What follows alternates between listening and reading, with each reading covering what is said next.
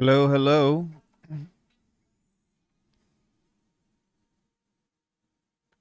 What's up, everybody? Welcome to the channel. My name is Alckemy. Just kidding. Hi, what's up? Hopefully, you all are doing well. I've got a squeak in the background. You can't see her. Oh, wait. She's very elusive. She's like right behind me. There she is. And we have some cool stuff to get into today. I'm going to be taking you through Bitwig 6 again. Hey Loons, I already have a video on my review, also with my thoughts in case if you're wondering. But we have a very special synth here that I'm really excited to unbox. And then we have another thing coming in towards the end of the week that I'm really stoked about. So we're going to be having some fun today. For everybody, if you didn't know, if you don't know who I am, I'm Alckemy. Nice to meet you. I do Bitwig 6 content or Bitwig content. I also do a lot of faceplant content. I do lots of crazy sound design stuff, and I make music like what you just heard. Um, yeah, I'm kind of someone that helps you stay up to date with what's going on whenever it's a fox cap. If you didn't know, I'm really into Metal Gear. Hey Ryan, what's up? So yeah, we're gonna be taking a dive into Bitwig 6 again. I already have a video on it with a review with my thoughts on it and stuff. If you have any questions, today would be a good time to kind of ask everything that you want to know, because if I don't know the answer, we'll figure it out together. Aside from that, I stream Monday, Wednesday, Friday, and Saturday. So come in, come hang out with me, and we have a great community here, and you all are awesome. My regulars are already starting to pop up, and thank you so much for being here for another episode of, I don't know, whatever the hell Alchemy does, whatever it is that I do. Oops, I didn't mean to hit record. But really looking at switching over with Bitwig V6, the automation changes make me feel so intuitive. For me, it was kind of the one thing that I was holding off for. Coming from live, well, live still, or Bitwig still doesn't have the shapes and the resizing tools, but it does have other stuff now, which is kind of cool. And that's kind of, one of those things that you really got to sit down and ask yourself of like, all right, well, is this the one? Is this it? Whatever. For me, the biggest switch from Ableton, because, I came from Ableton as well, was the audio editing. At the time, bounce in place, bounce to new tracks, the sandboxing, plug in sandboxing, hybrid tracks was more than I've ever. Um, yeah. So I'm gonna pull up an older track here. Not older, but this is a track that I'm kind of wrapping up, and this will kind of give you a look at what is going on. But as you can tell, we've got a whole visual overhaul of this stuff. If you want a quick breakdown, there's three main things. We now have a new interface, as you can see. We have let's go Bitwig 6. We have a new global scale, which is called Project Key Signature, I believe, and then we have automation clips. And other than that, that's pretty much it to some extent or another. Watch the vid on the two, and even with time, I still hold really good points. They fixed the problem I was complaining about. It wasn't possible to create automation points on the grid. Thank God. Automation points on the grid? Like, you mean like you couldn't automate parameters within the grid? I bought Bitwig subscription in Splice. My journey has begun. Let's go. Congrats. I hope that you love it. So yeah, my favorite thing is like, obviously I actually really enjoy the UI, and what I love about it most is that, as you can see, like there's colors within the timeline now and not just on the clips. And that's based off of the parent folders or the parent groups of whatever is containing within this. And I think that's just the nicest touch because it makes everything so much more colorful. It still feels like a toy, but it doesn't seem like a shitty toy. And I don't think that the version that I it feels that way too. This Oh shit, thank you for telling me. I think it is as well. There we go. Okay, let's try that again. My voice is also cutting out. Well, that's not good. How do we fix that? You know what? I was on Discord with somebody last night, and that was also an issue. So let me see.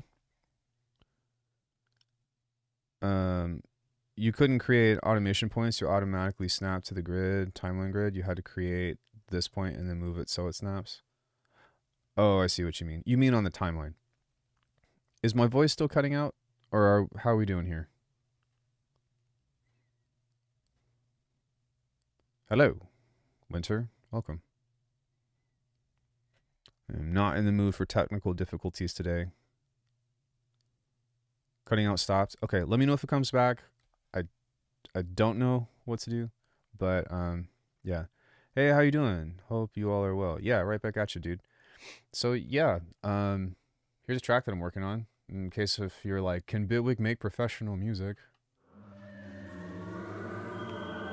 Doing well with sound. Thank you.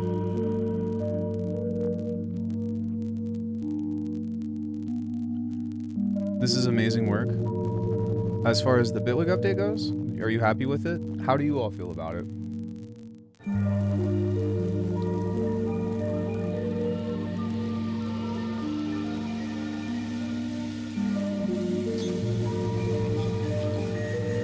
I don't have anything planned.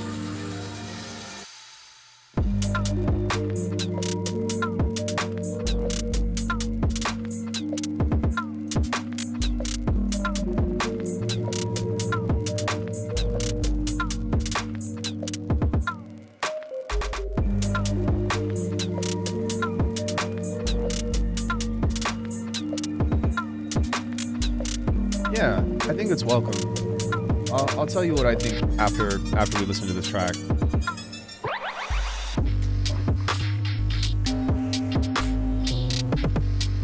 Really? That's a big statement. That's what I want to, Ryan.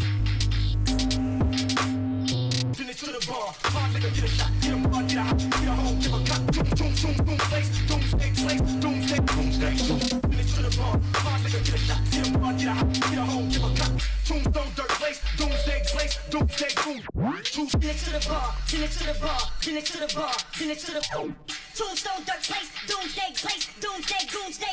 Bring it to the bar. Hard nigga, get a shot, get a blunt, get a hot, get a hoe, give a cock. Tombstone, dirt place, doomsday place, doomsday, doomsday. Bring it to the bar. Hard nigga, get a shot, get a blunt, get a hot, get a hoe, give a cock. Tombstone, place, doomsday place, doomsday, doomsday. It's too dark for you? Yeah, there's a big learning curve with the new stuff. It took me a bit to figure it out.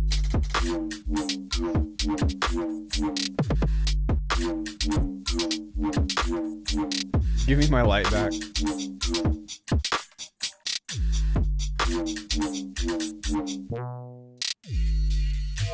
You can.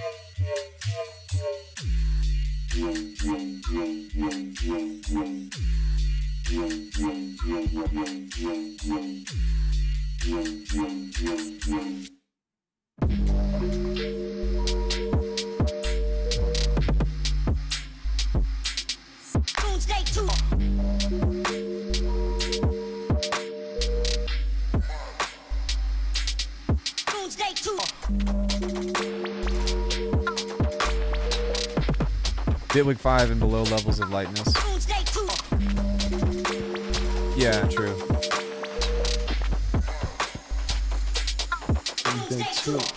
So, yeah, it's a track that I threw together in a couple of days. It's a nice little thing. Bitwig can make some really cool stuff if you've never messed with it before.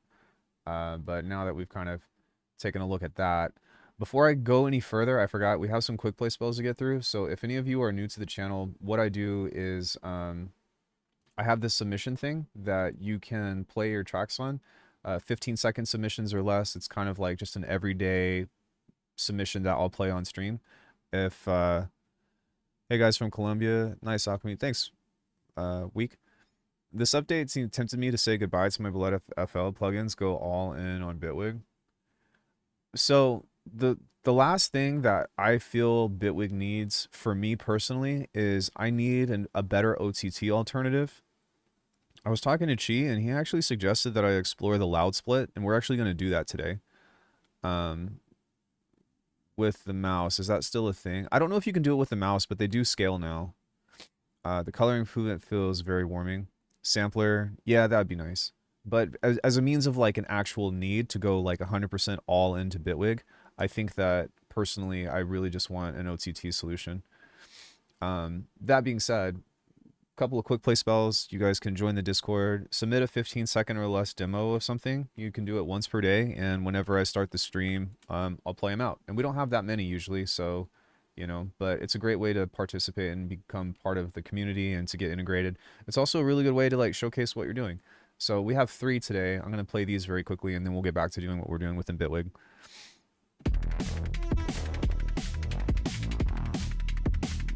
If anybody doesn't know what this is Drambo. This is an iPad app, so it's always cool to see. I use it sometimes, but I always love to see what people are doing inside of this like pocket Bitwig is what I call it.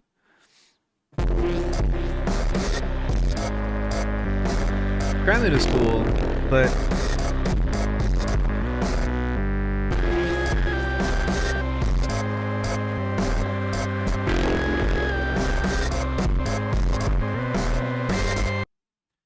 yo, dope, dude, thank you for submitting.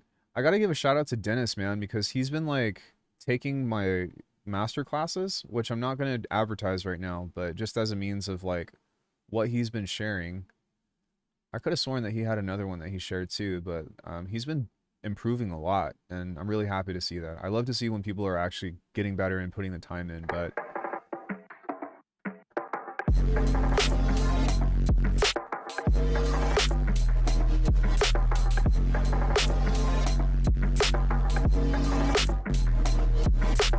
yeah, so if y'all want to get your quick play spells in, send it, and then next time I stream, I'll play it. But okay, sorry. So, action.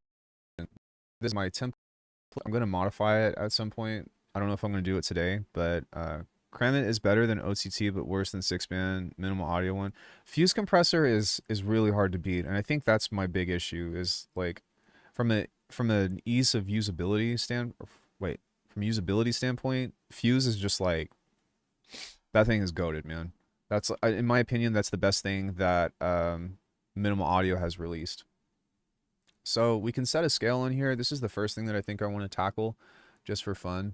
What I think we'll do is we'll hit Phrygian, and I'm just going to get a synth in here. Actually, what I'm going to do first is I'm going to build a beat. So,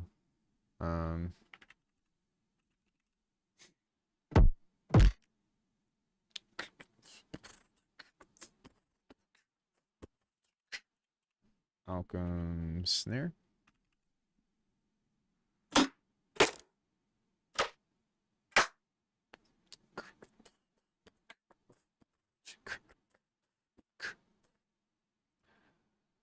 I'm going to record this very quickly. Testing. One thing that I don't like is that this is on the bottom now. I wish that this was, I wish that it was still on the side, because I actually rely on routing a lot, and I don't really like that. It's something that I have to find inside of another menu now.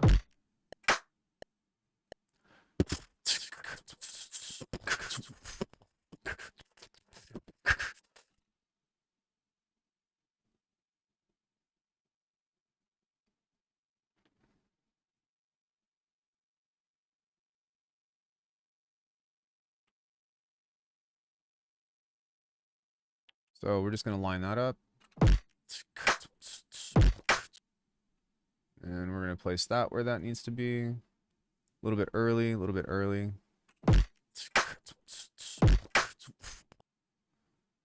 Do this.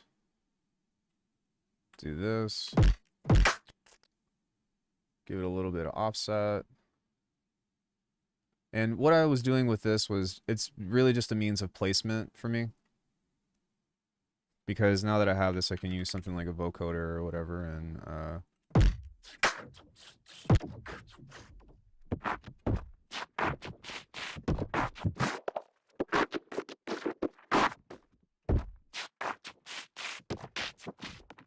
nice.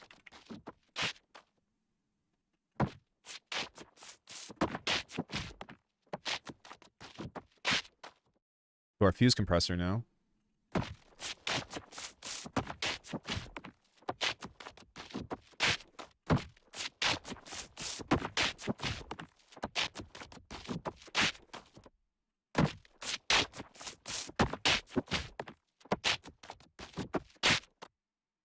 Then I'm going to take this and we're going to give this just a little bit of a time shift. And here we go.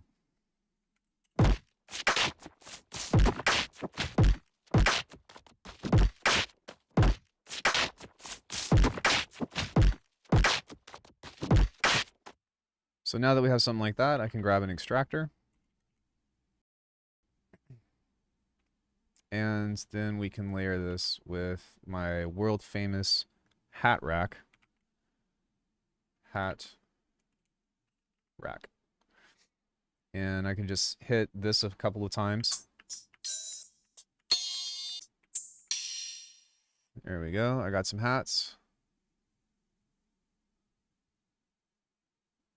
My when everything, like when all the juices are flowing and stuff, like I'm just now realizing how optimized this workflow is, like for making stuff. It's so nice. Sounds like mud drums. Well, that's a nice way to get movement in your beats. Yeah, I've got videos on it. Extractor is a godsend for non-Ableton users. I gotta say, I'm not really a fan of the slightly rounded upper corners in the audio and MIDI clips. You don't like them? I like them. I remember when there was actually like this ridge that was on the end of clips within the earlier versions of Bitwig. I actually miss that. That was something that I really liked.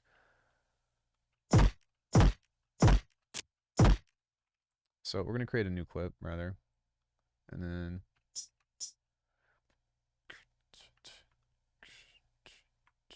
we can kind of just roll this kind of like so.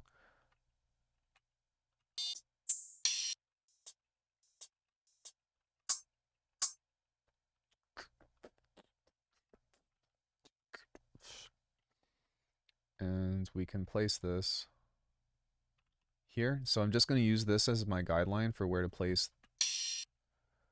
these hats. So and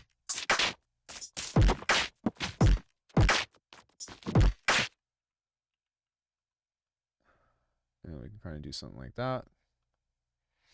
And now what I'm going to do with this is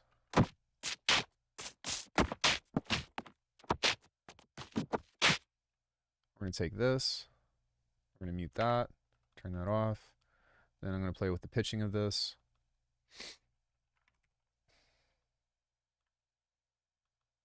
And sorry, that's one beat off.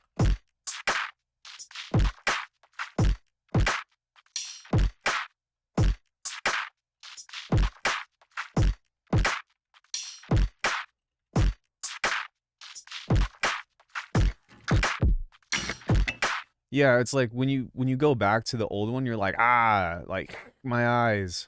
And it's like, wait, what? Oh, hey, this is a public service announcement for all of you that have just got Bitwig. Um, it's like Beats mode for Ableton, I guess. But one really important thing is go into this and go pointer tool supports time selection, because that's how you're going. If you don't have this, which I think they turn it off on default, you lose all of your cursor tools. So turn that back on, and then you'll be able to have control over like your slicing and all that stuff. That's a really big one for me. So all right, we're gonna take this and we're gonna stretch this out, set this to repitch mode. Unfortunately, the new update with Bitwig doesn't have anything new as far as like audio stuff, but I'm going to show you how I'm going to start fishing for hooks here in a second, which should be pretty interesting. I just wanted to have an idea to kind of show you.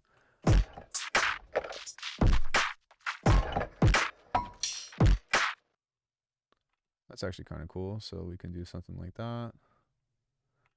Duplicate that.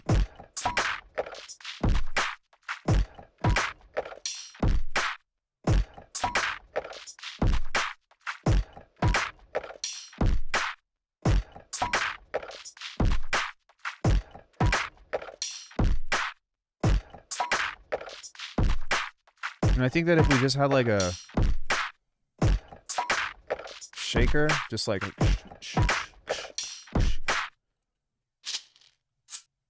can you do MIDI slice to grid? Like slice in place? Yes. Control F shortcut like Ableton's. So I actually have one. I have a shortcut. It's called, I think it's B, or wait, is it Command B?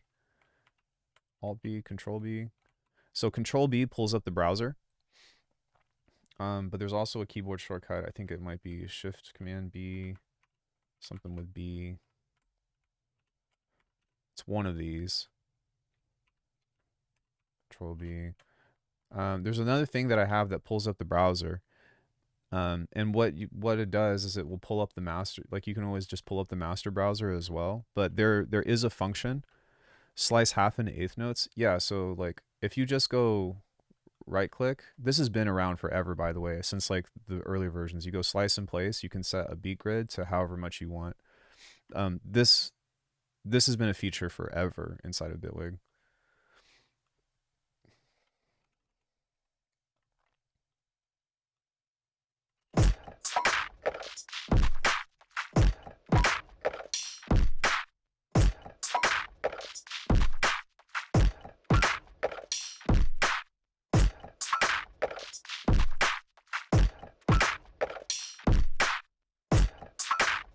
Cool. So now that we have that, we can move everything inside of our drum group.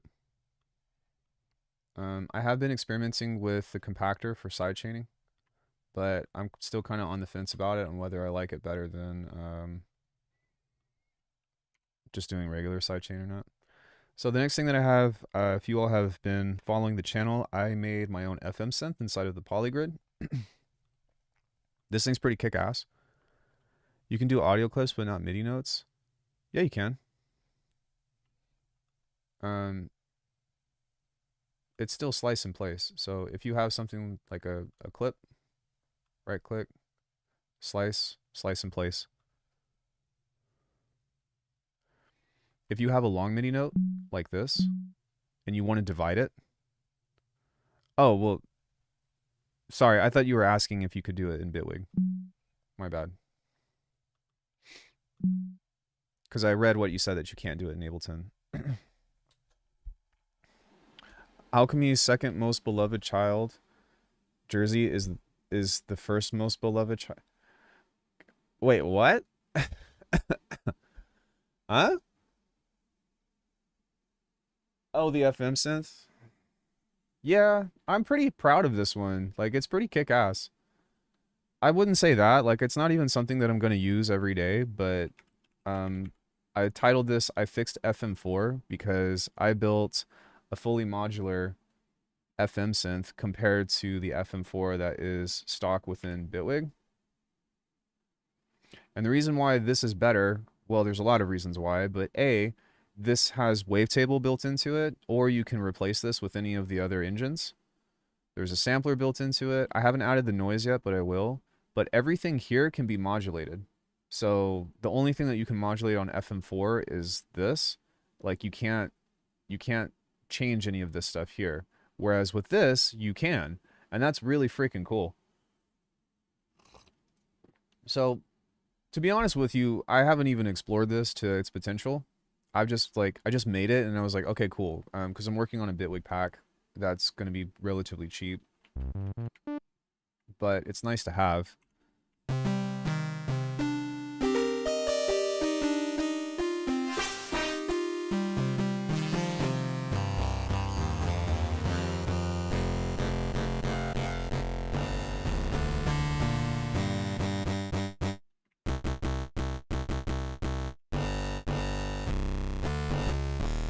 Yeah, so super versatile. We've got the wavetable down here.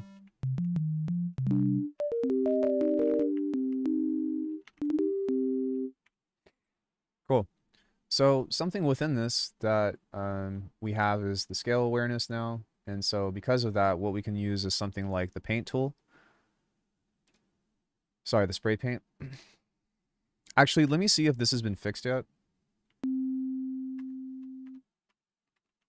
That still hasn't been fixed for me. I saw Polarity streaming last night where this was working.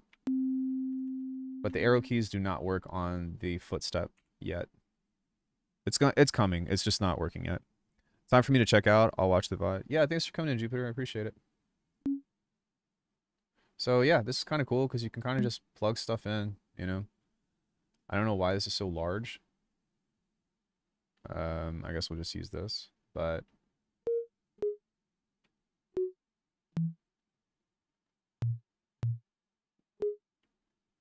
let's make this 2 bars.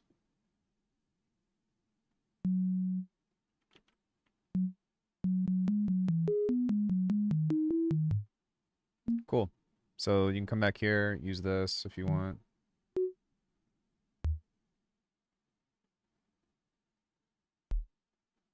And this is kind of nice because you can just use this to come up with like random harmonies, right? So if we make this a little bit slower.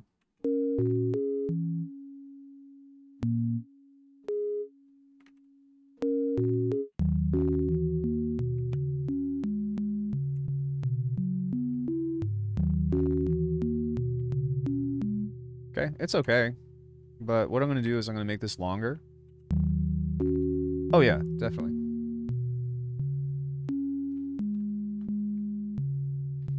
We also have a pedal as well. So I'll just give you a brief introduction about that one. But we can use both either the Zoya and this, but I can turn this on, which is really fun.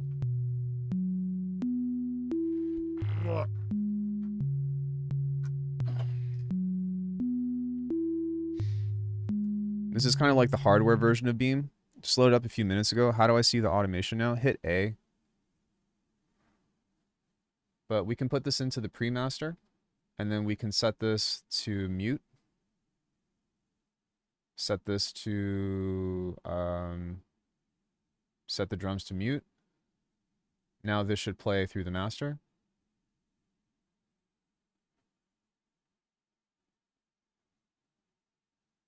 I think. Pedal routing, pre-master. There we go. So now we can turn this on.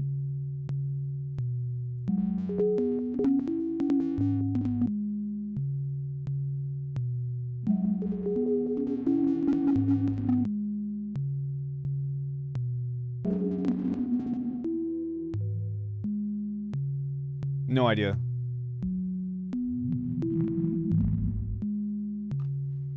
And what we can do with this is kind of just mess with this a bit.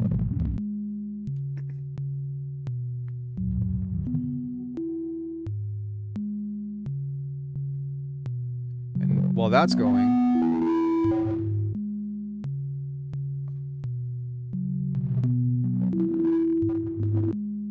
I can create other things with this.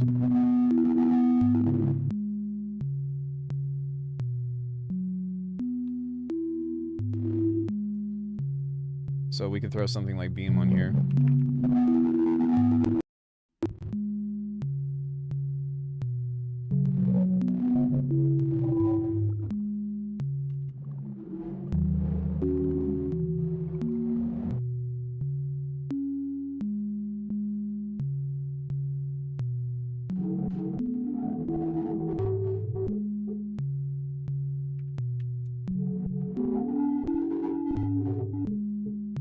For some reason, whenever I highlighted all of this, maybe I hit the wrong button, but it seems like that switched over to the drum view for whatever reason. Yeah, I don't know why it's doing. That's probably a bug.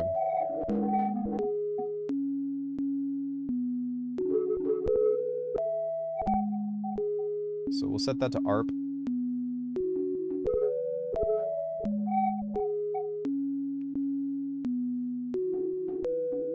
And then we'll kind of just mess around for a little bit until we get something that's interesting, that's worth recording. Because really, like, we don't need much. The fact that we already have a chord baked within there in a harmony means that we can kind of use this. That's kind of cool.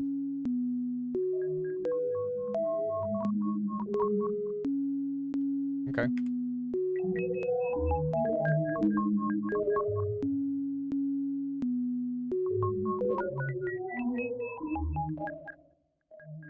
Sweet. Turn that off. Turn this off.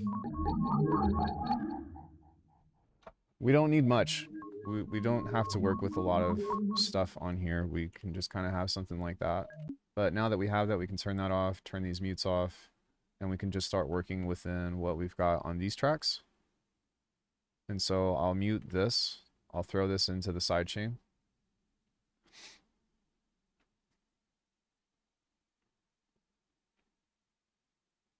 And we can start with something like this and just set this to like repitch mode or something.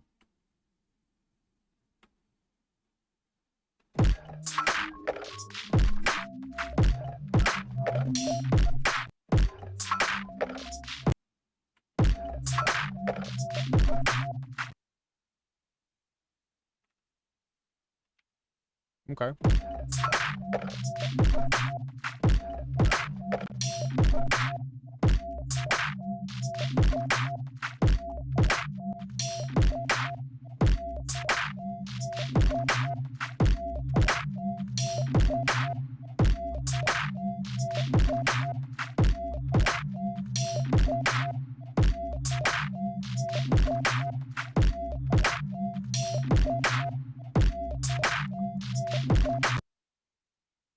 Do something like this, where we just grab the edge here.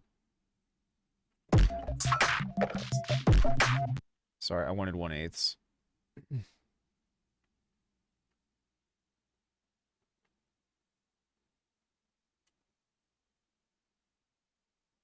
It's a little finicky, like with the zoom stuff and all that. I feel like in version 5 they really dialed it in with the clips, but now I'm having to like go a little bit more granular to get the fades.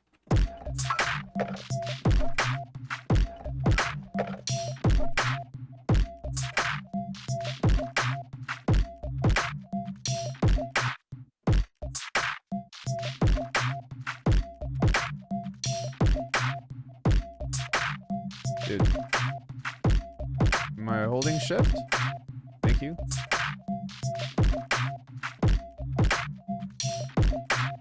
Now that we have that, we can actually do some other stuff with this. So I'm going to hit Command B. We're going to bounce all this in place. Dear God, forgive me for this, but I hope this Where's People will wake up and write a server emulator for this one. My broke ass needs this because I can't land a damn job. Sorry, what? Wait, huh?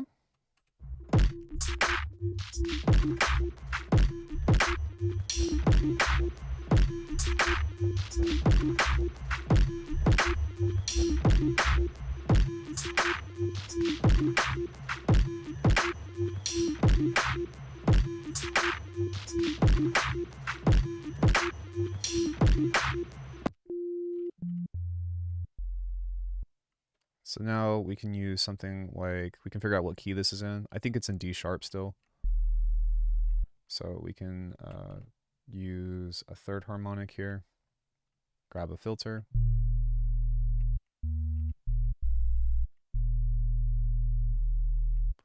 Grab another shaper table. Grab this. Go like that.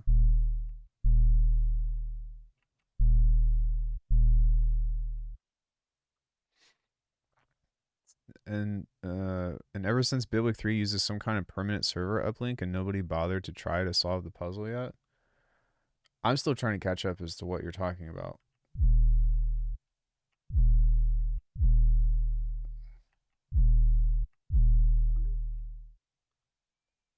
Okay, let's figure out what key this is in.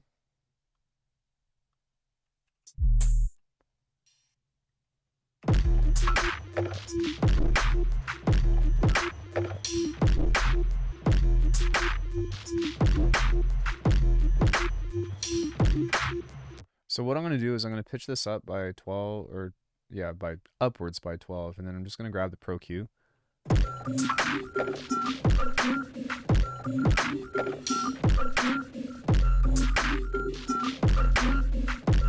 Okay, so that's an F.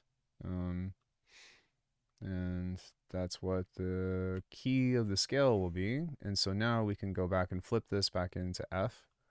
And so anything that we create with MIDI aside from this, we can keep using this as a tool to like layer more shit and find more things to add, but just as a means of having something in here, right? We can toss in.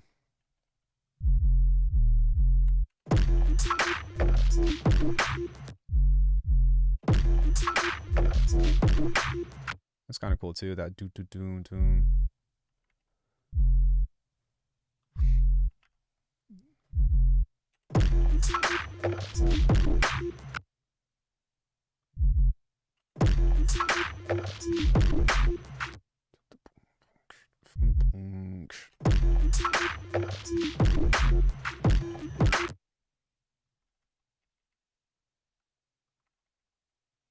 And so this is a good opportunity to show you all some of the clip things here. So check this out.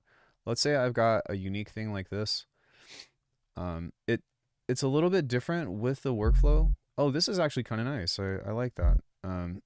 Let's say I wanted to do a different pattern here. So I wanted to do this and then something like this. Well, I can rename this now as in, we'll call this A2. I can right click on phase plant, go to pattern, and then go to A2 and do that. And so while it is just as easy in this context to do this, which is what I'm used to, it's still kind of nice to be able to like just click on a clip and then using a pattern. You know what I mean? So, and that way, like if you ever move this around or whatever, like they're kind of tied to each other. If you need to do something different, you can make it unique because it's a duplicate. But that's like a very handy use case of something that you can utilize. So another instance of that is, which I forgot to add, but let's say I wanted to add my shaker, right? So let's say I was doing something like this.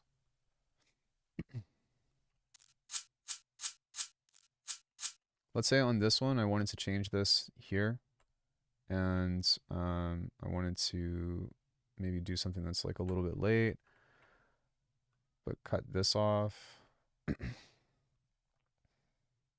Then I go here, right? So I can label this as 2. Also, I don't have to hit enter, which is really nice.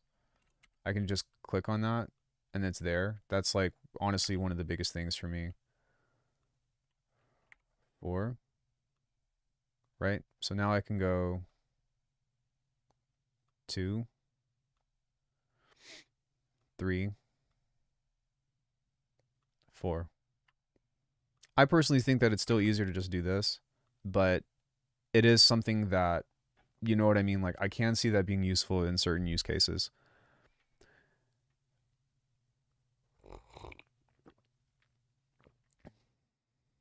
Right, I agree. And still, like some people, when I was reviewing this, and also when Polarity was like doing his thing, they were like, "Why would I ever use this?" And I'm like, "This is a great example. Like, it's one thing if you're doing it here, right? But what happens when I have one unique clip over this way, right? So let's say I want to reuse this. We'll call this reuse. Well, instead of, let's say I'm like hyper focused right here, instead of going back, this is important, by the way, but instead of, and will somebody clip this when I'm done? But one of the most useful things for patterns inside of something like Bitwig or even FL Studio is that if you have a unique clip and you're zoomed in, you can double click, make a new clip, right click, go pattern, and grab the other one that you had. Which, could I just insert a pattern here? Pattern, merge duplicate patterns. So that says 48, but I thought that I labeled this. Reuse. There it is. Okay. So now I think that's been placed somewhere, or I'm not quite sure how it works yet. Okay, so it has to be part of the same sound. But so you link all the clips, then what you do if to one affects the other one? Yeah, exactly. If you want it to. So in theory, that's also another really good point that I didn't even think about. Let's say all of these are the same pattern, which they are, right? So I can do this and go right click pattern and we can just make it, we can go merge duplicate patterns. So now all of these are linked, right? And now that all of these are linked, if I want to apply fades to them, they're all going to kind of do that.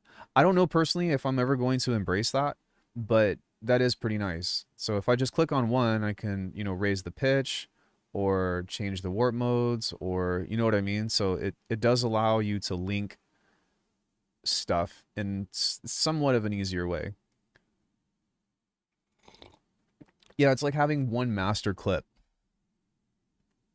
I can see the potential. I still don't know if I'm ever going to use that or not, because it's a lot to like think about changing inherently, but but I think that it would be silly to just dismiss. You know what I'm saying?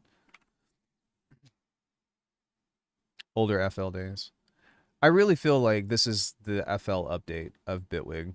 I feel like the choices were strange, but I'm not upset about it. I was just kind of like a little bit taken back, I guess, if you will.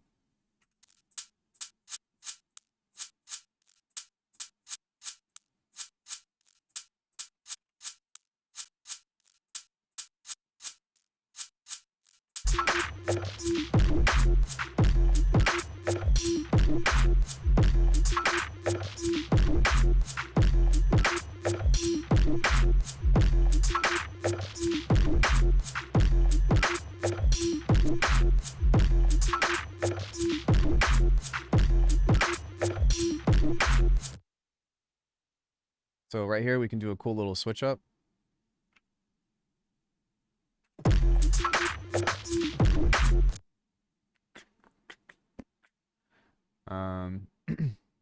Kind of remove that and just simplify.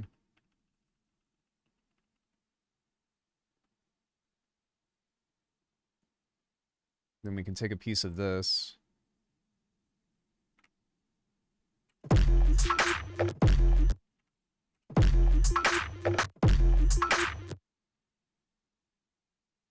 Kind of move this off.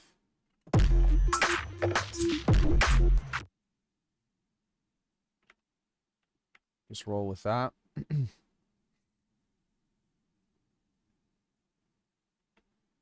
Put this over here. Okay, this used to be that I could just take the selection and just move it where I wanted it to be, but it's not letting me do that now. But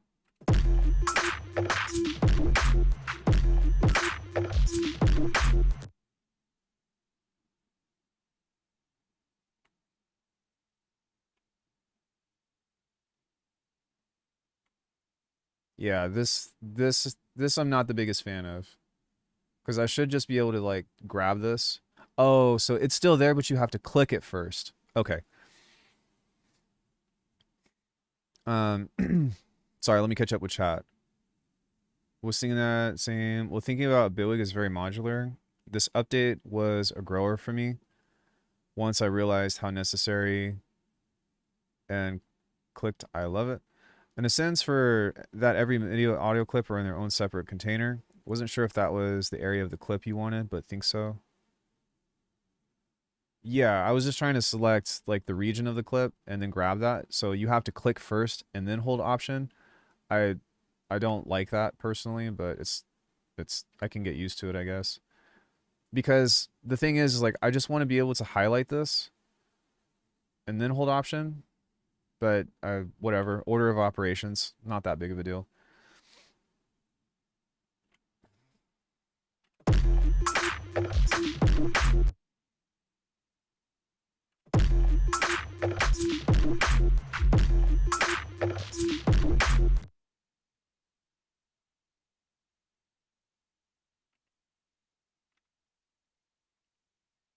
I'm gonna grab another Alckemy snare here.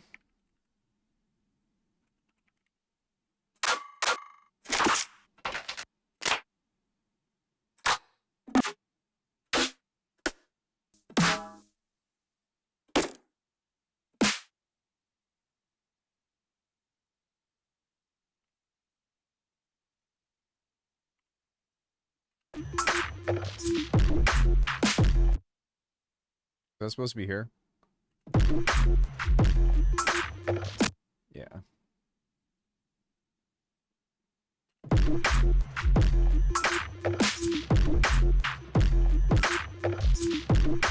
Yeah, it's kind of annoying that you have to delete your comment or just like come up with a new one, but it's okay. Working with bigger projects in FL is a goddamn nightmare. And FL can't even do MPE with third-party synths. Bitwig's MPE controls are far superior to FL. Options better than just one or other. Yeah. Yeah, I always thought the Bitwig piano roll was fine.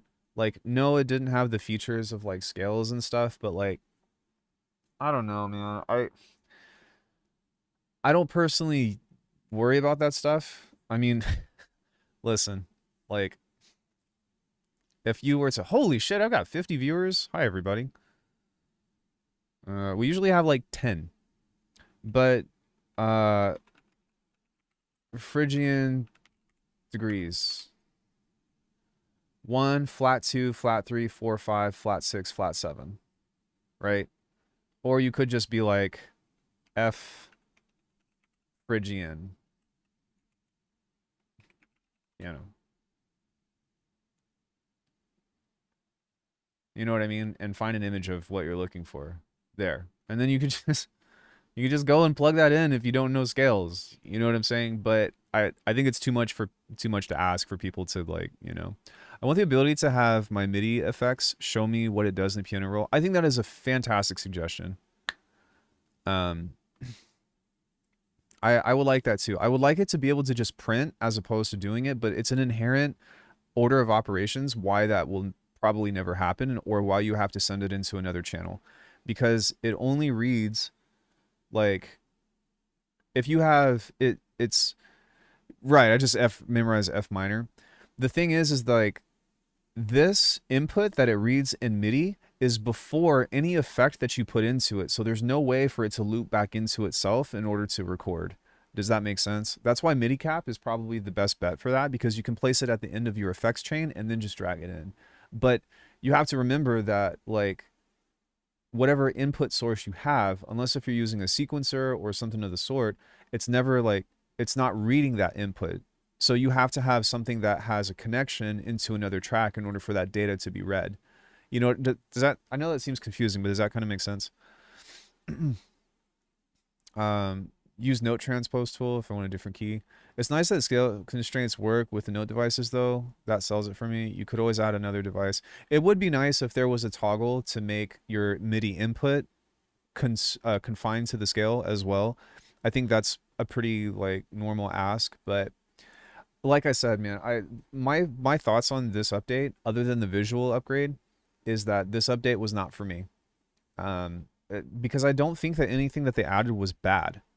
I think that, well, there's one thing, and I'll show you that here in a second. That's like my one issue with this, and I'll tell you why. But other than that, everything is like, it's cool, you know?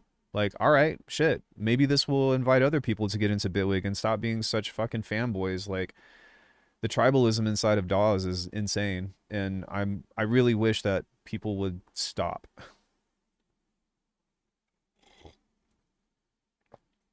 I say insane. It's not like people with pitchforks and shit, but the people that are vocal about it are extremely vocal.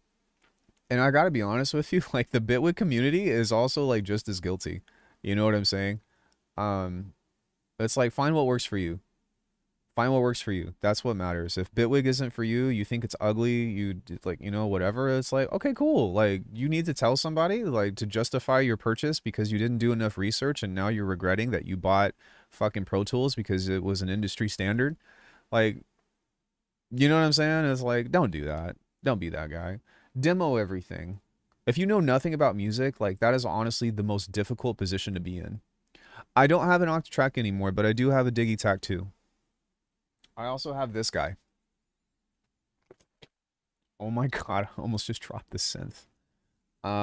We're gonna be busting this open here in a little bit, but I wanted to go through the Bitwig stuff as well. I unfortunately have to send back my Digitone 2, but I'm sending it for repair. It works, but the power cable is kind of loose, and so I'm gonna send it in and get that replaced, hopefully, and just have them fix that. But I mean, dude, I have been loving the fuck out of it. The Digitone 2 is what inspired me to make the FM synth that I just showed you all. Wherever that is. Or even is that? Oh, here it is. Yeah, like the Digitone 2 inspired me to make this. What's the screen curse? I've never heard of that before. Yeah, my big thing, like the reason why I replaced the Octatrack was because the Digitac 2 has overbridge. No, I don't fuck with Phase 4. I think it's whatever. Um, I rebought the Octatrack for a third time. I need help. Yes, you do. Just, dude, get a Digitac 2. It's a billion times better unless if you're doing live performance. I like 30% of the Digitac 2s had malfunctioning screen from factory. I didn't know that. In what way? Mine doesn't have that, so I guess I lucked out, but I'm sorry to hear that. Is your like are you under warranty though? Because that's what I'm doing. Like my Digitone 2 is under warranty, and a large percentage of the Digitones have the cable issue. But that's because they switched their manufacturer, I think, to Poland, if I'm not mistaken. No offense to people from Poland, it's just where they're based now. They changed. So you don't need a wavetable maker because what you can do is something like this to where you go merge like this, and then you go scroll. You do, but you don't. You know what I'm saying? Like, it would be nice. It would be nice to have a dedicated wavetable maker, but then you have a value. And now within your output here, let's say you did this like with FM or whatever, or let's say you put this to a direct output, you can create your own waveform. So it's not harmonics based, which is what I would prefer. I would in regards to waveform making, I would always prefer the harmonic maker. That's like my favorite way to do things. It makes the most sense to me. I'm not that much of a geek mathematically, but when you have this value here of this merge, was it merge? Yeah. Then you can alternate between the waveform here and basically have your own version of a wavetable. Or just make wavetables in Vital. No. I cannot stand making wavetables in Vital. I can't stand making wavetables even in Serum. Like, I'm really spoiled. Faceplant is the way to go. The Faceplant wavetable maker is just it's just nice. I think that's the best way I can say it. It's just nice. The thing with it is that with the partial or the harmonic editor and stuff, like you see how much more clear this is as a means of doing this. It also has your internal phase rotation as opposed to having a bin like this. And so it's much easier to get granular with how you're trying to create your wavetable. You go here, you create a keyframe. There you go. You go like this. By the way, I have videos on how to make wavetables if anybody's interested. So many videos on Faceplant and stuff. But look, this is so... Let's do a fifth harmonic now. Create that. Let's create a notch right here. Oh, you want to do more? Okay, well, let's grab this part of the wavetable. We're going to grab that. There is a low pass filter. Now we're going to go here. We're going to keyframe this to go up. We're going to keyframe this to change positions into a notch filter now. Kind of like so. And then this will go back into a high pass filter like that. And okay, unfortunately it doesn't change into a notch, so you'll have to do that twice. But I mean, look, we have a wavetable.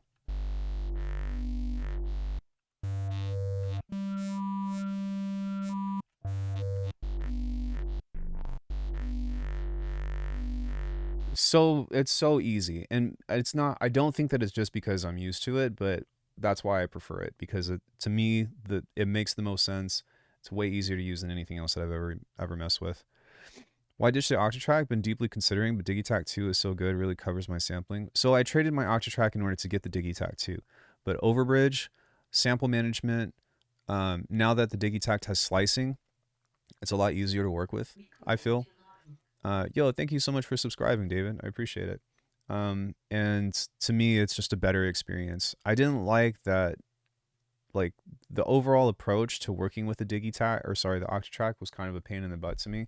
It's cool, the scenes are great and all that, but if you want to make beats, Digitact. If you want to do live performance or you already have a Digitact and you want an extra effect thing, get the Octatrack. EasyBot and I had that conversation, and that's kind of what we both agreed on. Which shout out to EasyBot. Matt's dope, so you all should go subscribe to him as well. What was I doing? Yeah, did anybody have any other questions about what we were doing here? I forgot. I actually kind of.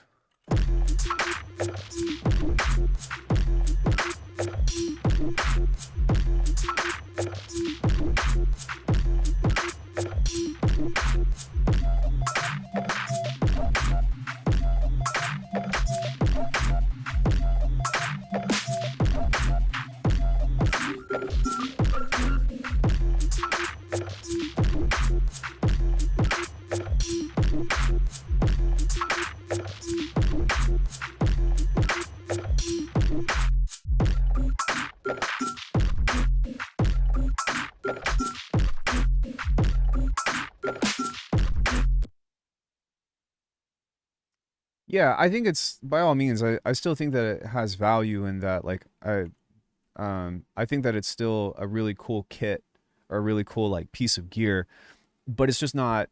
It's not what I needed, you know. Okay, yeah, faceplant is the only wavetable ever. My bad. Wait, what? No, I was just saying. I I'm guessing that there's a miscom on that comment, but I was just trying to say that I prefer faceplant. I just don't like any. I don't like using serum, and I don't like using vital for it. That was my only gripe too. I really would appreciate if the Digitac 2 added a granular synth, but if it's not what you need, no point in having it on the exactly. Like everything that I have on the desk right now are things that I turn on. You know what I mean? Um, insert joke about girlfriend. She probably would laugh at that, but I'm still not gonna make that. Not gonna make that joke. But um, yeah. Also, if you have an iPad, or an iPhone, even ButterSynth, you can make wavetables in ButterSynth, and that's not the worst experience. But yeah, everything that I have on my desk, I use. You know what I mean? If I'm not using it, it gets off my desk.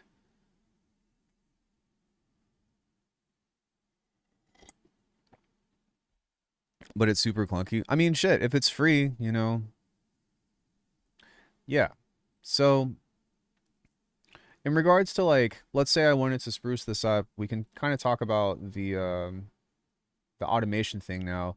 I'm sorry, I got a little bit derailed. So, this is my biggest issue with what's it called? With the new update. Hope Killheart releases a spectral engine sometime, like Serum 2. That would be cool. They don't have a spectral engine, but they do have spectral effects. You know, so it's like I get where you're coming from, but at the same time, it's kind of nice that there's that variety because I don't just want another Serum 2 clone. I kind of want variety. I want these to give me a reason to use them, as opposed to just being like, well, this feature has this feature has this, if that makes sense. I want it to be something that is kind of, I want everything to have a little bit of uniqueness. Slicing gets some of the Octatrack duties, though it depends on how deep you get with it. Changing predefined slice points in real-time audio. Spectral synths are super rare, though. That's true. Which I think adds a lot of value to Serum, right? There's only like, what, Harmer and Iris and Serum 2. No, there's also, oh my god, Alckemy and Logic. Jesus. Um, there's some other ones too that are image based. Oh, Falcon, I think, has a spectral engine, if I'm not mistaken.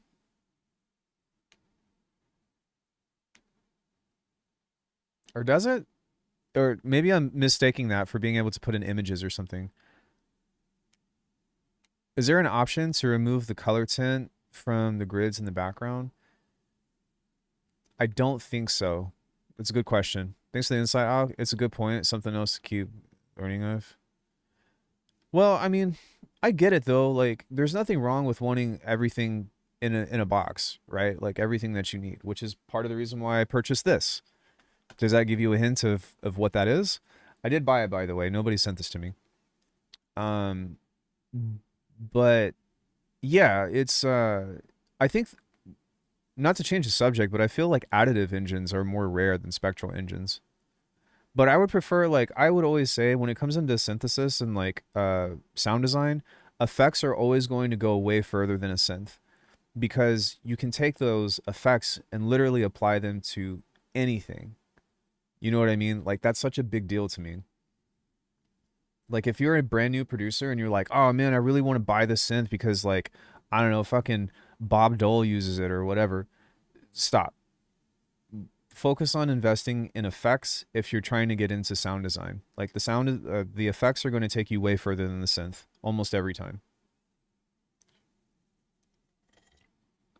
I would actually even say that's probably the Achilles heel of Faceplant. Um, is that Faceplant is incredible workflow wise, but its sound engine is kind of like, I think that both Serum and Current sound way better. But you need Rift and Trash and whatnot for dubstep guns. No, you don't. You need you need convolution reverb and you need saturation. That's all you need. And OTT.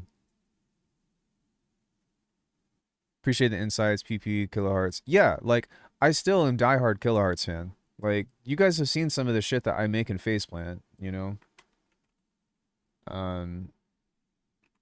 Which I'm sure other people out there do. I just don't see it nearly as often. But, like, I don't know. Have you all ever seen anybody else make stuff like this that does everything in a single patch? So, like, here's my Reese. Here's my filtering.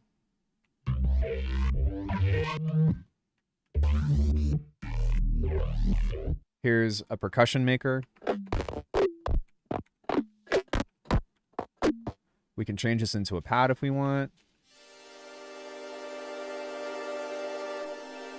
Here's a granular engine.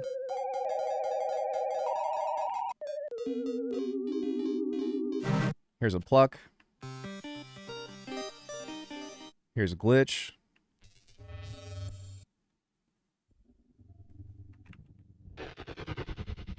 Yeah, I agree. That's kind of what I'm getting at. Here's a metal lead.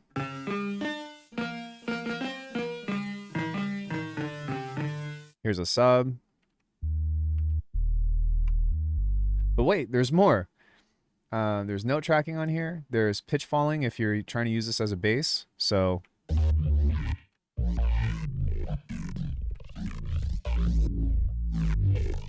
there's FM amounts. There's a sequencer that I built.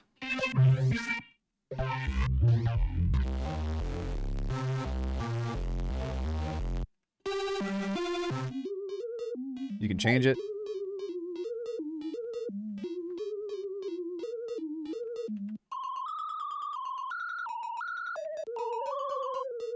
Like, this is the only, like, aside from actual true modular, this is the only synth I know that can do this.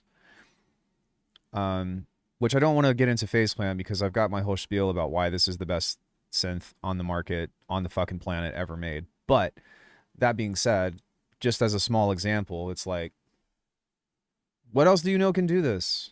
Is it necessary? Not necessarily. Sorry, no pun intended. But it's still dope.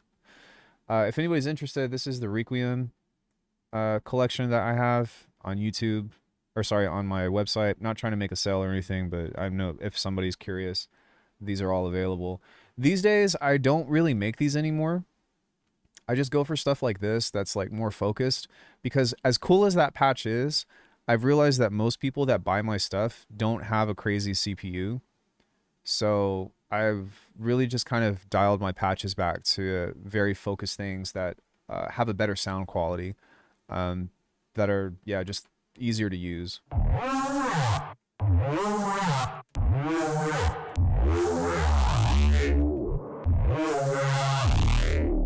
Yeah, so cool stuff like that, or Robert 5.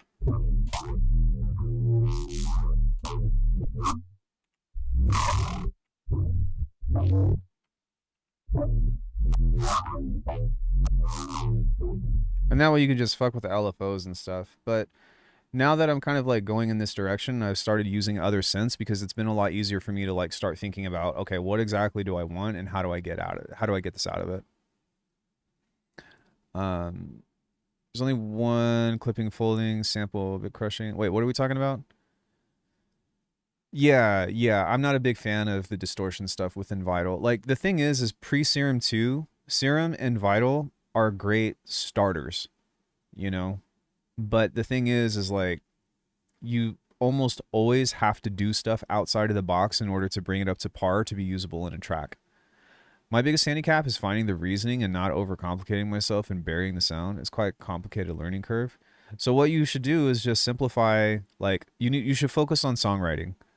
Long story short, um, because you need to rekindle what it means to use an instrument to serve a purpose within a track, right? So, what does it mean to apply a lead? Why do you want it to apply a lead? What does it mean to have a bass line? Well, what are the components of what makes a bass line? You know what I'm saying? And what makes a good sub? What makes good drums? And starting from a strong foundation like that is something that I kind of wish that I would have done because I went straight for like, how the fuck do I make Skrillex sounds? How do I make neurobass? How do I sound like Noisia and all that? And it got me where I am today, but it did take me a long time to be like, all right, how do I like apply everything that I started making? Because I didn't have an imagination for it. I was like, oh, I made the sound great. Now what? You know what I'm saying? It's like, fuck. Will change my mindset when it comes into making sounds. Shout out to Greg. He's fucking awesome. Jersey, get down, please. Thank you. Yo, thank you so much, Works. I appreciate it. Soul Steel. Actually, you know what? Since I have so many people here, why don't I do... Let me see if I have any subs to give away. I might have to open this up with... No, I don't. I've got 5 memberships left to give. Thank you all so much for being here. Before I apply this, if you want a gift sub, make sure that you go into your settings and that you turn on allow gift subbing from this channel. I think is it a setting in the chat? Pop out chat, reactions. How do you all activate that? I don't actually know. I just know that you need to turn it on. Well, I'll give you 5 minutes. I'll give you 5 minutes to figure that out, and then I'll give 5 subs. Just for saying thanks for being here.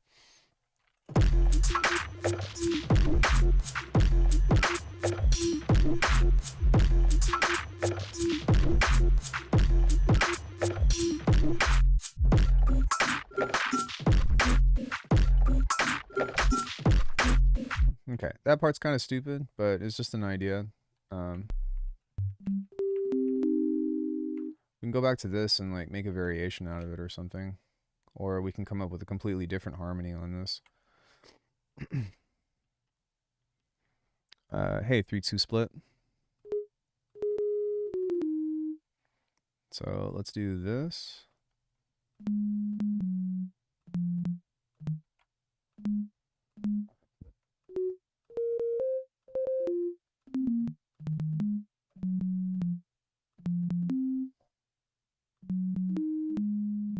That was cool.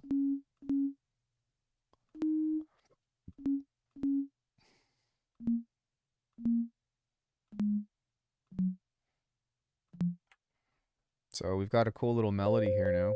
Oops. Hit 1. I can highlight all of these with 1. And make this a little bit longer. Kind of just turn these into chords, you know? And then push this over this way.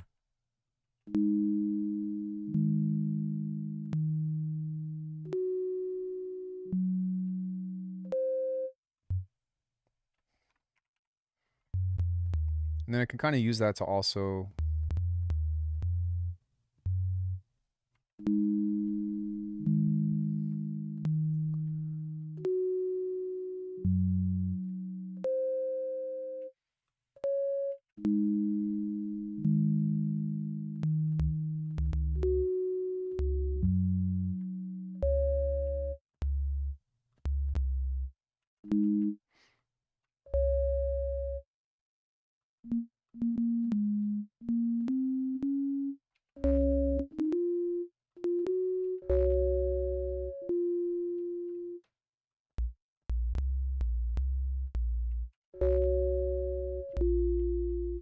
Cool. And then we can kind of maybe do some stuff with this. Yo, thank you so much for the follow. I get that most of the endpoint. Wait, I get most of the endpoint of that, but for example, I think I can fit a neuro, but translating the sound from my head to the synth, like you need to not do that. That's the trap, is being like, oh, and that's something that I fucking hate. Sorry. When other YouTubers do that or other people do that, is they come up with this course that's like, oh, how to design any sound in your head, and it's like, exactly. That's that's not, you need to change the approach. What you need to do is start making a sound that's supposed to serve a context and just explore with that and just allow yourself to let it become what it wants to become, and then figure out how to take what you've made already and then apply that into something. Yeah, I agree with Pac. Like up to a certain point you can if it's incredibly basic, but like when you get into, you know, really deep synthesis, it all that shit goes out of the window. Bitwig is like Lego sampling, and the time stretching is crazy easy compared to Ableton. I think it's I think it's relatively the same. Where Bitwig really shines in comparison to Ableton is being able to edit multiple clips at once, and then inside of these clips, all of this stuff is malleable. So I'm gonna make a duplicate here, but being able to do stuff like this,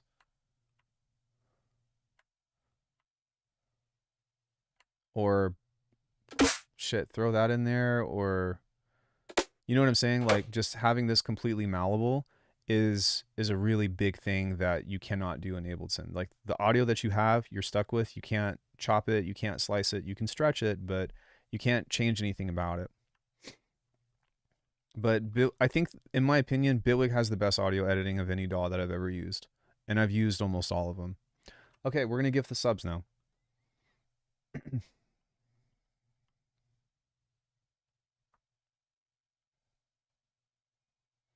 Congrats, Soul Steel. Yeah, we got Joe, we got 128, Capture Light, RSK, 2 ATR, 1 LC8. Be right back. BRB Bitwig to me is like a toy company rather than a DAW manufacturer. It also has crash recovery. What makes you...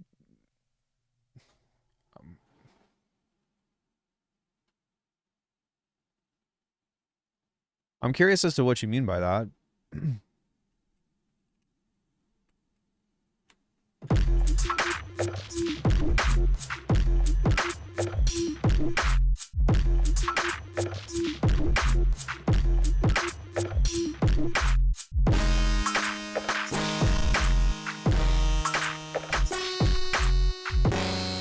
All right, so that's a little bit abrasive, but that's okay.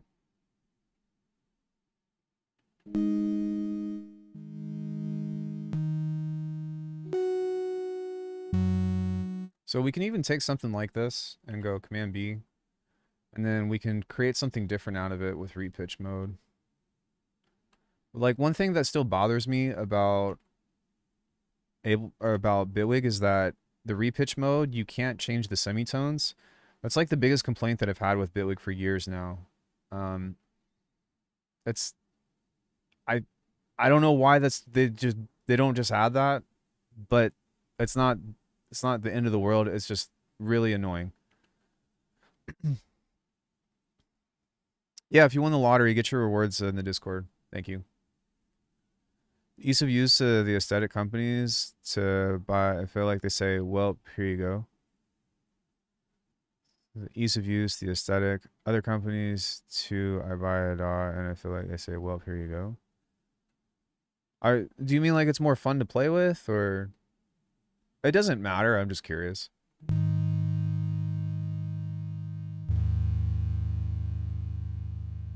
That's fair.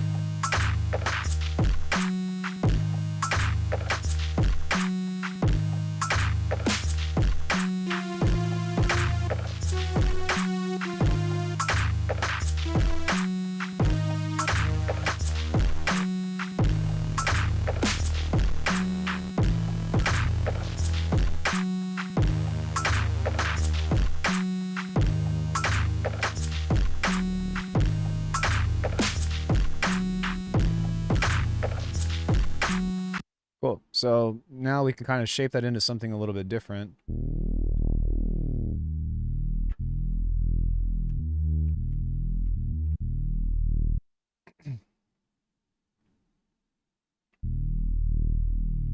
How often do I make projects with only Bitwig devices? I just came out with a live stream.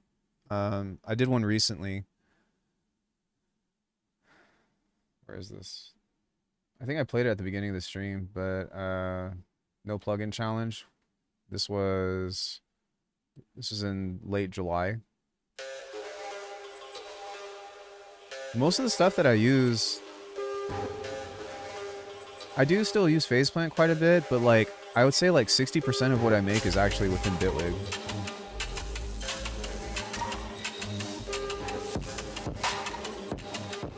Thank you.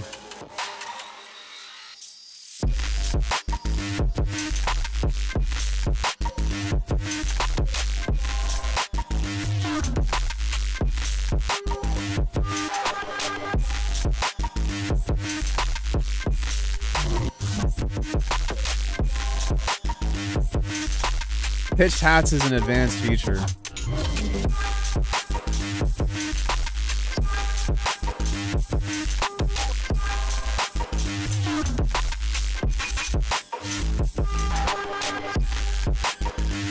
No, no, it's a joke on the channel that we have.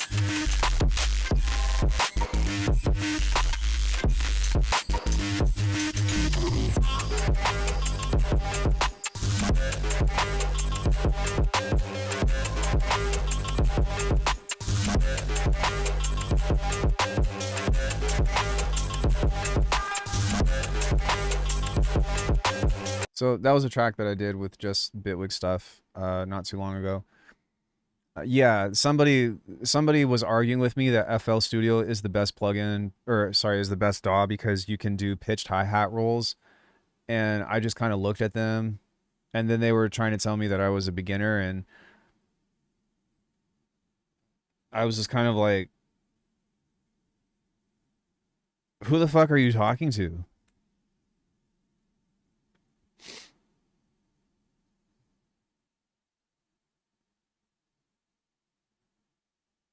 No, no, they were dead ass serious. Dead ass serious. Trap producers. And I was just like, are you fucking for real? But like you have to realize that the scope of like complication is only within their realm of their consciousness. Cuz you don't know what you don't know. You get what I mean?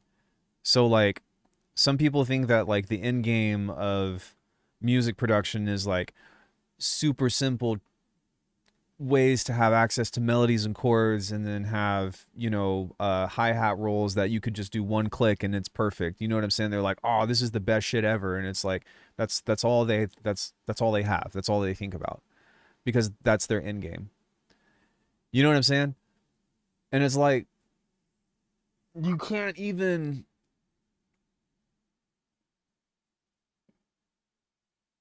unless if they were to actually see what a project looks like with people that are doing insane shit, they're never going to have a clue. And most people don't care because that's like getting into the heady side of music production, like with what I bang my head against the wall with and all that other stuff, like the skill ceiling from, and I'm sorry, I don't mean to like point anybody out. I'm not here to offend you. I'm not here to say anything, but just from from a logistic standpoint, the entry level to making trap is about here. The entry level to making something like drum and bass, trance, um, shit, you know, classical composition, certain genres is like way the fuck up here. And in order to like go from this to this, like you really have to open your mind to being like, what the fuck is up there, you know? I don't think that dubstep is that hard to make, especially if you start with good sounds that are widely accessible. But even if you have good sounds to start with, making a drum and bass track is still like really fucking hard to pull off well. Well, let's say like narrow drum and bass. I think that yeah. That's why I backtracked a little bit. But if you listen to trap music like Saruda, like his kind of trap, that's not easy to do. But if you're just throwing together like a loop, verse, chorus, loop that someone is supposed to rap over, you know, because you need to get someone in the studio and have something ready for them, like that's a fucking 10 to 15 minute ordeal, or it can be at least to anybody that's been producing for a decade.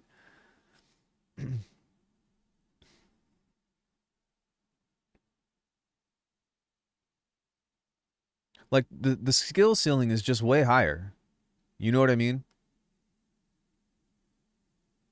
And that's because it's what the genre calls for. Like the nature behind trap music or even hip hop music and stuff needs to have a sense of simplicity to it because the focus is about a very like singular core feeling and about having somebody being able to rap and use their voice as the nuance of the track. I've talked about this before in the past, but where the nuance comes of like what makes, you know, a hip hop song really come out is the person's vocals that is able to provide all of the details and expressions with how they express themselves. But if you listen to a lot of the stuff that's in the background of a trap tune, like sometimes it's just a loop. I don't think mid tempo is very hard to make.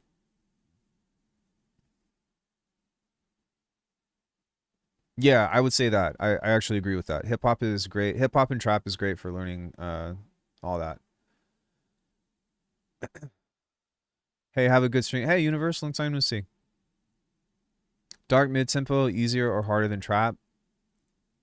Well, I think it's harder than trap, but I don't think that it's necessarily like a high skill thing. Like I have a mid tempo track. Um, I think that you need to nail three things, which is having some kind of rolling bass line, having good drums, you know. And I feel like that's a very similar thing with trap music. You need good 808s, you need good drums, and you need like a very simple looped hook. You know what I'm saying? I just made a trap tune and I made it more complicated than it needs to be, but that's like my style of trap, or that's the style I aspire to. But yeah, this is a mid-tempo track that I made a couple years ago.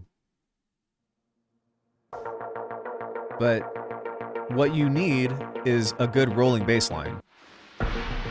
Once you have that and you have good drums, like if you listen to the drop of this, it's pretty much only like 3 tracks, at least the very beginning of it.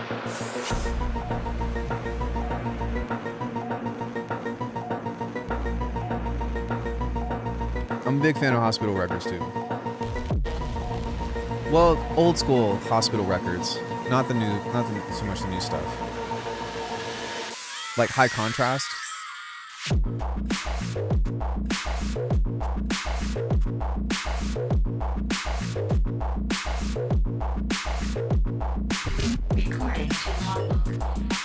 It's all about the bass line.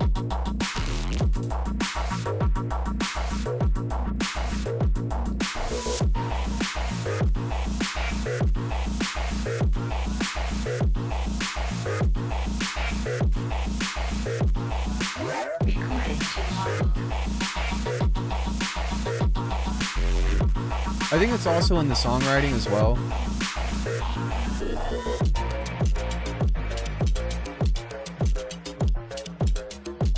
Exactly. Well, kind of. Like you don't have to like if you have a really good synth, you don't have to go very far to modernize it. I think that's like a really big misnomer that a lot of people tend to like look too far into. I think that if you have a really good like polysynth is actually a great fucking thing for that. So I don't really care about this track. I was just kind of doing something, but uh, if you we're at like 110, right? Because I think that's what that track was, 110 maybe 115. Let's say you go arpeggiator. We can use the scale lock thing. Polysynth is great because it's like it's analog modeled, right? So if we were to go into like even just E flat minor, right? You have the scale awareness thing. You create just a really hard synth line. So we can go. Oh right, I need a polysynth. Sorry. And the thing about polysynth is like, or sorry, mid-tempo stuff is like you don't really have to do a lot of resampling and stuff. Like you can, but I don't really think that it calls for that to be honest. But if you have something like this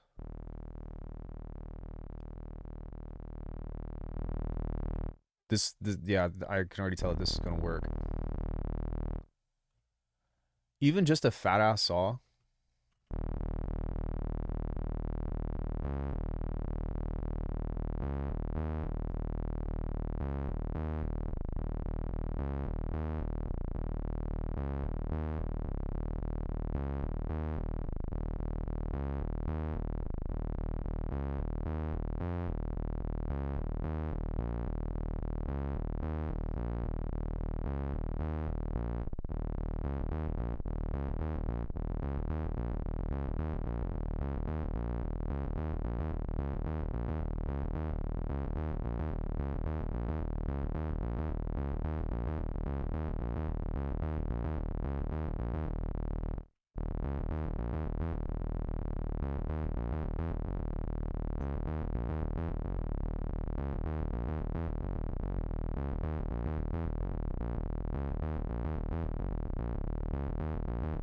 You know what I'm saying?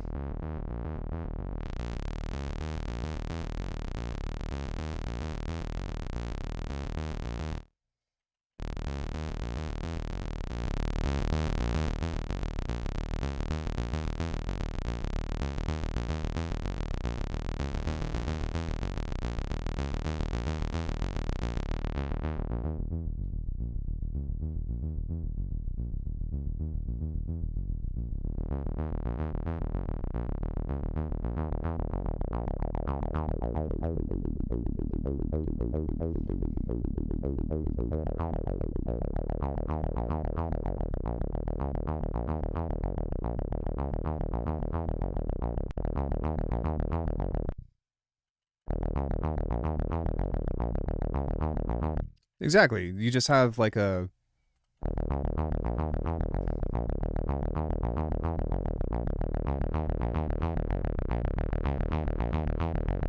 maybe a little bit of reverb.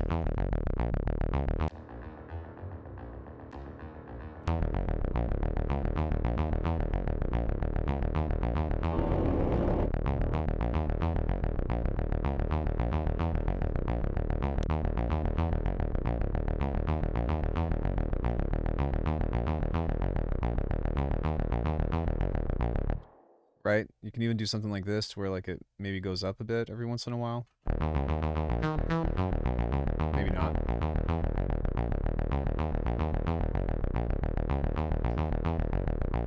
Hey, what's up, Grim? But you get what I'm saying? So like even with just this, like it's already like ready to go. So if we find like a fat ass kick, actually we don't even need to do that. We could just use a 909.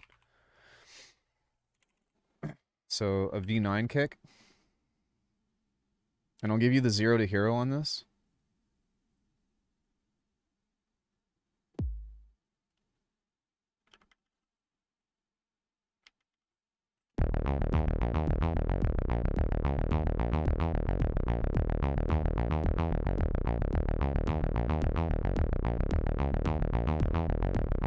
So you just use some clipping.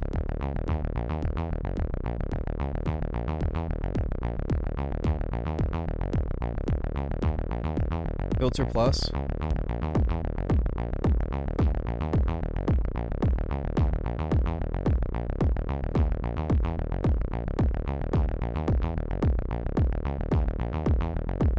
And then after that, like you kind of just like add to it, you know? So you can do stuff that's like, sorry, I'll keep it within the realm of polymer or polysynth or whatever.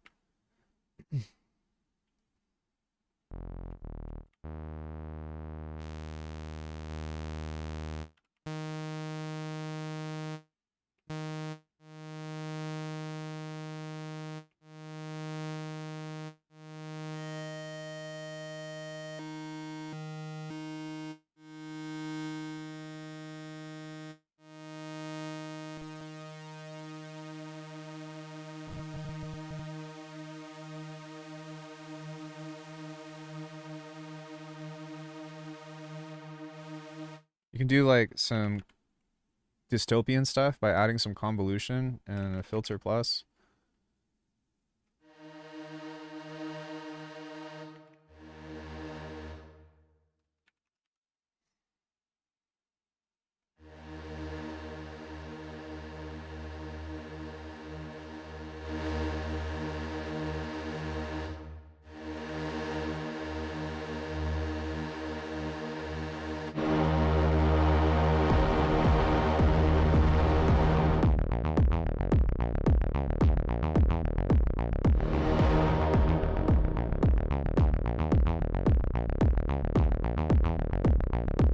One way.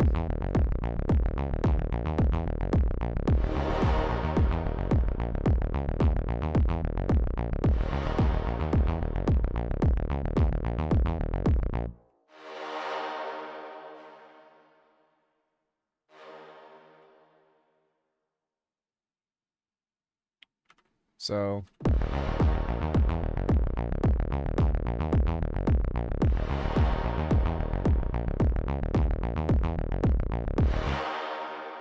no, it doesn't. I don't just let me cook.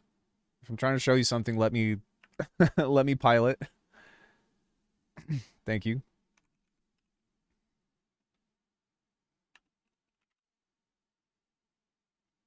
So you can change the shape into something like this, and we can do the exact same thing here. But we can change this into something a little bit different. So we can just add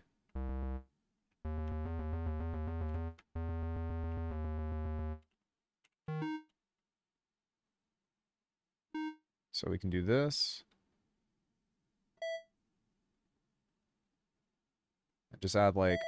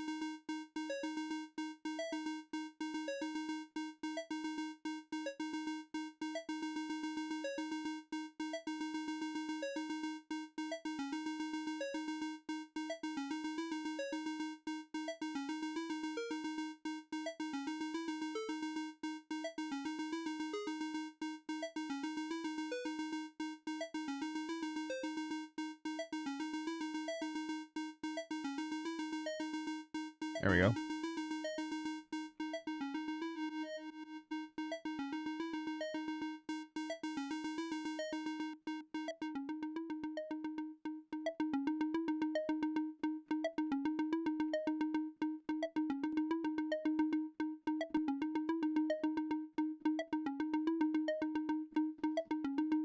Yeah, but like I'm just getting the idea started, so like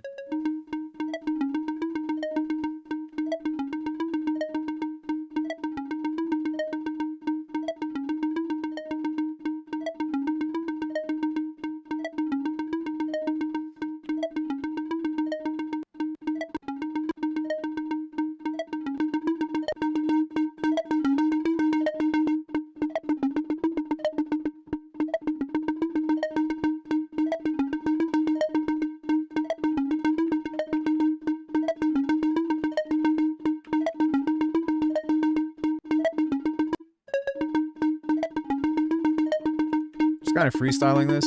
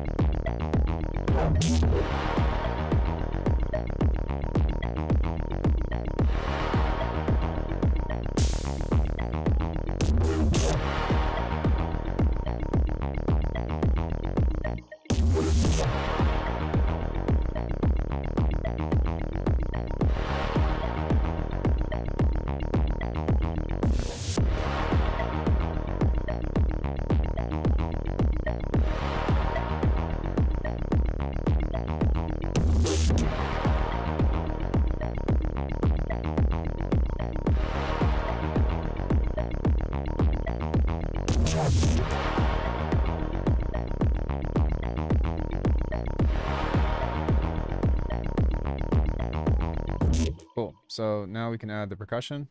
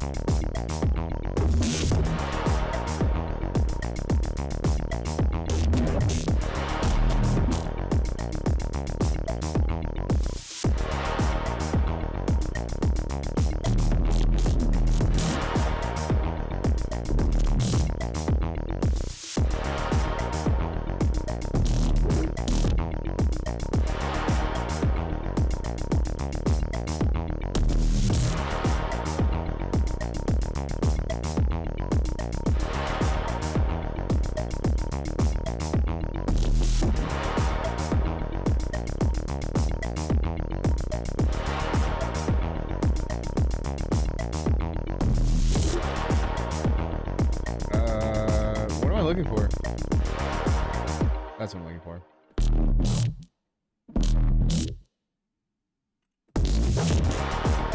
Okay, maybe not.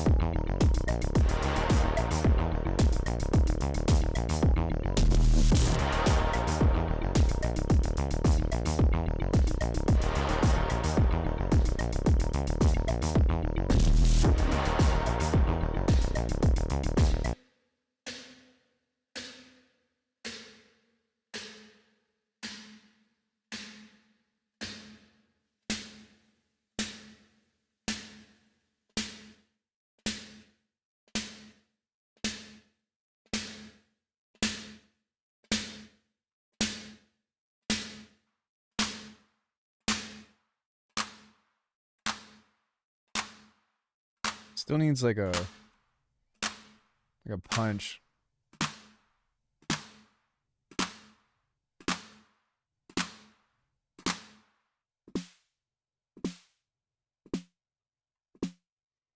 Yeah, something like that.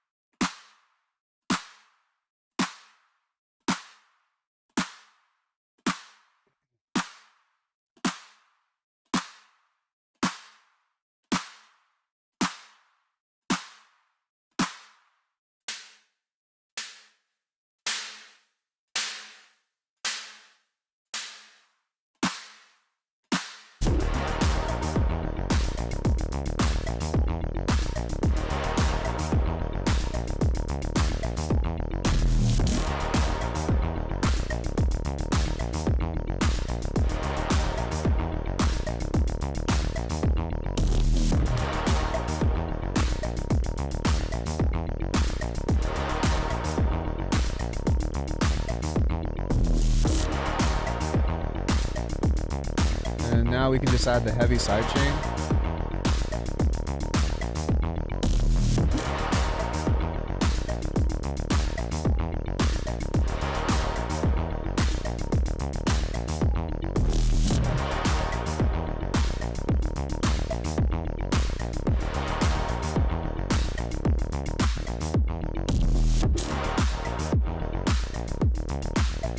Okay.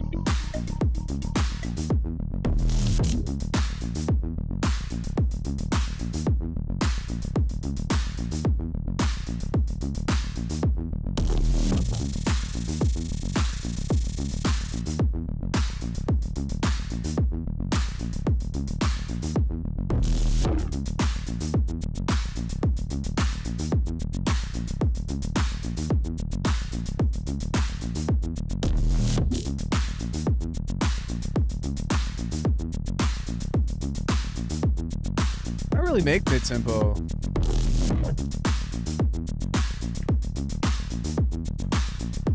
I just think that it's not a hard genre to make.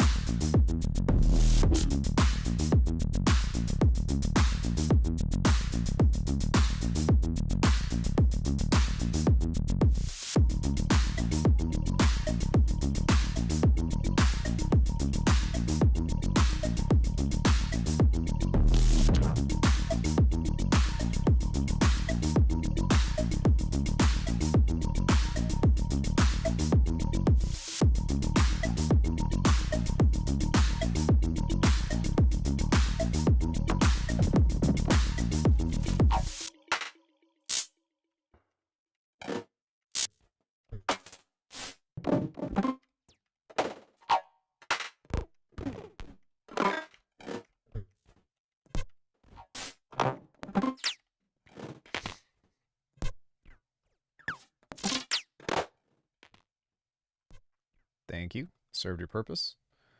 So now we've got some of this other stuff to work with. Kind of give it some detail. But yeah, as you can see, like I don't really use automation a lot. I tend to rely more on like LFOs and stuff.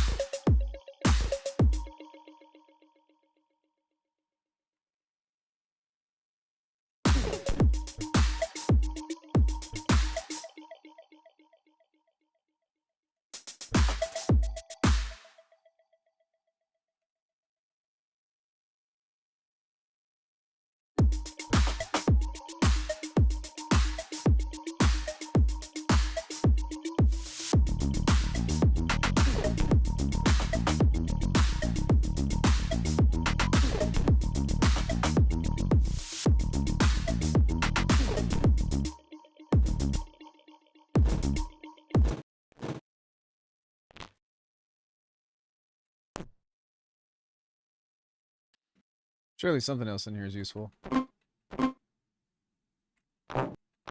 It's kind of cool. Ah, yeah. Okay.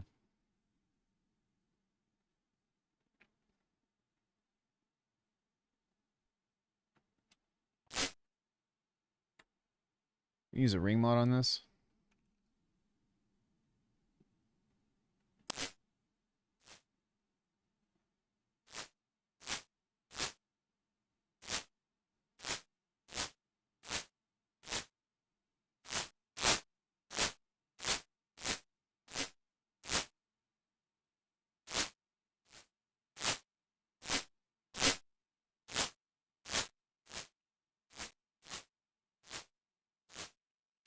I always forget how to use this in the way that I want to. White noise.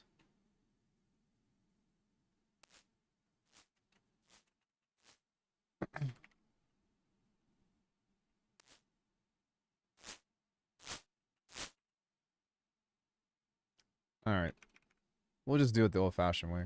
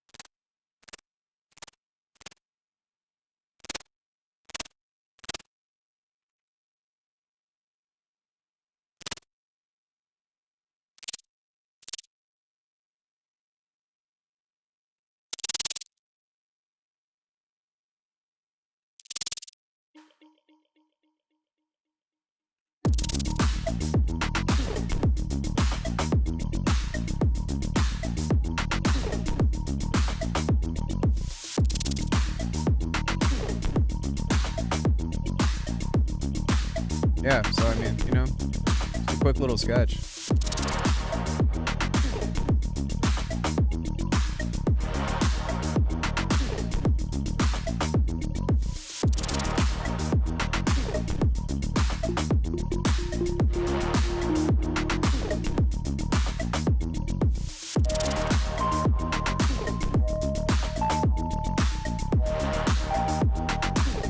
Sorry.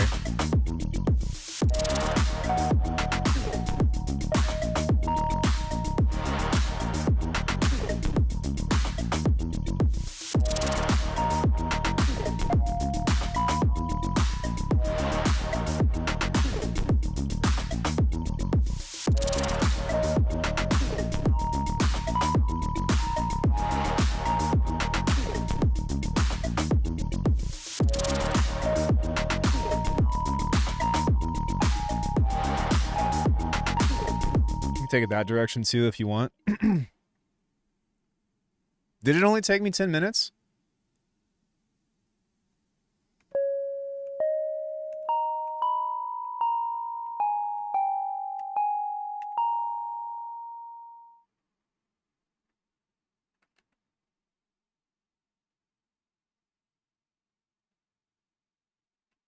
Yeah, so I don't know. Personally, I feel like mid tempo is not a hard genre to make if you know what you're doing. So yeah, so 15 minutes. I don't think that this is a hard genre to make, especially like the reason why I don't think it's a hard genre to make if you have just a little bit of music theory is that it I don't know. I think trap's low key harder. Fishing for hooks. Should I do a trap speed run now? Um I think the thing with mid tempo is that it has such a rich culture in analog synths and stuff that you don't have to do like crazy sound design and stuff. You just use like really good sounding analog, virtual analog, whatever gear. And so I I personally don't think that it's that hard to make. You just need to have the attitude. Trap speedrun confirmed. Like the last track that I made, that took me a few days to make, but my kind of trap is not the same. Finish it, I love it.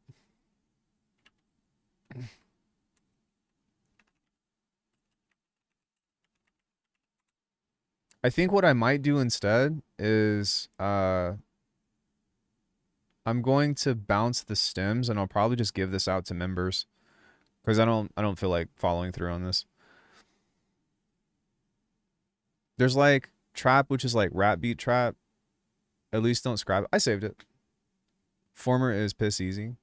It can be. It depends, you know. Like I said, like the kind of trap that I make or the kind of hip hop that I make, there's a little bit more nuance to it, you know. Like I played this at the beginning of the stream. I can play it again, but like a little this is more just future.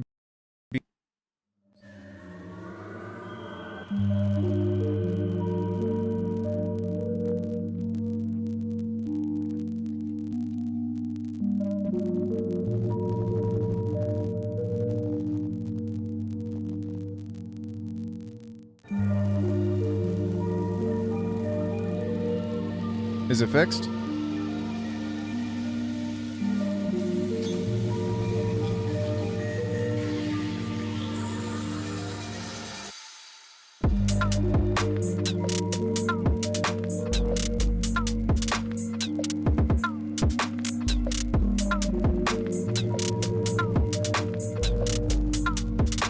Oh, I see. Maybe it's because of the beta. Maybe the beta is fucking up my sound card or something.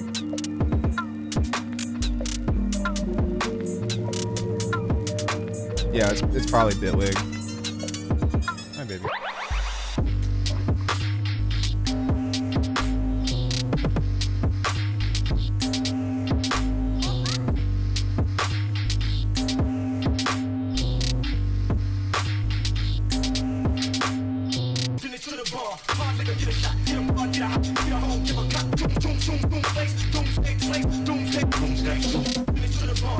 It's still trap.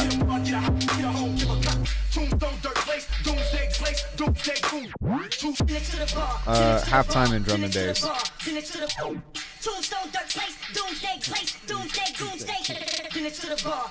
Yeah, a little bit.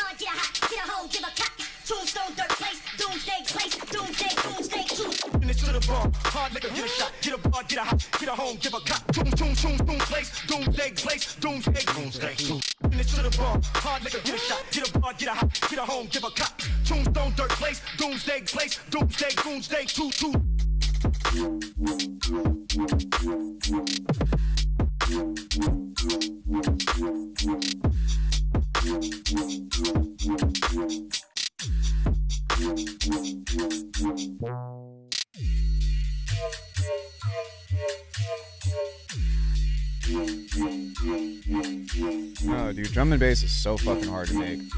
It's because the execution is like requires such a high skill ceiling.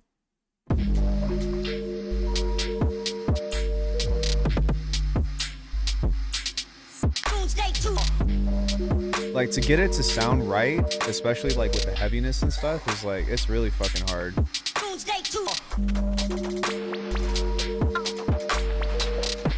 So I'll show you my track 3 here. Um, the reason why this was so difficult, like, well, listen to it. Um, so this is more of like a tech step, but I still consider it to be in the realm of drum and bass. Uh, yeah, jungle is very easy, but well, I sound doing it to keep much energy to get drums that sound like this, to get basses that sound like this. Like this is literally like over a decade of work in sound design and composition and all that stuff. And this track is short. Like it's a short concept, but like listen to just the energy of it.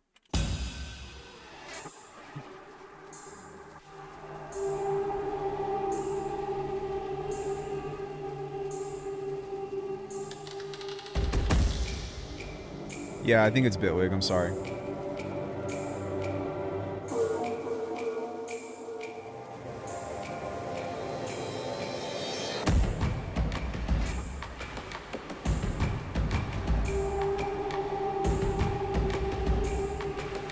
Yeah, Liquid DMB I think is a lot easier.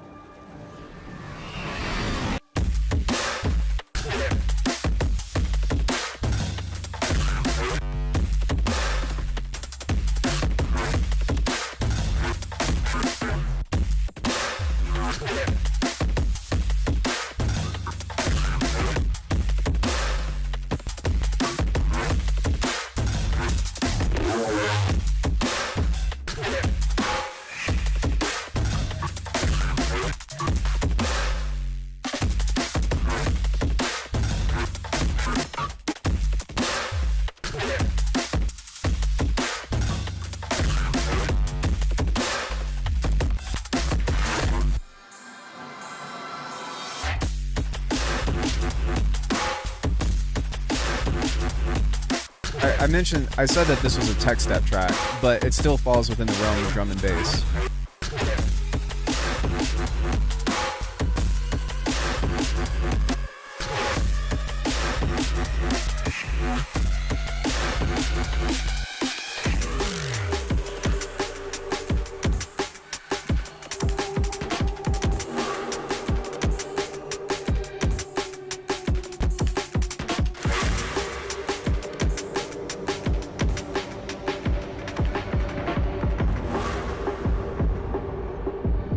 No, me neither.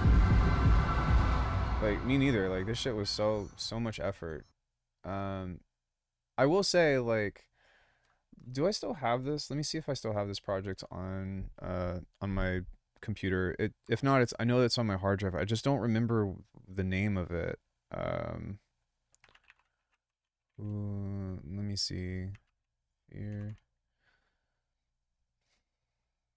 Open file. Give me just a second.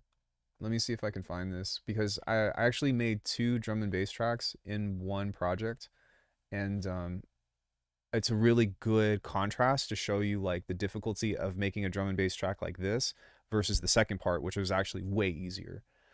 Um, but I need to find where what I'm looking for.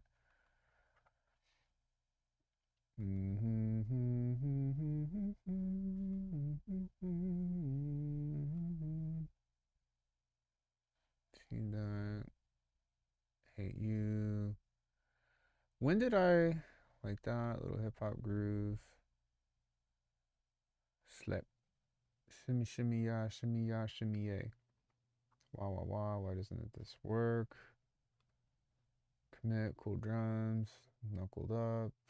Bitwig projects, 2024. Oh, yikes. Um, projects 2023. Let me see if I can find. If not, I can just play the track. But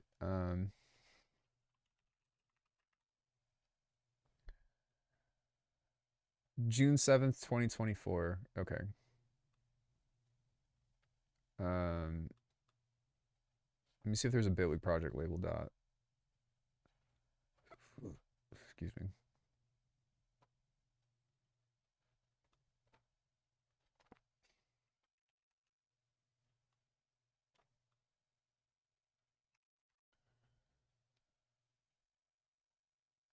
Uh, no, you can show on that. That's okay, Jersey. I don't mind. It was just like I heard her chewing on something, and I was like, "What the fuck is that?" And then it's her toy, so I was like, "Yeah, I don't know where this project." So, anyways, I'll just play it. But like coming up with this composition, part one was so much more difficult than part two. Like it took me so much fucking effort. And then when I made part two, it was just like a cakewalk. But I'll kind of skip through it because it's a really long track.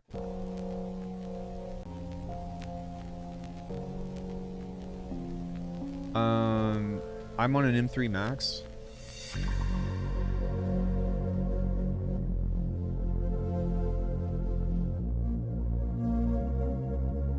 Big soundtracks are hard as fuck. You have to do a lot of sound matching. Yeah, you have to create a world for the sounds in which to exist, and they have to be cohesive. Oh, thanks, man.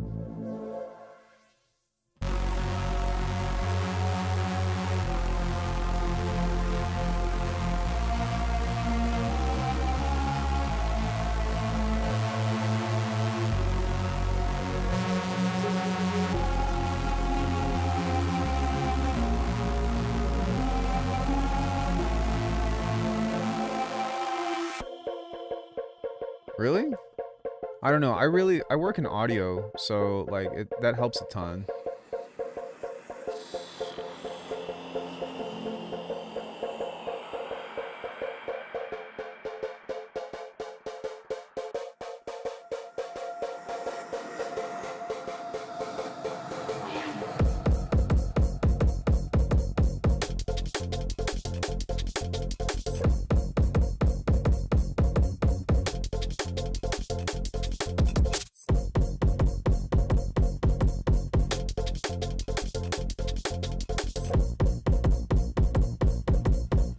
Oh shit.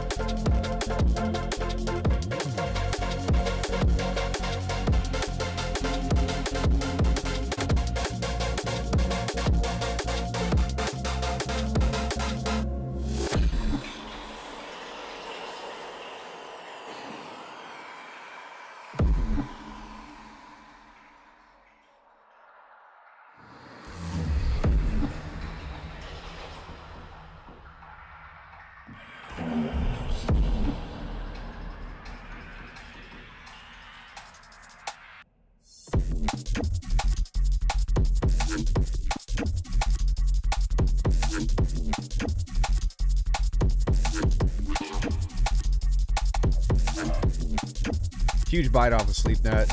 Not even trying. I was inspired to do it, so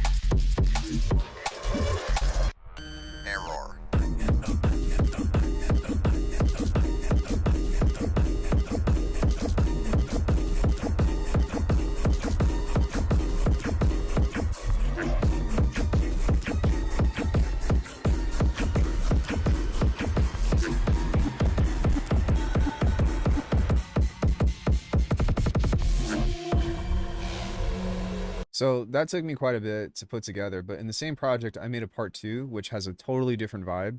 But this came together so much faster than that one.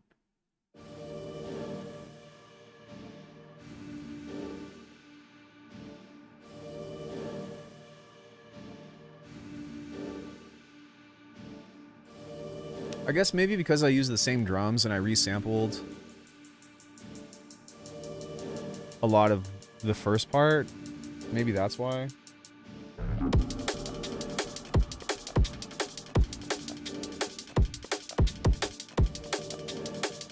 I really, I fucking love this tune though.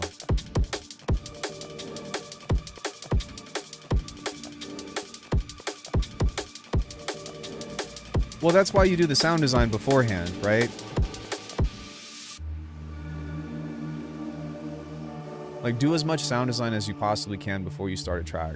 And then, when you have like a bank or whatever, you go in and you actually like apply all the stuff.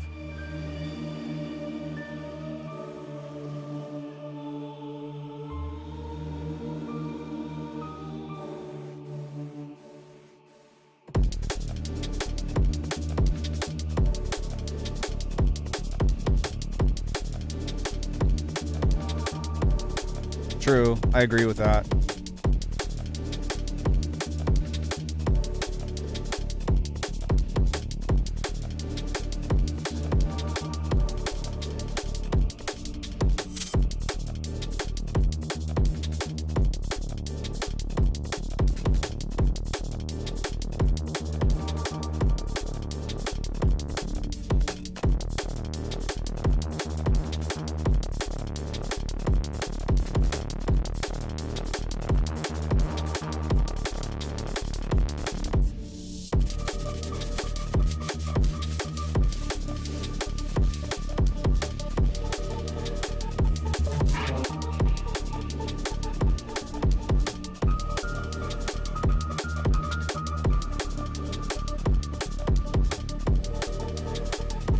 Yeah, so anyway, that track was a lot, but it doesn't have super crazy, super crazy hyphy insane with like, tons of changing bits and whatever. It's kind of just a matter of like, no, I love these conversations because I wish that I would have had somebody to talk about this stuff with, about like the realities of what it takes to actually like make a track that you want. Um, and for me, like I had a lot of soul searching, and I have like maybe 5 or 6 genres of music that I'm like this is me, this is my identity. Halftime is the number one. I miss the alert. Oh, it's all good. Uh, AI IMO is good for vocals if you don't have the money to pay an artist, but many things will always shine through AI is made for the zombies. Yeah, well, it's also like, what does the creator do with the AI, right? Like, do they just cook it and then like use what's cooked, or like do they actually use it as a jump off point and then like change it, right? AI is hard to sound not like AI. Yeah, if all you use is AI, for sure. But if you're clever with how you manipulate stuff in the same way that you would with sound design, like it's going to it really does provide a lot of cool stuff. Like I had a conversation with Virtual Riot like what 6 months ago, and he was talking about, I think he mentioned this on his interview as well, but he's like, yeah, I submit some of my like whips to Sumo just to see what comes out of it for new ideas. And I'm like, that's a great fucking idea. I don't know how I feel about training my AI or training AI off of my whips, but at the same time, it's like you can get some really cool ideas off of that, and you don't even have to use it. It's just a new spin on something that gives you an instant remix of whatever you just made. You know what I'm saying? That's incredible. Like AI is not terrible. It's the way it's how people are using it, and it's the fact that people made AI to come for replacing art before anything else that makes it really shitty to be like having this discussion with AI right now. I don't think they're missing the point because like there's a track history of people like of an industry getting hit really hard in my opinion. Like I don't actually have the numbers of the data to back that up, so that's why I say this is my opinion. But when AI first came out, what was the first thing that people did? Well, sorry, when AI was commercialized, let me say that because AI has been around for a long time. But when AI first became commercialized, they fucking went for all of the deviant artists for graphic design. And now you can just type in a little prompt thing or whatever and get a deviant artist lookalike thing that is super convincing. How do I know this? Because I just put a track out where I used ChatGPT to make something for me. And you know what? I was very happy with it. So like it's a shame, like it's there, the damage is done and there's a matter of that, but it's a fucking shame that that's the first thing that AI went for when it came out. But this thumbnail, this is AI. And I'm like, this is exactly what I'm looking for.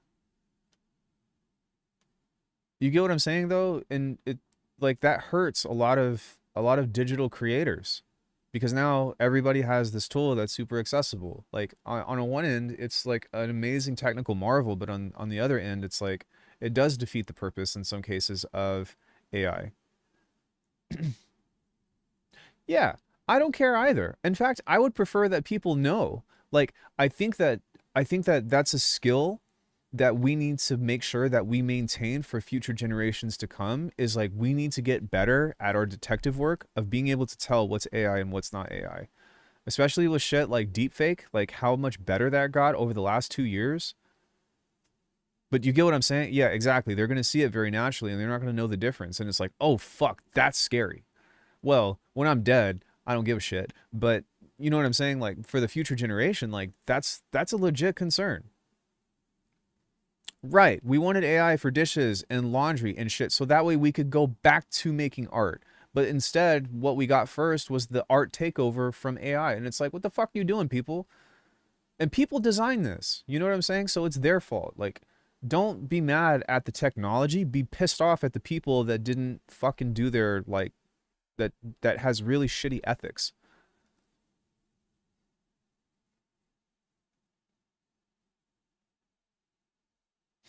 Sorry, end rant. But it's like, fuck, like, what are you doing, man? Right, I agree. Like use the tech. Don't be abused by it. Don't abuse it. Like it's something that you need to, like, I use Chat GPT a lot now. I didn't used to. But I don't ask it to make me shit. Other than an image or something, right? For the most part, I'm like, hey, what are some YouTube ideas based off of my channel that I could do? And I'll have a dialogue with it. I'll talk to it and be like, well, what if I made a video about this? And they're like, oh, well, here's a setup that you can utilize to like help secure your idea or to help make it stronger. And I'm like, wow, that's great. But I didn't have it do the whole fucking thing for me. You know what I mean?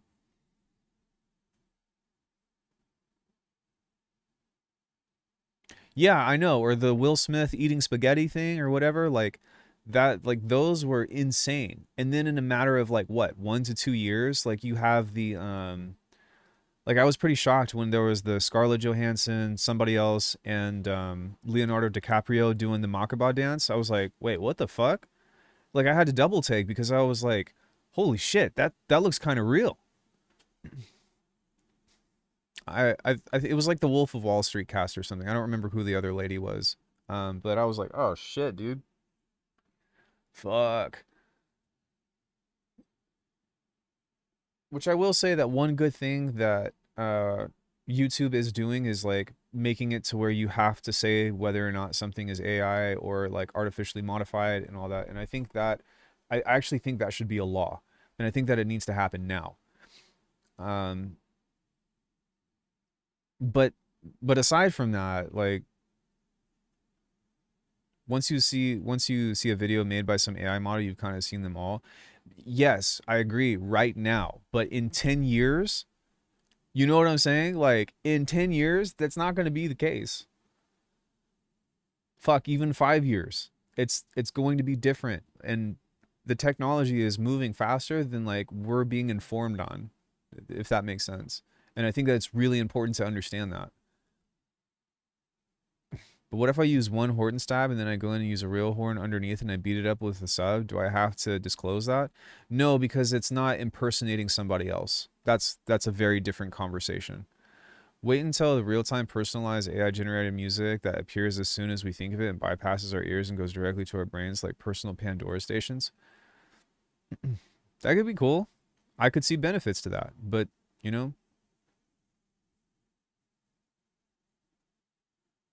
No, baby. Um, how about this? I am going to take a quick break. I'm going to give her a snack, which is going to take me about 1 minute, and then we'll unbox this synth. Does that sound good? So give me just a hot second. Let me put on another track.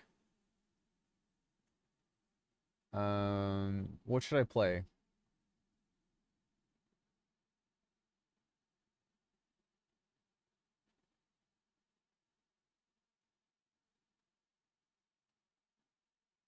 Let me see. This is a track that I made with just current. So give me like 2 minutes. Come on, let's get a snack.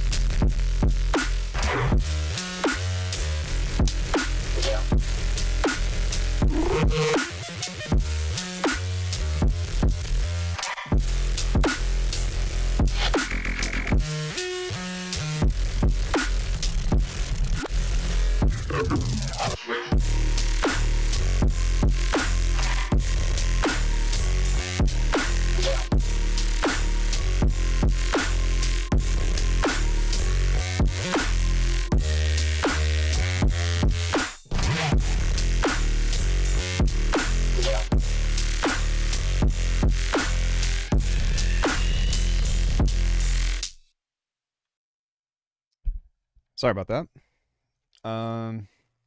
Here we go. Uh, uh, uh. Let's go. Welcome to the Iridium Core. I don't know if there's any kind of sensitive information on here, so there is. So let me get this thing off very quickly. Let me open this. I don't want to dox people. But yeah, welcome to the Iridium Core.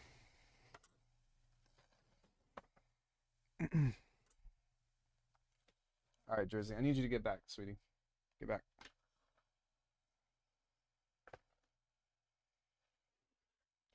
Uh, she is TSA, needs to make sure and do the smell check for everything. Oh, this is a little bit smaller than I thought. I'm actually not upset about that. Boom. My CPU is an M3 Max. I'm waiting until the M5 comes out, and then I'm probably going to try to invest in an M5 Ultra. I don't think that I'm ever going to do a laptop again, to be honest. I think that my laptop days are over because I never use it as a laptop, and anything that I want to do on anything that I want to do as far as like sound design stuff on the go, I just use the iPad.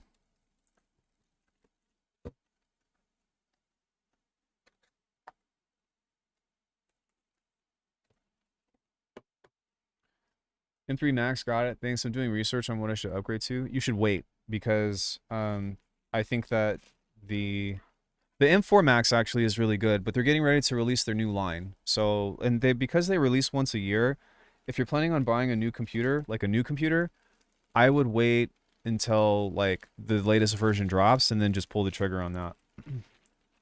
What do I think of FL? Uh It's not for me. I'll say that much. No, I think it's coming out this year.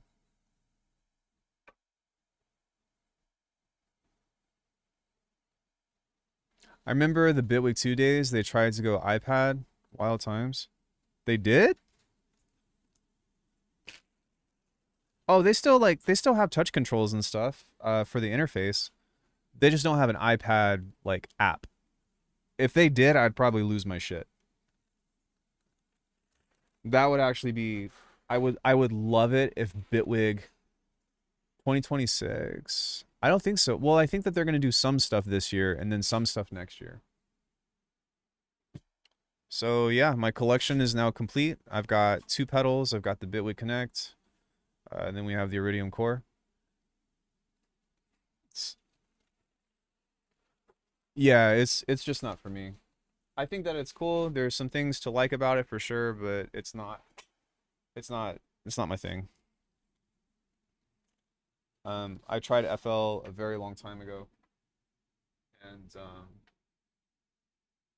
yeah, I just there's certain workflow things about it that I'm too stubborn to change, and I don't really see a reason to try to force myself to do that change.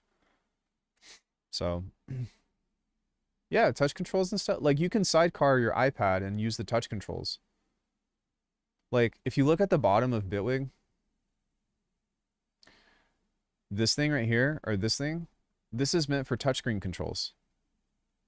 Because this is actually like a playable thing that you can utilize.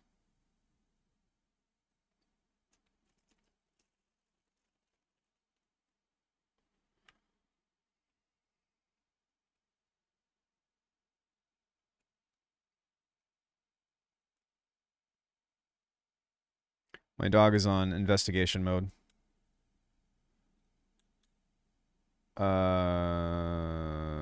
Or if you have an Ultra book or something. Yeah, right, like a Windows thing. That's a really good point. Okay. Move this over here. Get this in frame. Put this back up. So I need to set this up.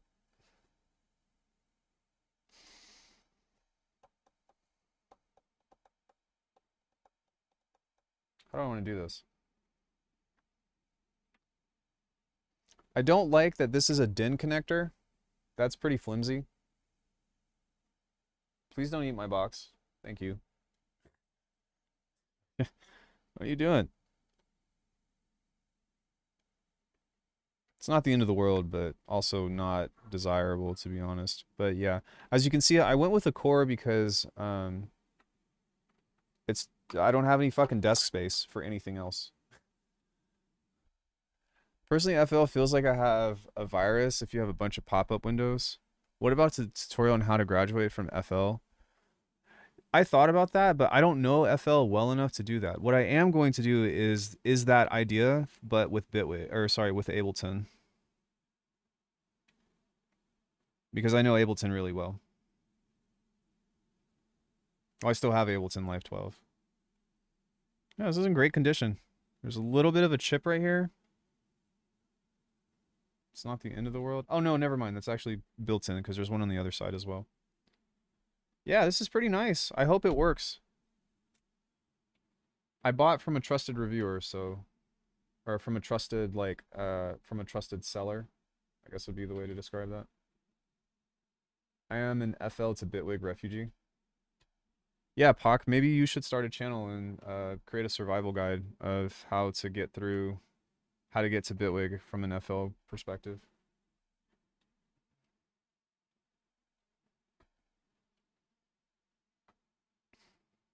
Okay, let's power this puppy on. The pads are a lot bigger than I thought. I thought these were going to be tiny, and they're actually relatively large. Yo, look at that. Okay, I need to do a couple of things. One is I should probably do this. Is that better?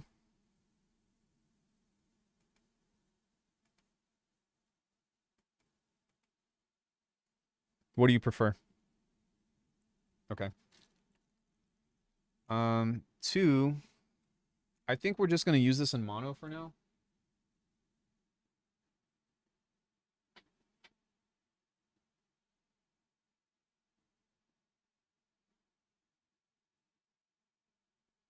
There's a bag in here somewhere that I need.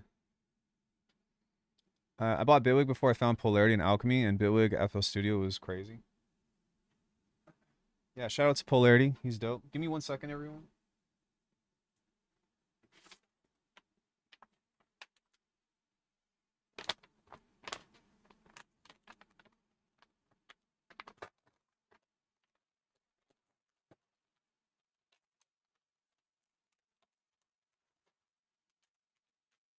You all can't see it, but I've got so much shit right here on this side. I've been kind of doing like a studio overhaul, which I'm very grateful for, but now that I've got all this shit, I need to figure out how to organize it.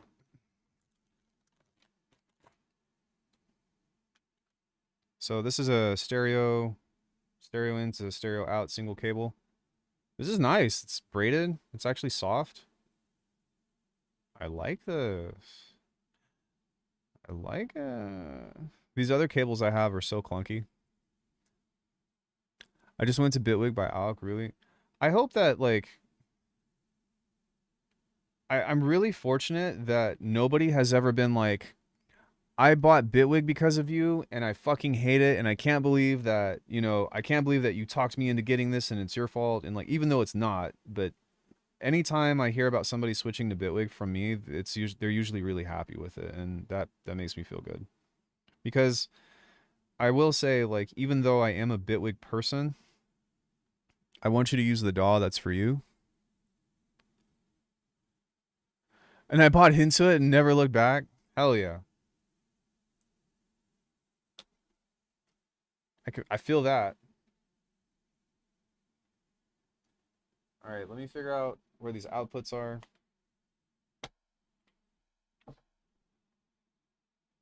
Audio in.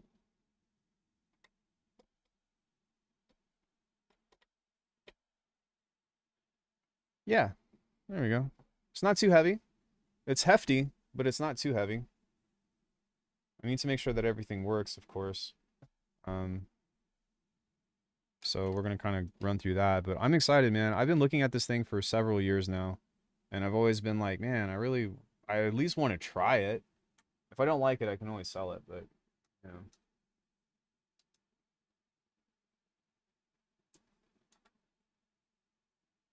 My question to you all is,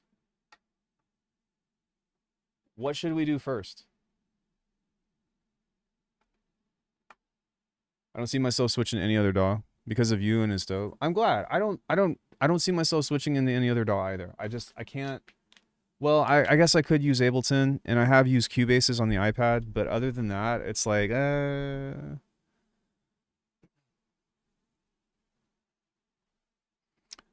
Respace.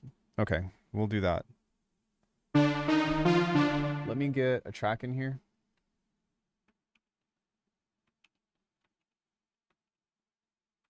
Maybe. And then let me go in here.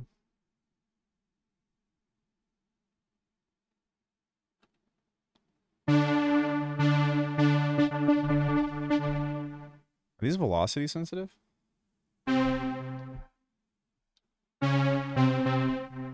Okay, where's the master output? Oh, I need to arm that.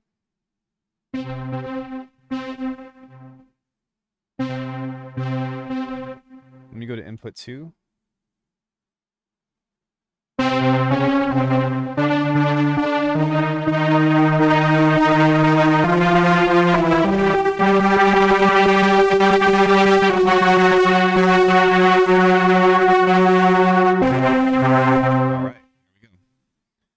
Okay. Where do I go? Fuck. Global. No. Pots, pads, perform. Levels. LFOs. Oscillator 1. Pitch and tools. With 0 semitones. Okay, these are encoders. Big duster. Let me see. Load. All. Okay, touchscreen is super responsive.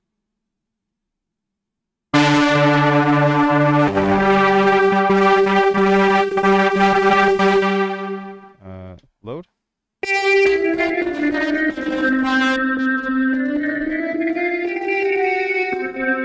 Oh yeah, definitely. I have to actually send it back to the factory because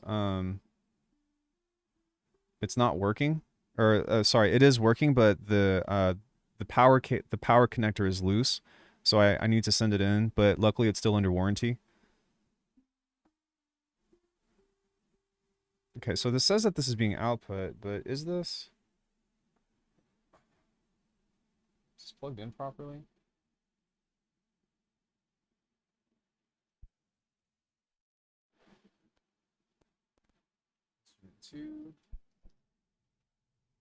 Let me pull up the Bitwig Connect app. See if I can get this up and going. See what's going on with this.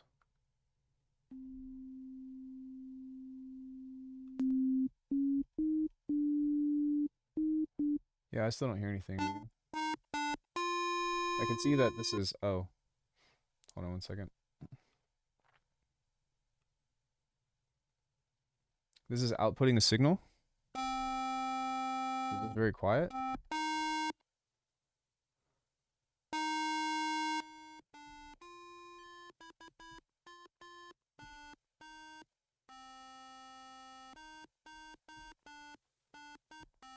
Something I hate about hardware, you won't really know how it works, or you won't really know if it works.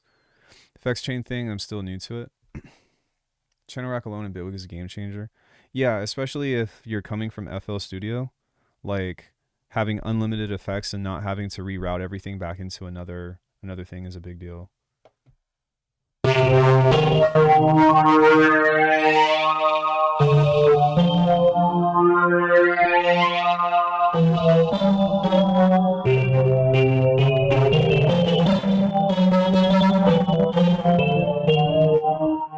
Mac OS is global menu bar. Not that I know of.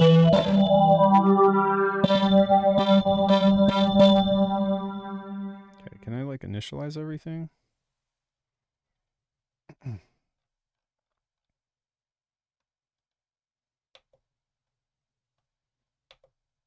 Oops. Okay, template, initialize.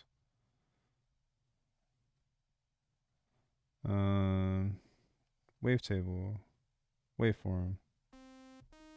Just want a saw wave.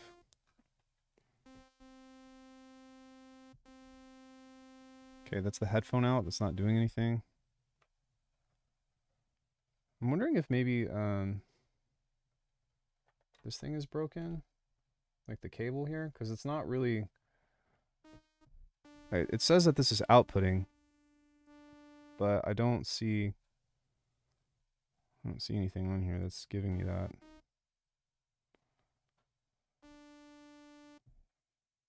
Control, global, audio.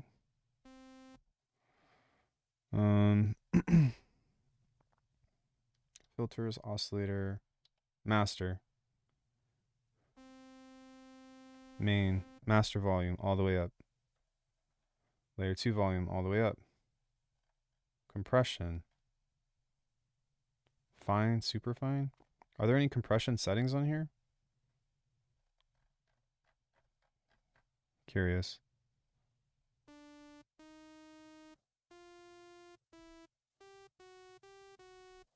Okay.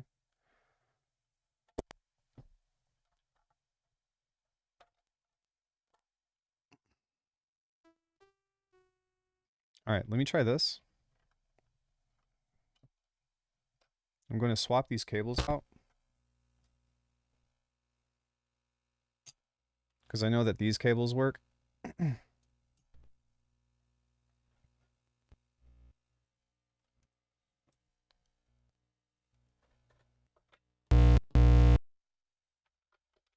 Sorry about that. Should have turned everything down. Okay, so the cables, this cable is faulty, it seems like. That's a bummer.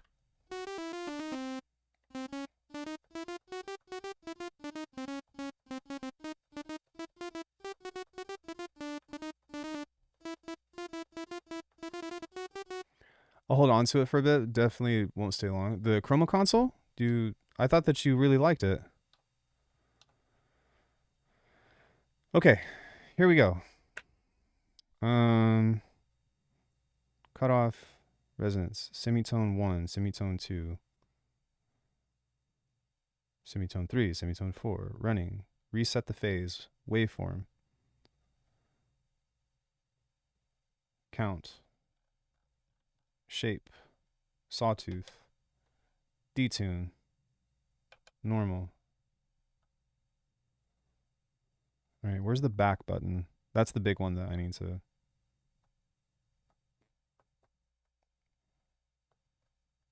This was working. What happened?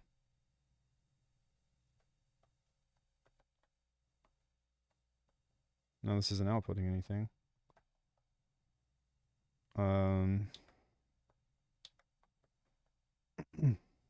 Okay, but I can tell that this isn't sending anything, so inactive. There's a resonator built into this? Holy shit.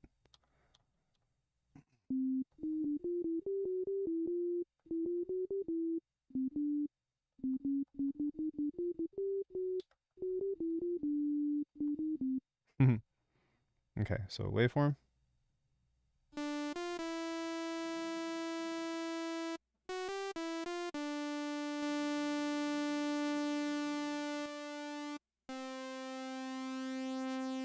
Okay. All right, we're on our way.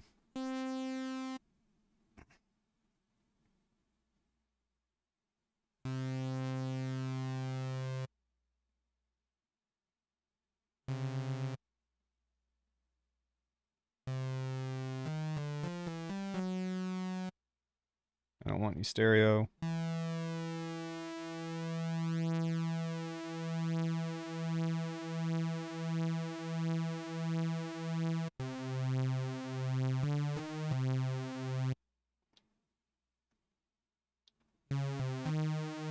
Now, is there a way to change the octave on this? Mono, latch, macro, ARP, next, previous.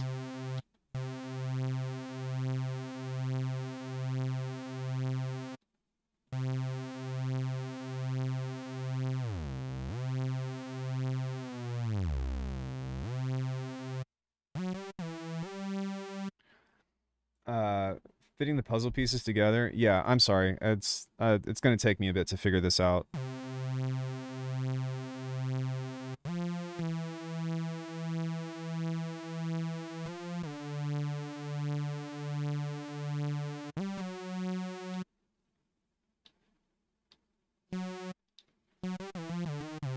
So where is this coming out of? Input 2 going to the master?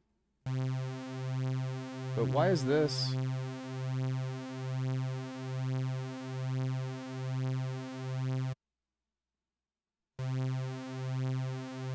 Oh, because this is input 3.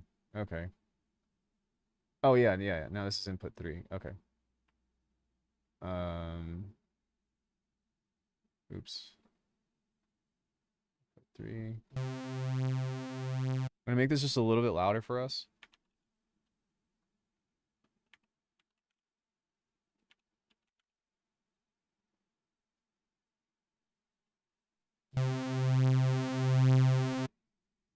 Okay, now how do I just play a lower note?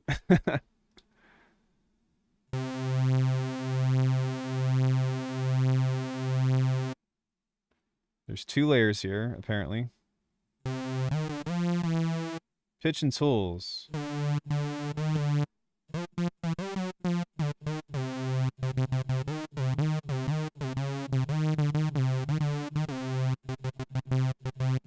So really it's about how do I trigger the pads? Global, settings, colors. That's cool. System, new, MIDI, audio, pitch, transpose. Yeah, let's do that. Can I make it more? No.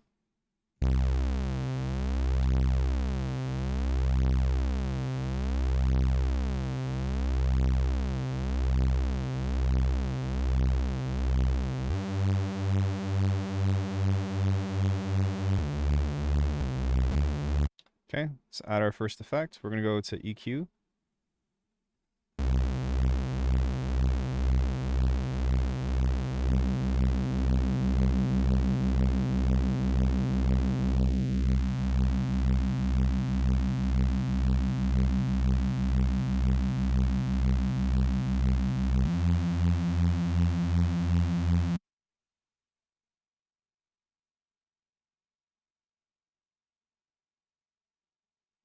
Hmm? Can you only have one instance?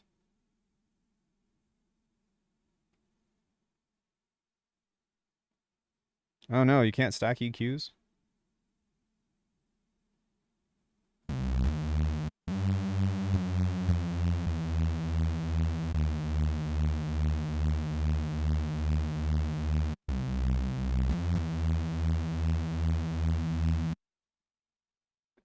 It looks like you also cannot move these.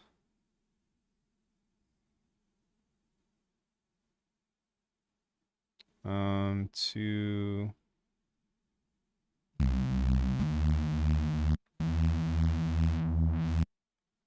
okay. Wait. Effects. Effect 1. Mod. Source.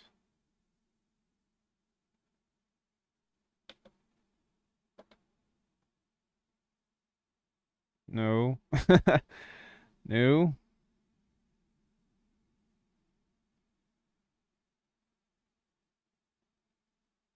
LFO1. Mount. Destination.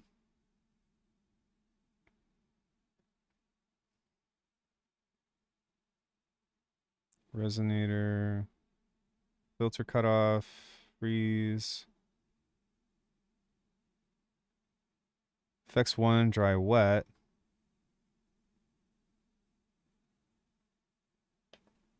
Control amount. Sure.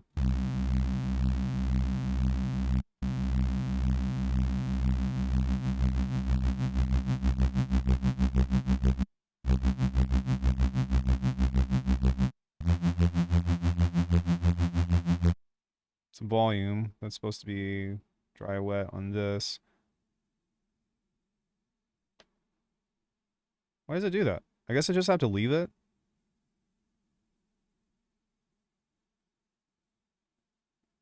Yeah. There we go. It's a fun process. Keep on. Fitting the puzzle piece. Vintage sound there still though, right? Do you need to push it any further? For this? Oh, for the Chrome, from the Chroma console. Okay, speed.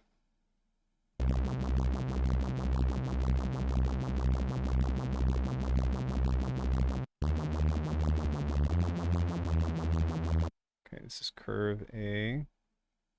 So that's cool. There's multi-stage envelope generator. That's kind of sick.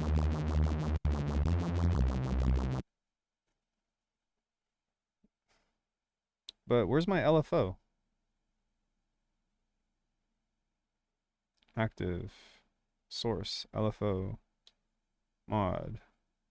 Control. Global. Master. LFO. Duh. I'm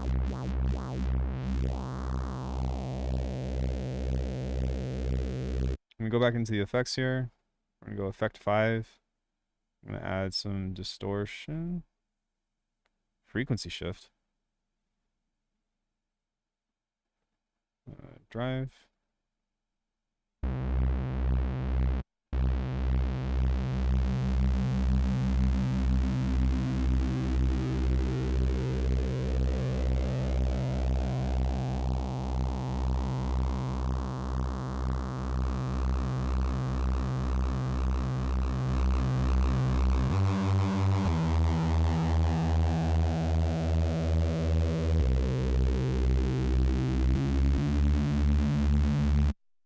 Okay, what else we got?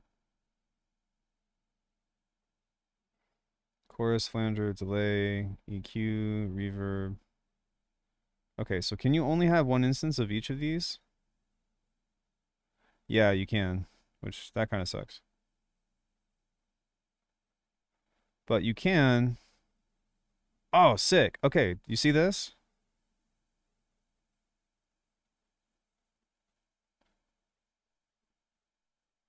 That's kind of dope. So that might be useful.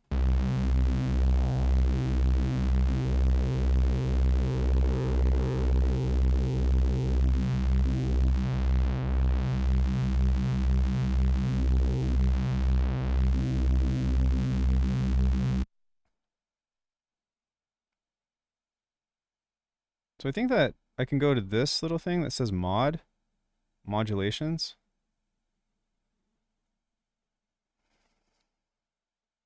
Move the display encoder.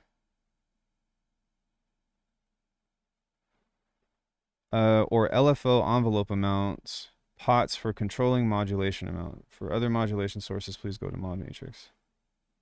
Okay, so there's aftertouch, velocity, key track, and wheel. So I guess we'll go to the matrix here. And we'll go EQ frequency shift. We can go to LFO 2. Okay, we're figuring it out. Go like this. Oops. No, this one. LFO 2.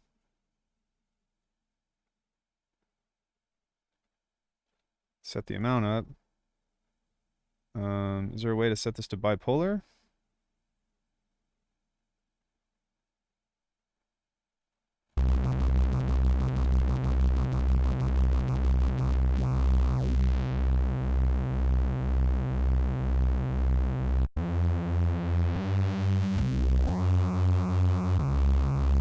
We're already like halfway there. The update's cool. Can you feed stuff into Harmer? Glad you're happy with it though. It does get messy when pushed. Wait, what are we talking about here? I'm sorry, guys. Okay, digifilter routing. Filter 1 to filter 2. Can I set this one to 1 to 2 divided by 2? Serial. Because this is a stereo filter, right?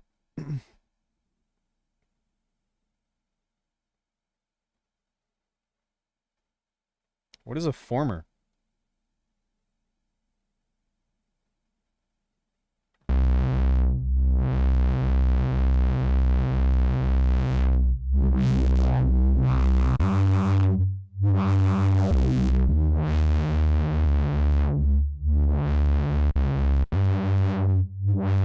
Well, I will say, like, oh, this is the digital former. Okay. So how do we set this up?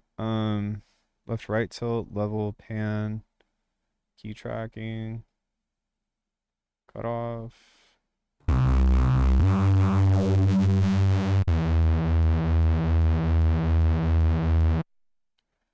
Independent. Twin Peaks. Of course, that's an option. Let me go here to the cutoff. All right, so that's in stereo. It seems like resonance 1, filter model SFV, Razor, Largo, Nave, PPG. Back off of the resonance. Let me try some of these other modes here.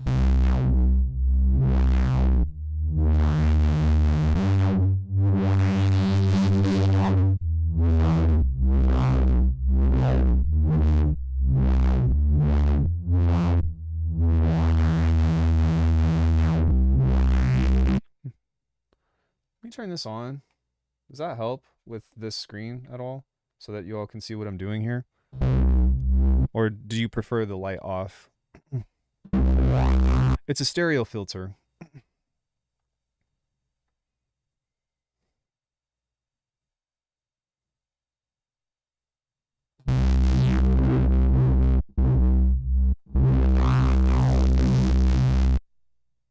Twin Peaks, single, boost,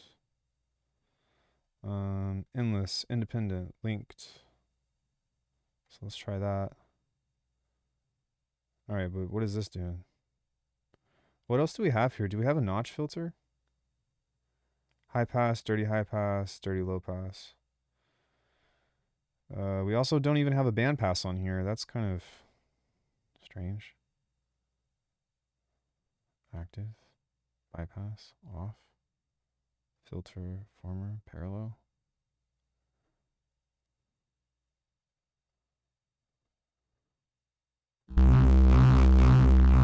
I guess it doesn't matter just because. Oh, okay, here's cutoff too. But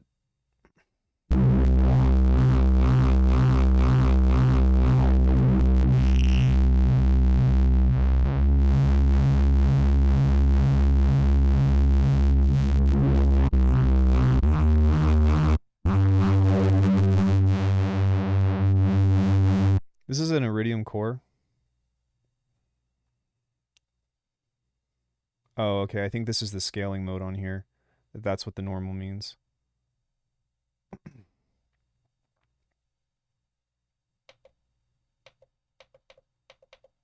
Normal. Oh no. Nope. Nope.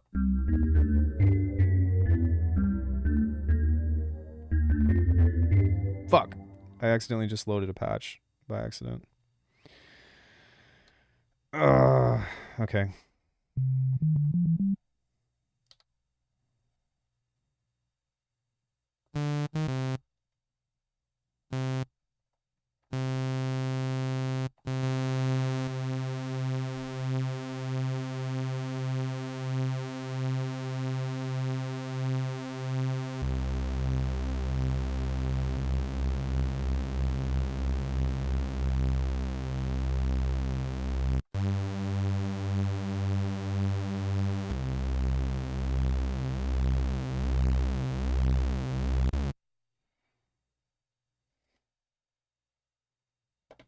That's how we do that. Okay.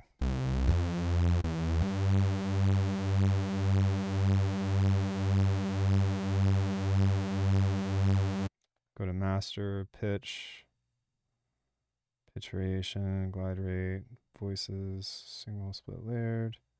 There was another thing that had another pitch thing on here to get a lower sound. I'm definitely going to have to look at the manual at some point and be like, how the fuck do I use all this stuff?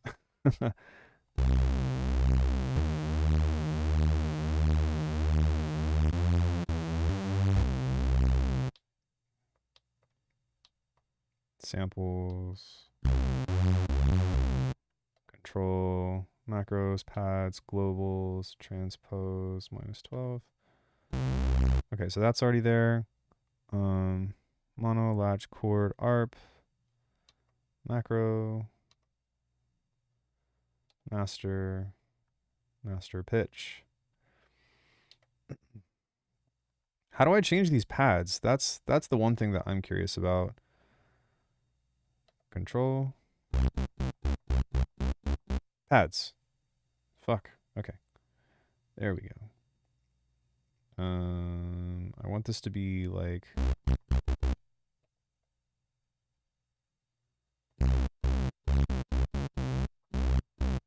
note 4. Everything lower.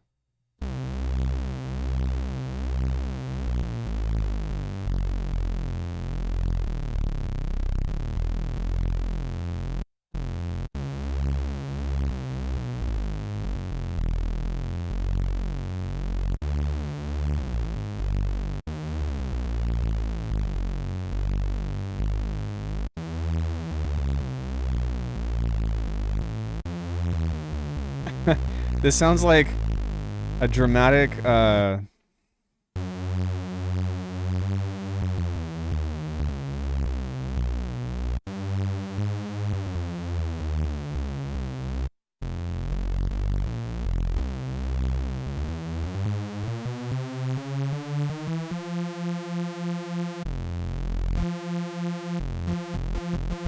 Okay, there we go. So now I can actually tell the difference between what this is doing.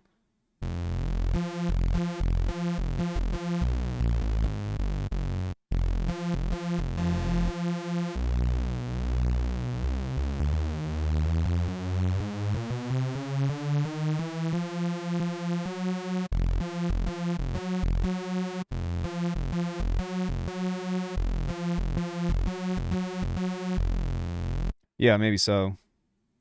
Cool. So effects. We'll go EQ. We'll go, this goes up, this goes down, this will go down, this will be up a bit. There should be a thing on here.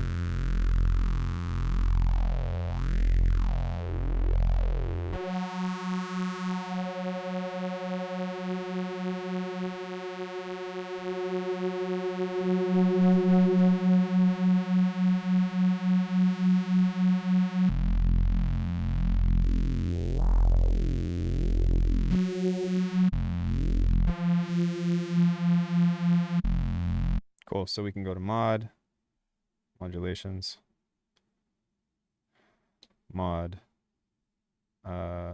source, LFO1,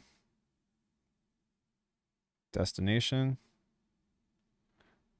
We want EQ.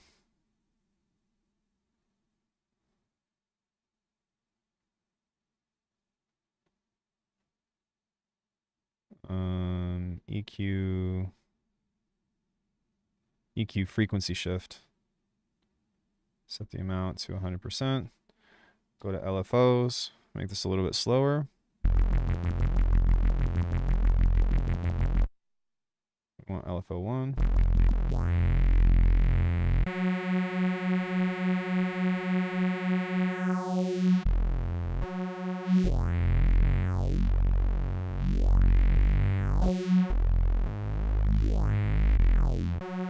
So that's pretty close already, right? Now we need to go into the filter, which oscillator 1, filter.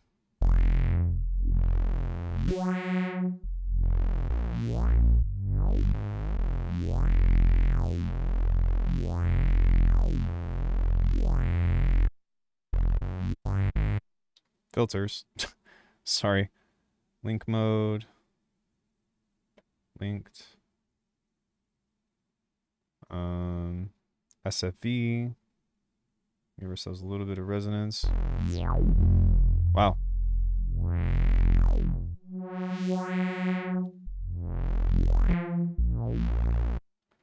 Maybe on this type. If they have a 6 dB, it doesn't look like it, but we can do a dirty low pass.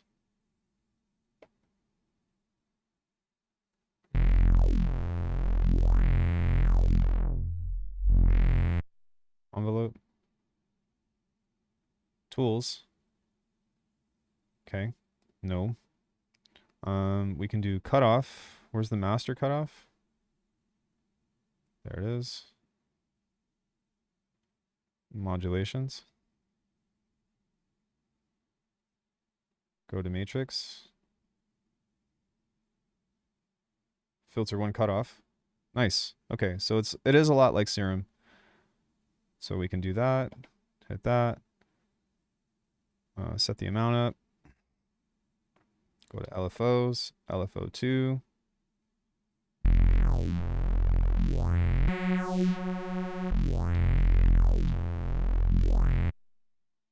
Go here. Go to flanger.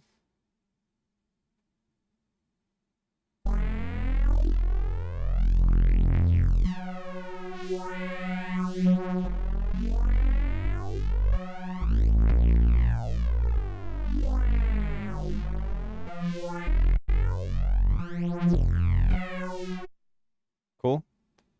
Let's go to drive.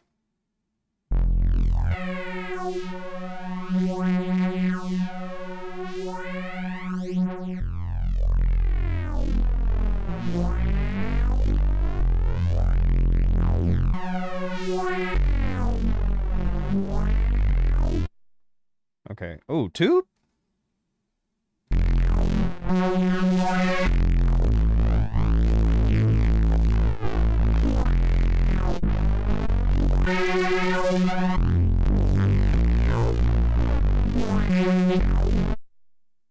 Okay, cool. Delay, reverb, drive, compressor.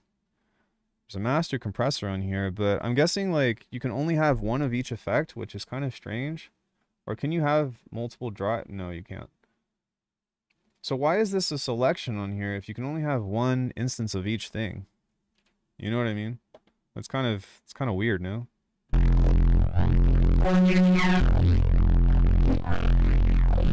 But I mean, fuck, like we're doing the thing.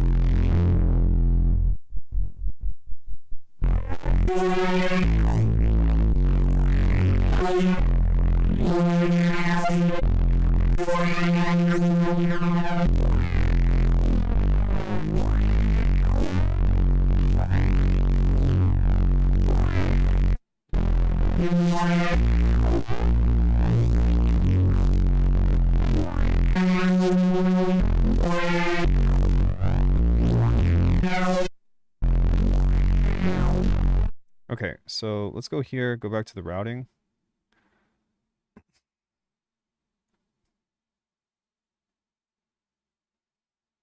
We could add a chorus, I guess. I mean, this is kind of everything. It has one EQ, one master filter, phaser, flanger, drive, chorus.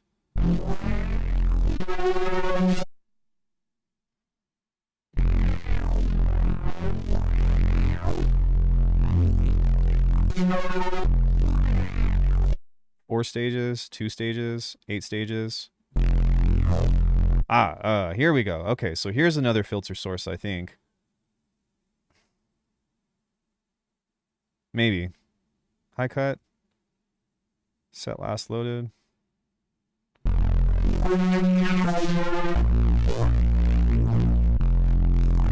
If I go like this, and I go mod.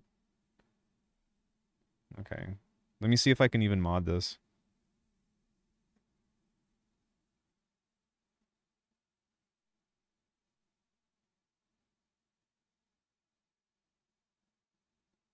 Chorus depth, tremolo speed, feedback dry wet, reverb time, delay, EQ frequency shift, drive amount, gain, compress, effect lane. Yeah, it doesn't look like it.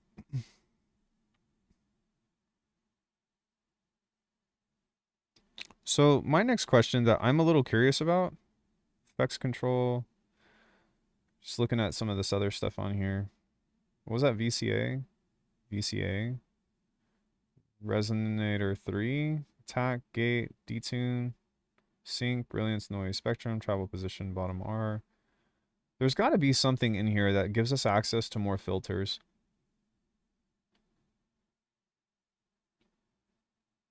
Although I don't see anything, so... Oops.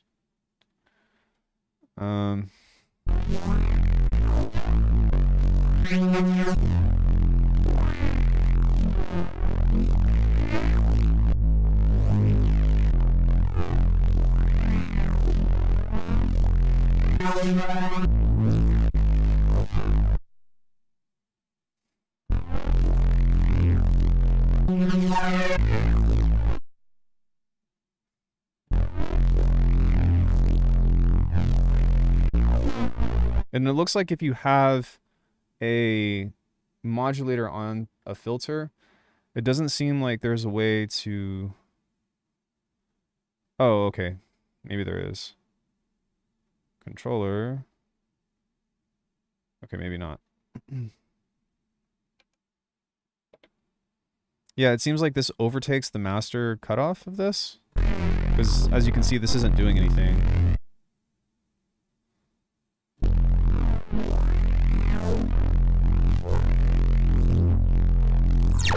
Oh, yeah, never mind. Yes, it is.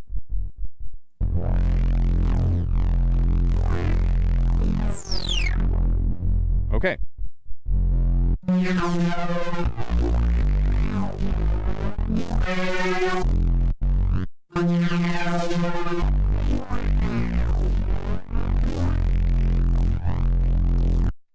All right. So now that we have this, there's got to be something else that we can utilize on here. So what is the digiformer? Digifilter 1, there's digifilter 2, but with the routing here, can you send 1 into 2?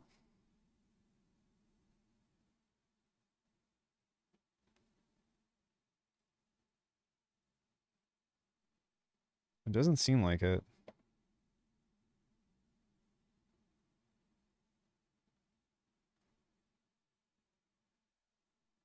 Oh, okay. Here we go.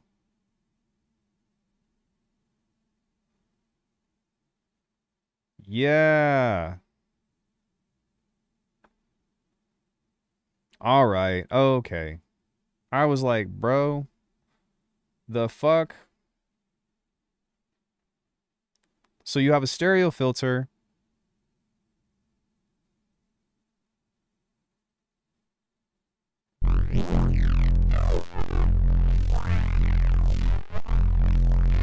All right. It would be nice if I could go into this and go to matrix, DF amount, source. We'll just go LFO1. Set the amount up. Sick. Wait, I don't want a full amount. Oops.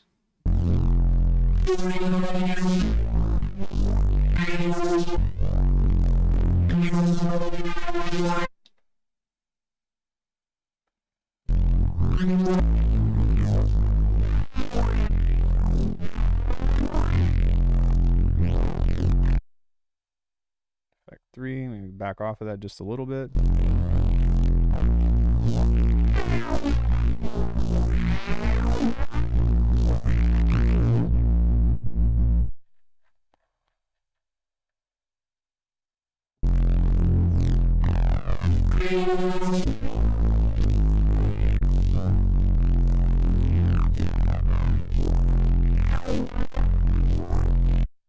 Sick.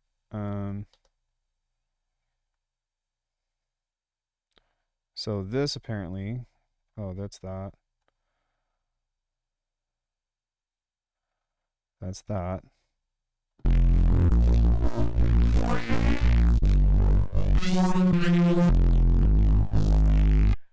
Okay, filter routing. Filter into former. Former into filter. Parallel? No, I don't want that. Um, that is a shame that you can't, you like the stereo filter here is only like you can't have them run in series. It's like what?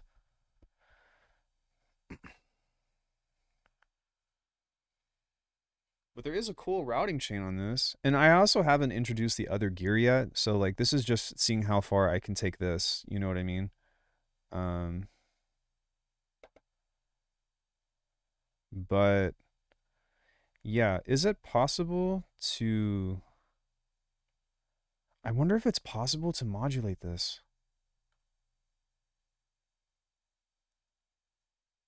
MIDI learn CC?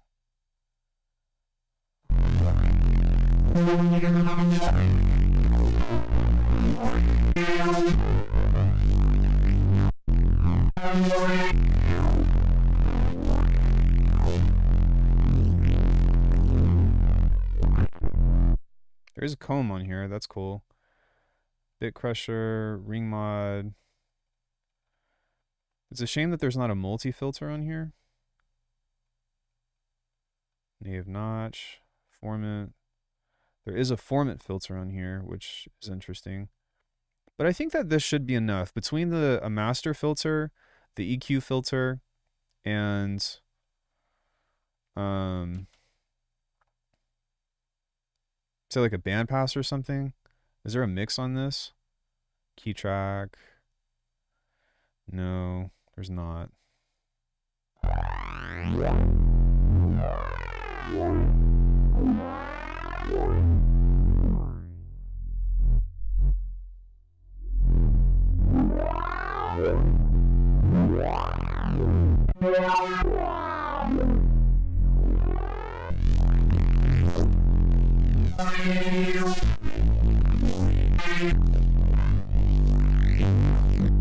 So maybe I want the routing to actually go into the filter. So former filter. We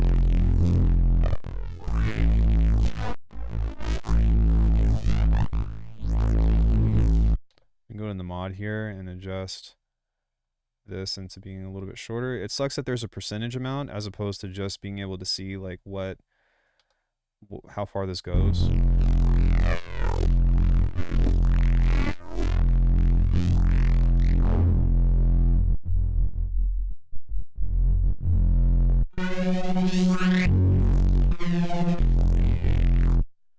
Okay, so there's also that. Is there an envelope on one of these? There is.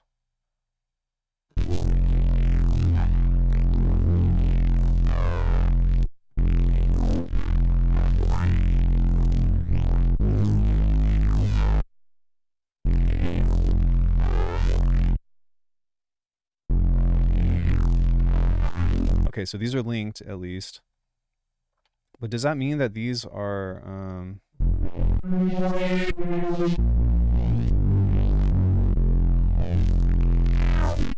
interesting? Sorry guys, just trying to figure this out while I work and just see like what my options are.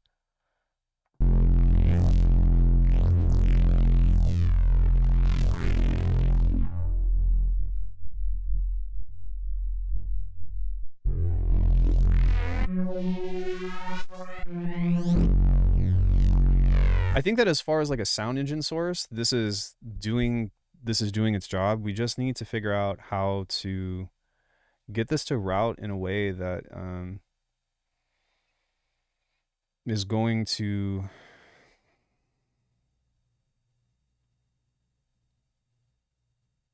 sorry, just trying to see if I can drag this or something. That we need more filtering over this. So what happens if I set this to the flanger instead? Off chorus, phaser, drive. Let's set the phaser to the EQ. Set this to the phaser.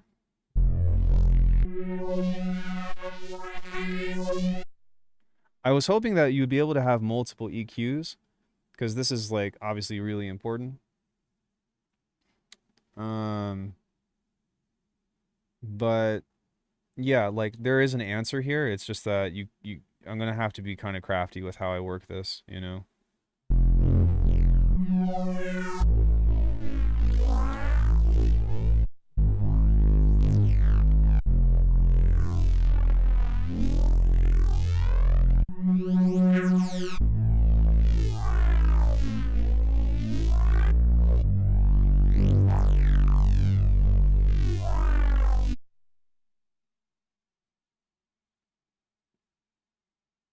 It doesn't look like I can mod that either.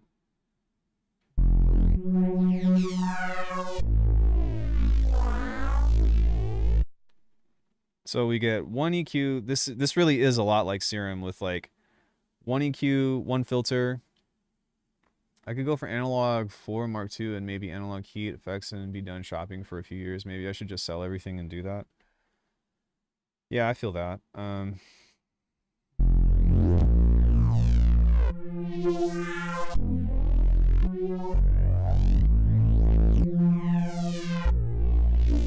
This reminds me a lot of pretty much what you have available on the what's it called? On the Digitone, because on the Digitone you pretty much have two filters, right? You've got the main filter itself, then you have the one below it which has the bass and the width, which is like a bandpass. And then I think that you technically get one more with this because this has the built-in EQ. So this has 3 filters that it can provide as opposed to 2. So it gives you a little bit more to work with, but that's definitely something to consider. Even still, like, I can't wait to hook this up with the sequencer and, like, you know, do some other shit with this.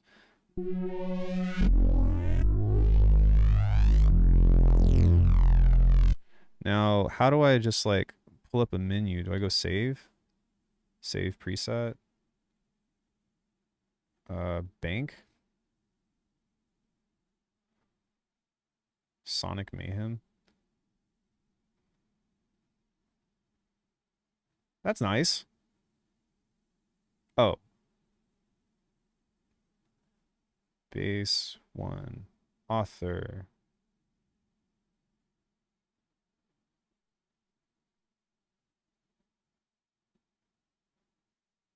Can I, like, make my own? Oh. Alckemy. Base. Is Neuro in here? It's not, but it's about to be. Dope. Okay, cool. Like that's like I'm still, even though there's a couple of things, please select a slot which the patch shall be saved. Bank. Alckemy. Alchem presets. 1. Return. Save. In which the patch shall be saved. Where does it say slot?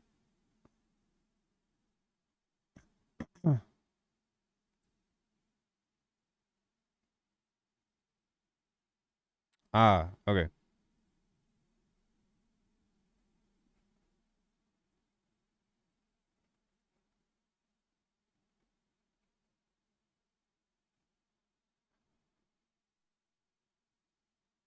Tanya.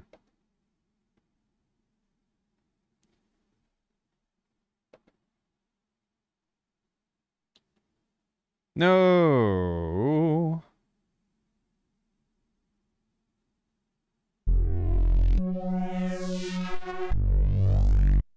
Okay, let's try that again. Base 1. Return. That didn't save. No. No. No. Shit. I don't know where to go. And the thing is like if you get off of this, um, it deletes everything that you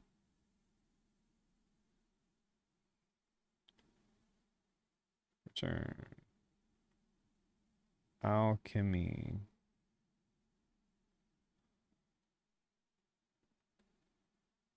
Neuro. Base. Save. Please select a slot in which the patch shall be saved. Tap on the slot number field? What does that mean? Yeah, it has both internal storage and a micro SD card, which I don't think that this has one included. But I'm sure I have 1 or 7 or something lying around here. Actually, there's probably one within my camera.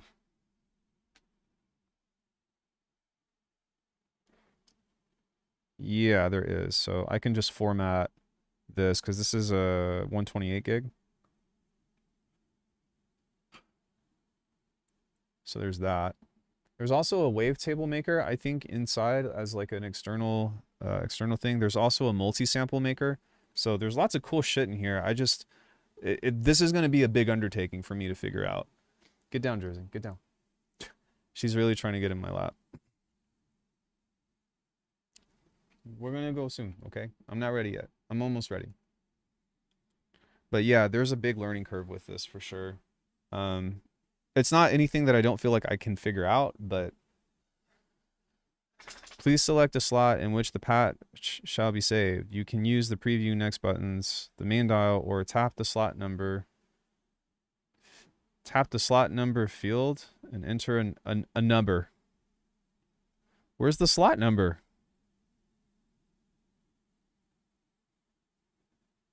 Save. Save. No. Why does it do that?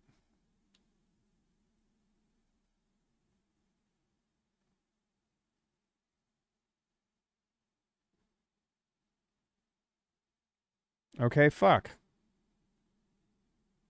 Oh, maybe I need to do it there. Okay, let's try that. Base 1. Return. Bank. Alckemy. Presets.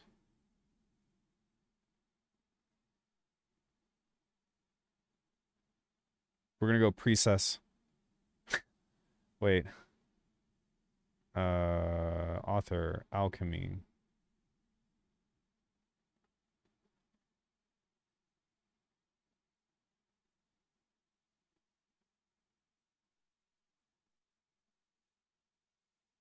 Alky. That's funny.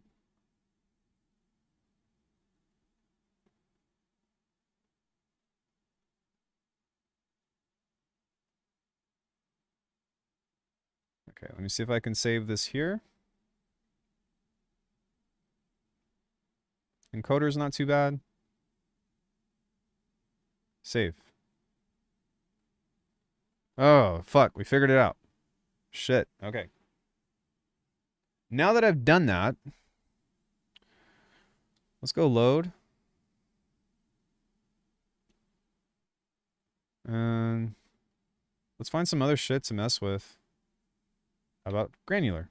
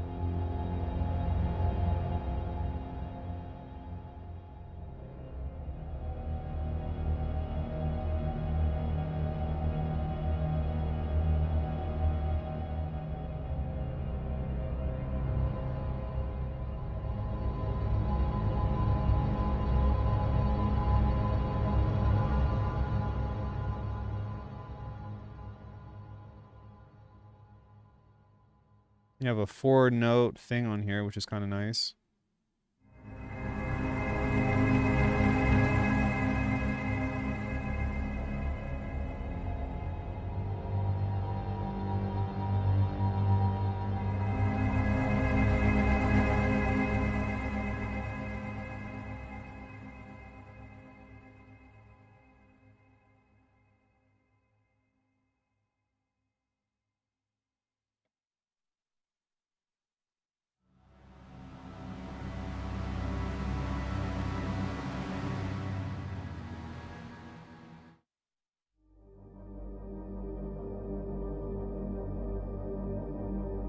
Five. Well, six. Six effects. So you have 5 effects here. And then on the filters, there's a digiformer. And with this, you've got drive, gain, comb, bit crusher, ring mod, filter types, bandpass, notch, and formant.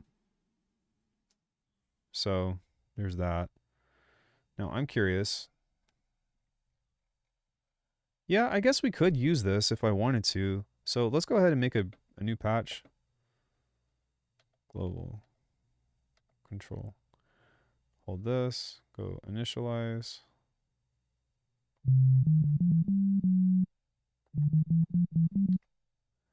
You can DI everything. You could what?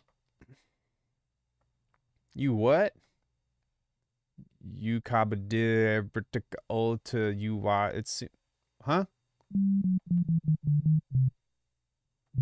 Do everything. I'm sorry.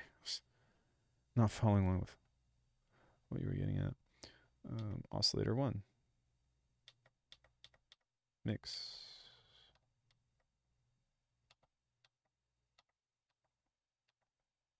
Oscillator 1. What did I just do? Initialize. Okay. Waveform. Wavetable.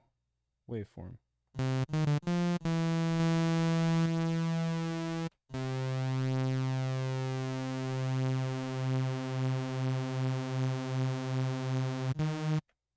Pads. Presets. Got it. Okay.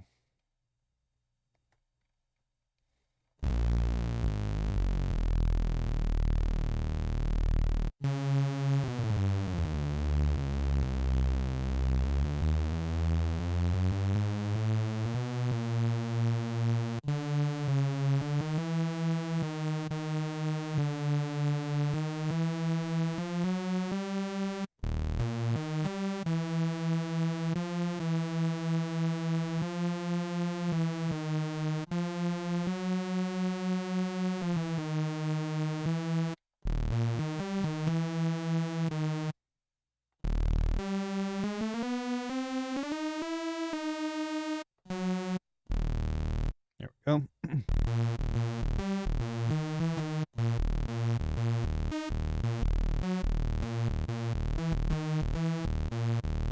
Sweet. Okay, so we're getting the hang of it now.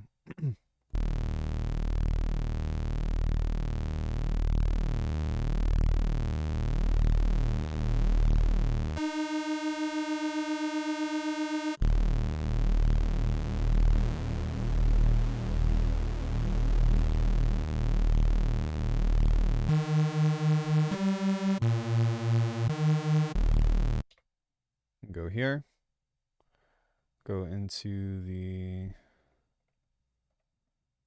drive.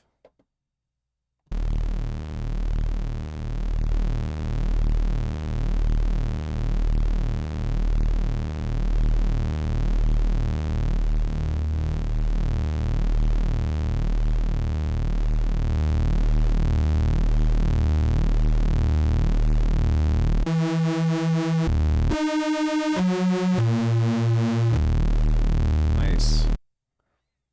Flanger.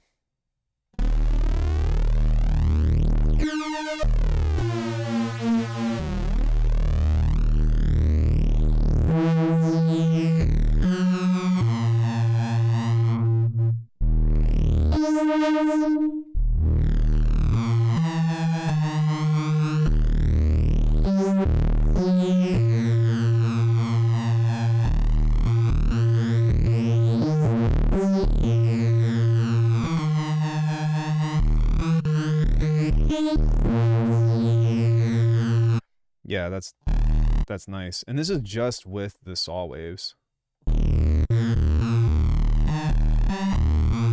Having 8 pads is kind of rough, but I'm glad that it at least gives me something that I can trigger this with.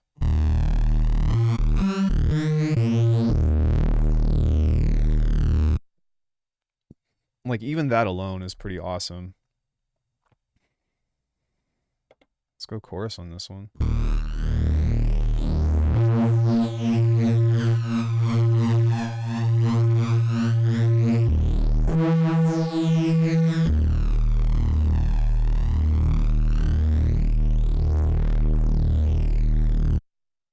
This, we can give this just a little bit of a high cut. I'd say more like Serum.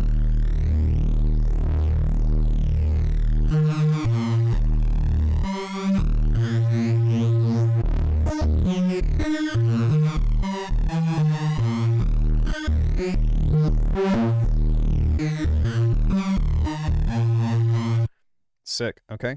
So effect 4. What else can we add to this? Tremolo, chorus phase, or delay. Maybe we can do like a really short delay.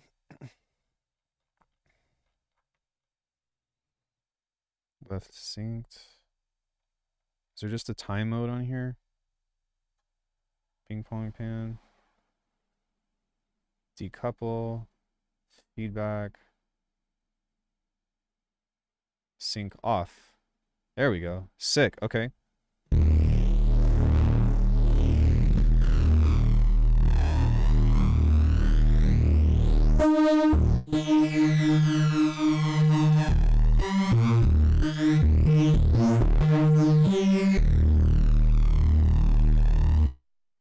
Then we have to have an EQ on this. It's just kind of one of those things that you know what I mean?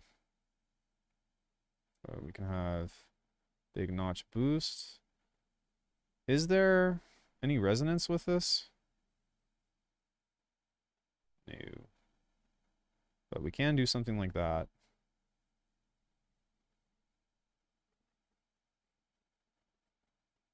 Touch that.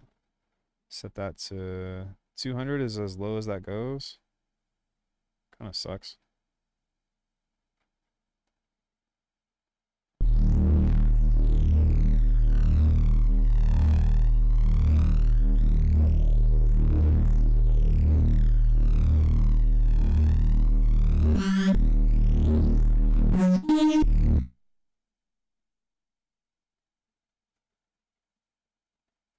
Go here, we can set that to our LFO. LFO1, amount, frequency shift, slot 1. Oh, we can copy that and then send it to something else. That's really cool.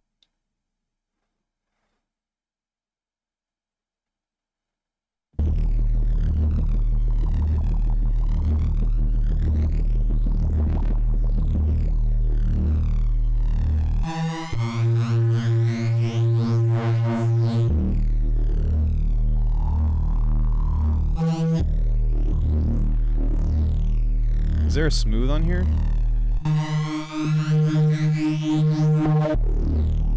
There is. There's a smooth random. Sick. There's also a ramp random.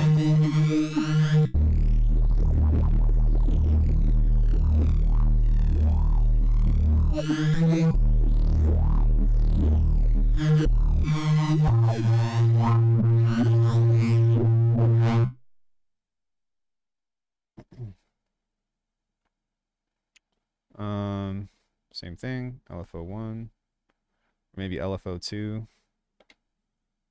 Go back here. Yeah, this isn't, it's not too difficult to program. There's a lot of menu diving.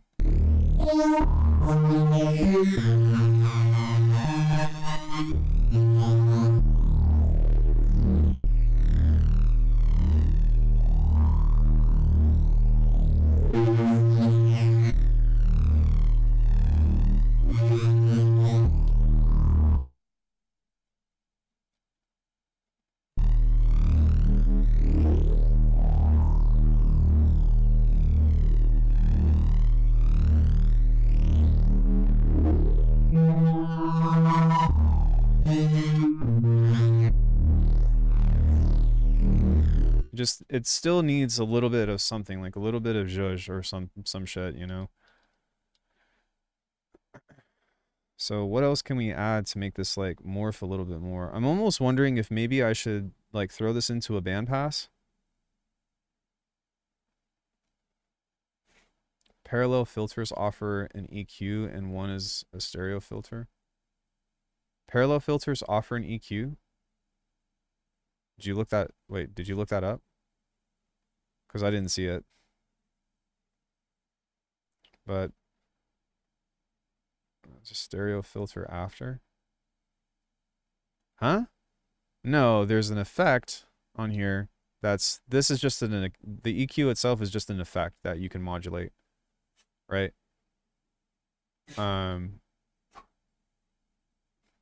That's kind of just like the thing itself. However, there's one filter or two filters rather, that's a stereo filter, but they both have to, well, you can route it like this or like this. So, but these both have to be in parallel.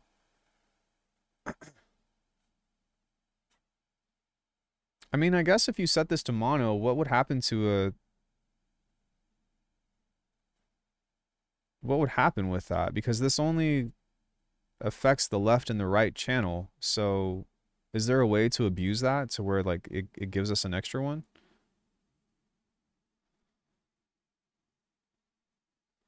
Sorry, I thought you were saying that there's an EQ in here and I was like, what? Where? But no, it's just, wait, here's a bandpass. What the fuck? Filter pan. Wait. Oh my god. Okay, this is all right. No, we're good. I can just use this as the bandpass for the first filter, and then I can have a parallel high pass filter. Yeah. Okay. So those can be independent. So we can do this and we can mod that. Yeah, this is fine. This is fine.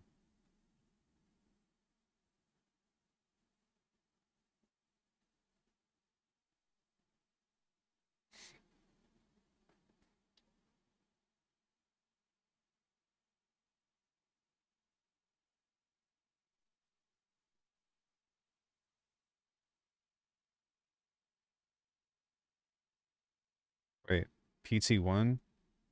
What is PT2? Yeah, we haven't even gotten into like the other shit. I've really just been trying to like master the effects first. So filter one cutoff. We'll set that to like 24.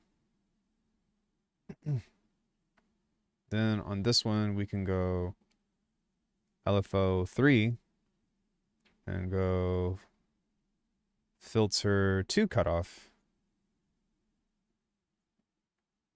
and set that to move upwards a bit, or maybe even move downwards a bit. So now we can actually utilize this to create both a bandpass, a high pass, and a notch. So if we go back into the filters here, here's filter 1 that we can set at a low amount with a little bit of resonance, right? Then on filter 2, we can set this to be high pass. Oops. It's a shame that there's no notch, but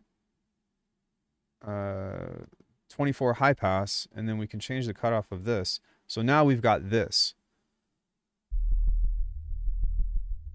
right? So if we go to the LFOs here, that's way too fast.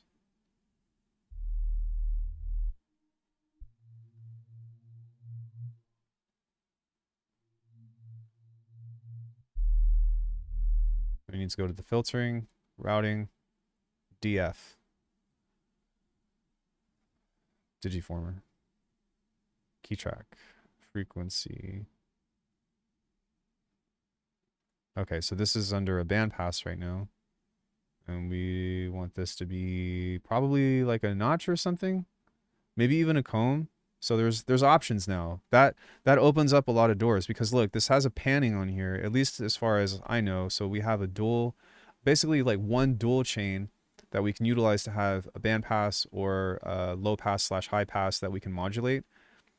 But I'm curious as to whether or not you can set the routing here to do different stuff. So effects routing, 2 plus 3, or 1 to 2 plus 2. So like, let's see what this looks like. 5 serial. Okay, so you can't route this independently to other modulators. So I think that's probably okay. But it would be nice if you could like have the chorus and the flanger and the delay like just on filter 2 or something. You know what I mean? And not only that, but there's also other oscillators here that we can also utilize. I don't know if it takes up how many voices it takes up, but that would be something to figure out. So we can actually stack other modulators or like other sounds into this. We start with this that has, you know, a single patch with the warping or whatever. But then when you get into the filters here, the digifilter 1, that's in the center. The filter 2 is also in the center. And so because of that, they're running in parallel.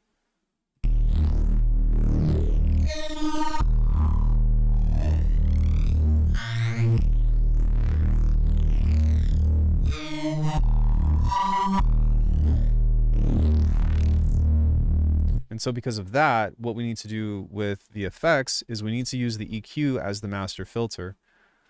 So on this, the master low pass rather.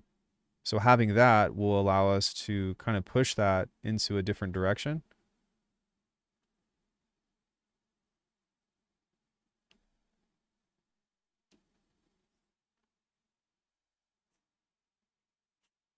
Right? Can this be modulated though?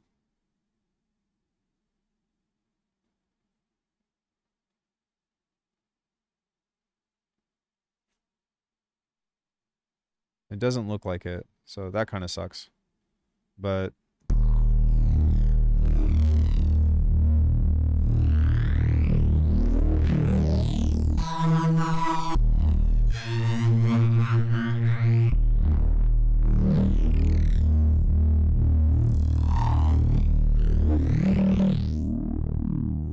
I'm going to back off of some of this other stuff a bit.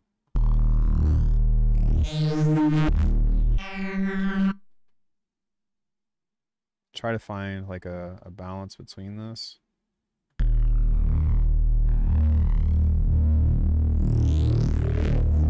There we go.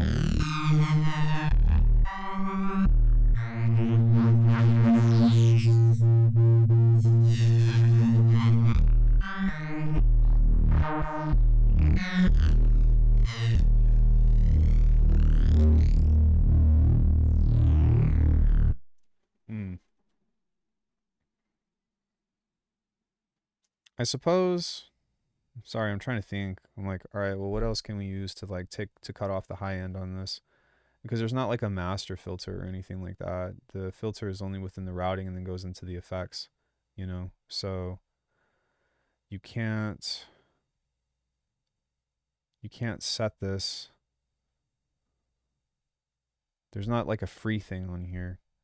Oscillator 1 destination. What is VCA?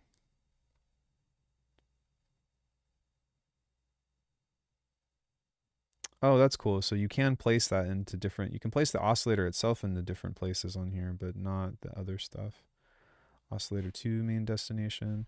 There's also a built-in ring mod on here, so that could be useful.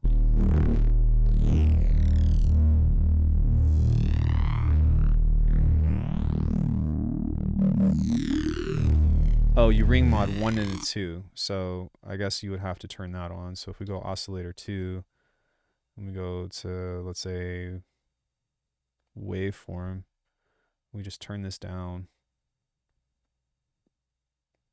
Control, pots, patch, mod source, global, master, voices, single split layered, levels. There's also unison right there, which is also interesting.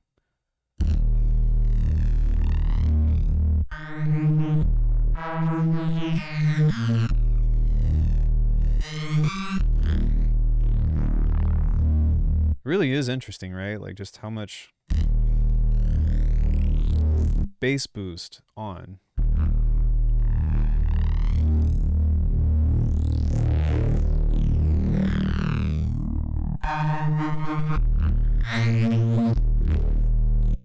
Is there any way to control this? Like, what is...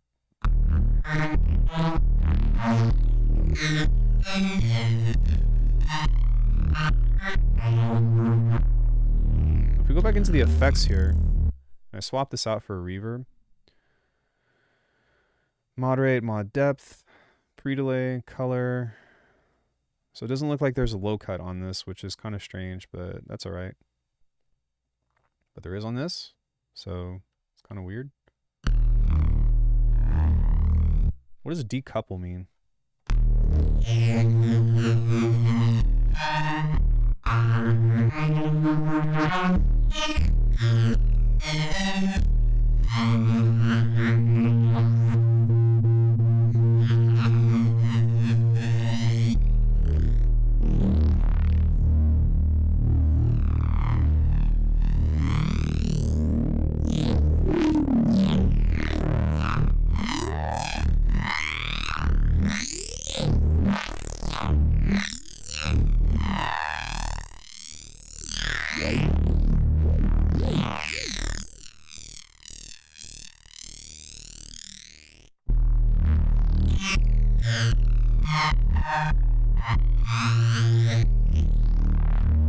Oh, voltage controlled amplifier. Okay.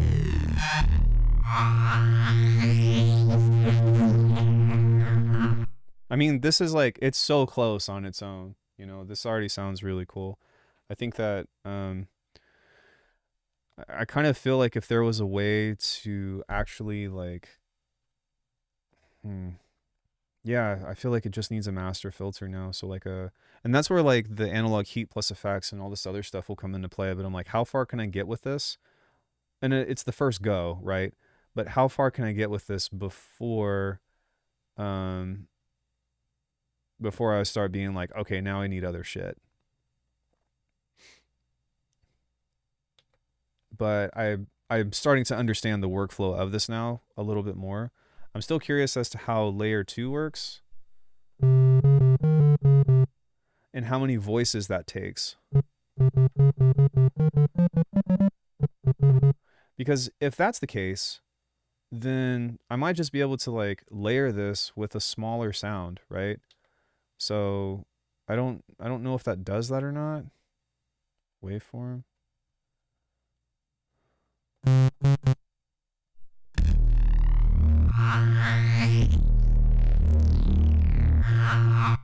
So here's layer 2.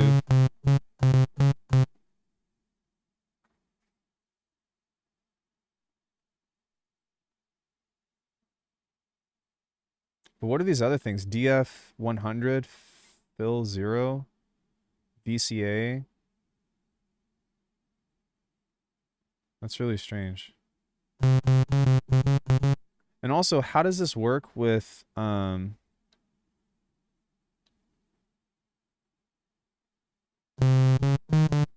that's cool. Okay.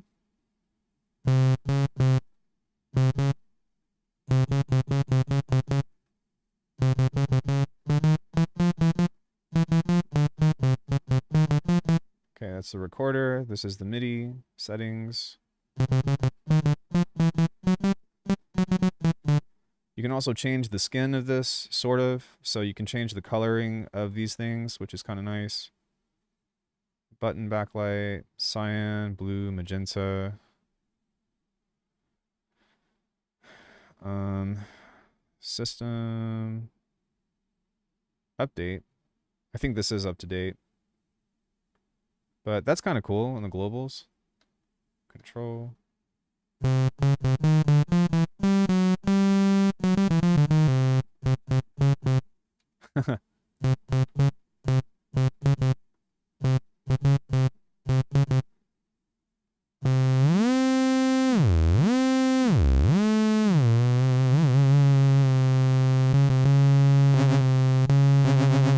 Oh, sick.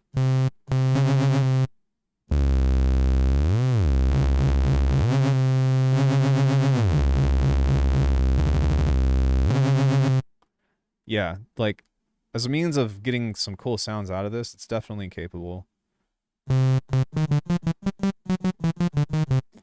I guess I'll have to figure out how that layer 2 thing works later.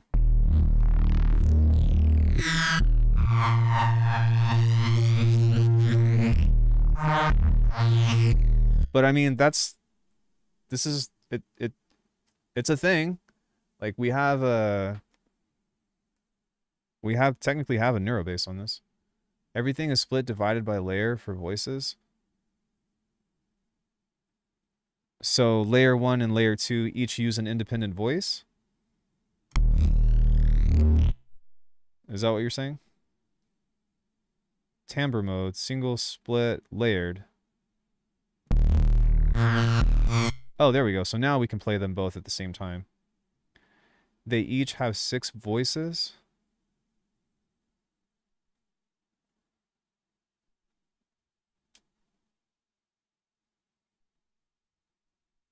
Each has 6 voices. Right, but when it comes into, like, if I play a single note on, let's say, like, layered, does that take up 2 voices? Or does that take up 1 voice per layer? That's what I'm wondering.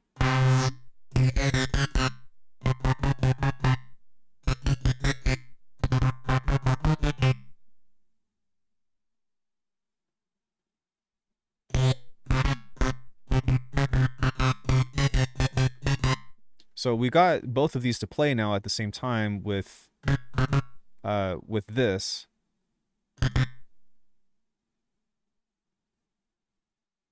With the mixing thing.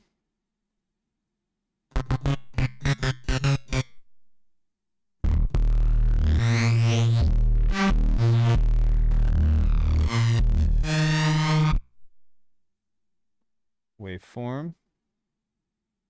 No.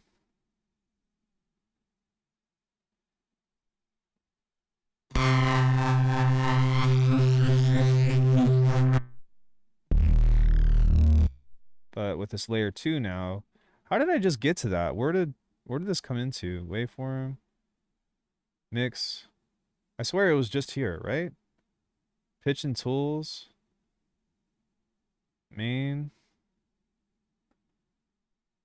Where was that menu? You can use full keyboard and play chords? Yeah. It's a polyphonic synth. Master? Was it the master? Set that to 8 voices.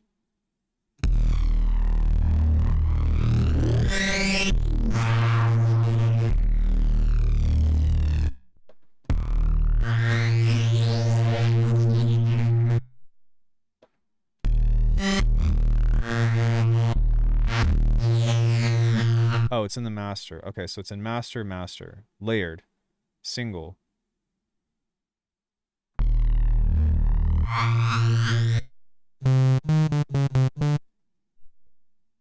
I wish it would tell me like how many voices are being used while I'm working on this, so that way I could...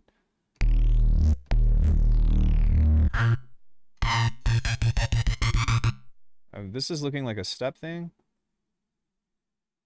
Oh, voices in main.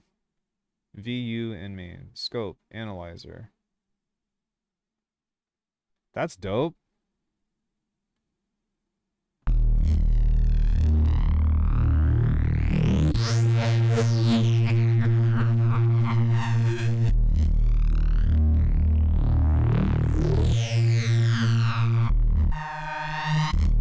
Okay.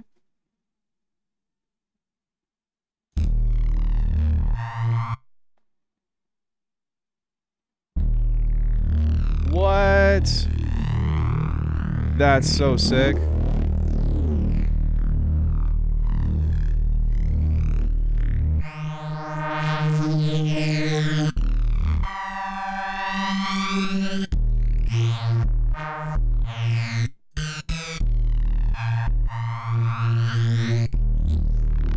Alright, so if we go back to control, we go to pads.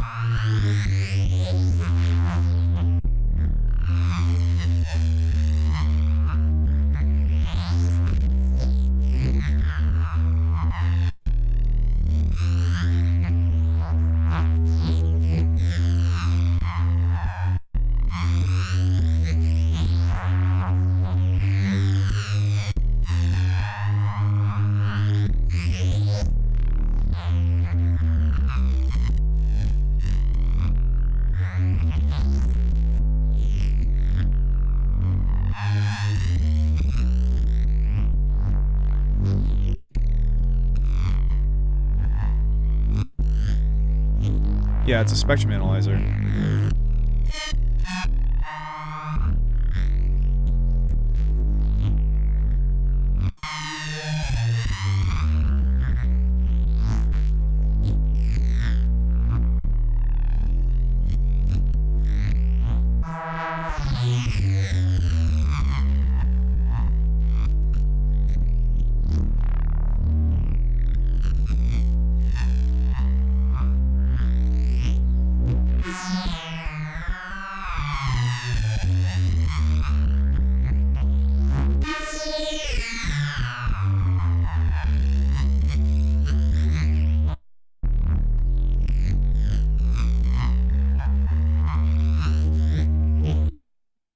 Now, can I save this? Save. F. Fridge. Sweet.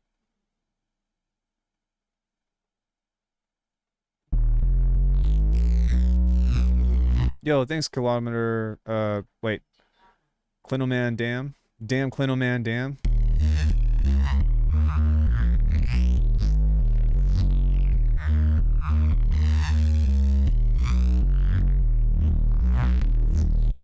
So on this, can I change the octave?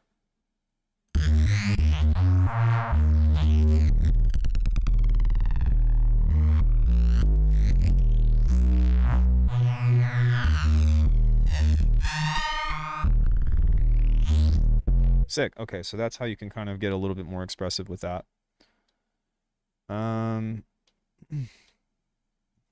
Yeah, so back to this.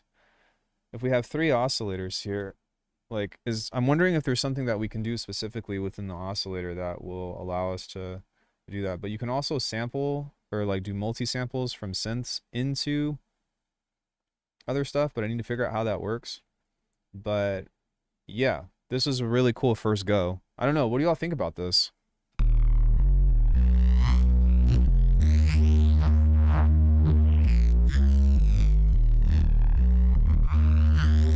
Like, even if I have a master filter on the analog heat plus effects, like, this should be more than plenty to be able to make, like, some crazy fucking basses with or something. One thing, actually, one thing that I do want to see is let me save this. It could definitely Reese. We'll call this bass 2. Bass 2, return. Return. Was there... Oh, that did save. Okay, sick. Where am I? Alckemy. Awesome.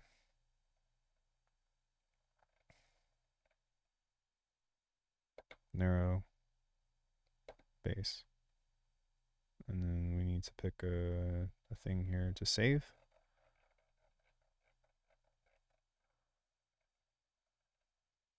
Bass 1.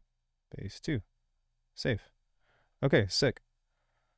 Very cool indeed. I was about to ask the same about the FM capabilities.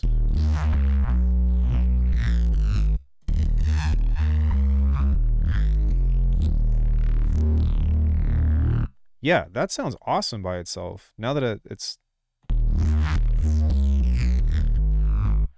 let me do one more thing, if you don't mind. Let me try to turn another oscillator on.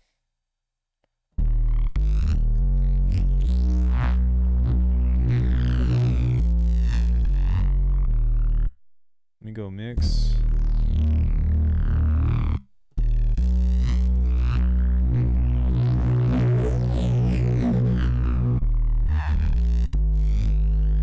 And then let me go back to the waveform here. And you can even use like a particle or like a resonator or something, you know what I mean? To, oh, sorry, particle is the granular engine. We can use kernels as an FM source. Custom, center. This looks like it's off.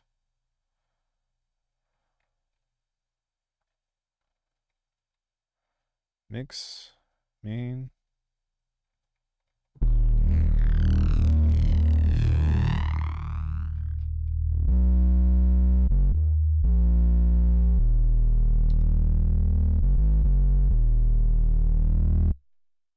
Go edit, kernel 1 to kernel 2.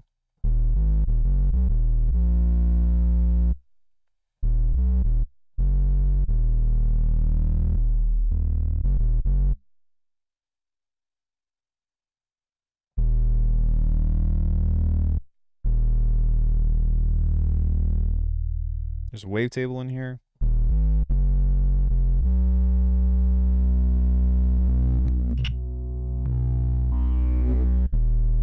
Oh my god, is there a partial maker in this?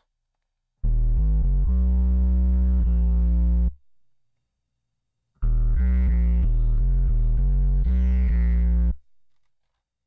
gonna lose my shit if there is.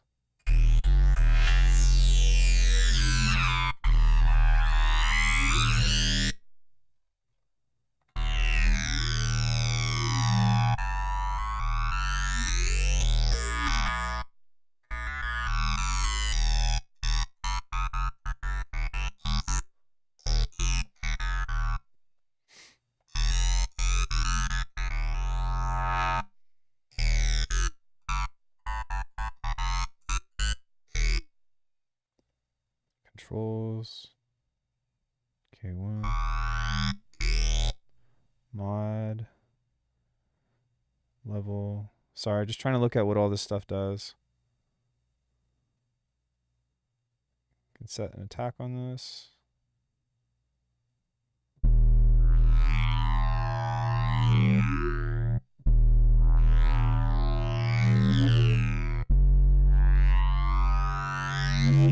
So I guess that's where this will come into play, because on the master here you can go into voices and you can change this to unison 2.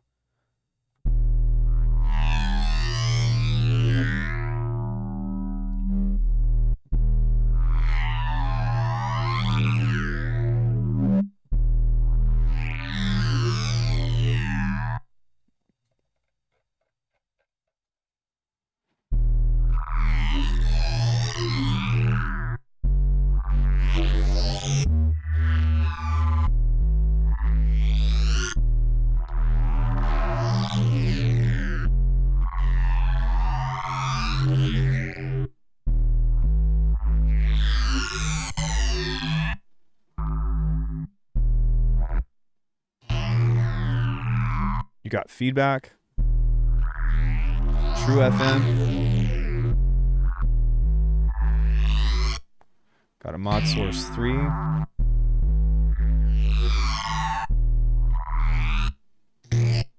Crazy. This is a very deep FM synth. Holy shit.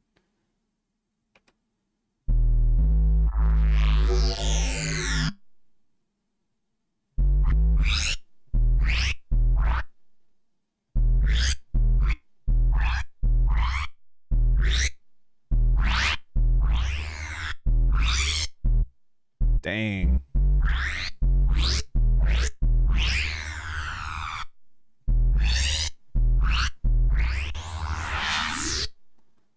Still trying to find my way back to the patch controls that had the initial thing on there.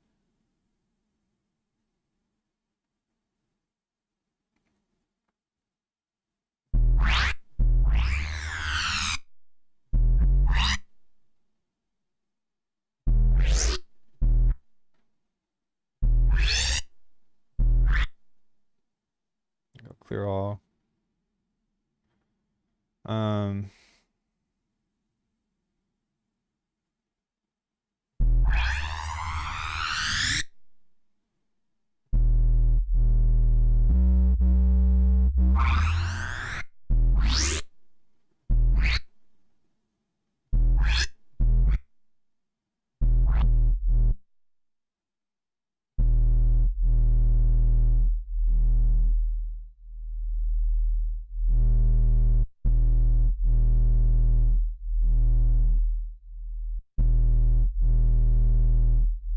Yeah, I'm still trying to figure out like how to get this to work and stuff, but as you can tell, like there's a bunch of cool shit that you can kind of unfold within this. I think it's nice, to just like spend some time within a synth like this and I'm not making music, but when I get all this shit figured out, like I think that it's going to pay off.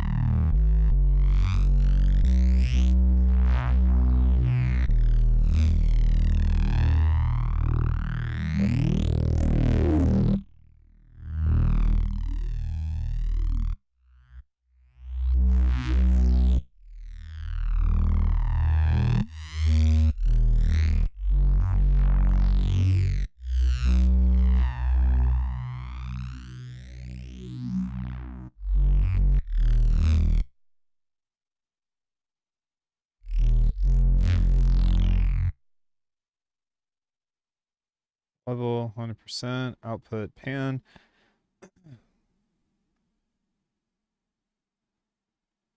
Oh, okay.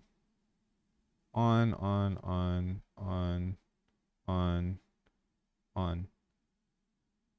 Okay, so if we go to the patch here though,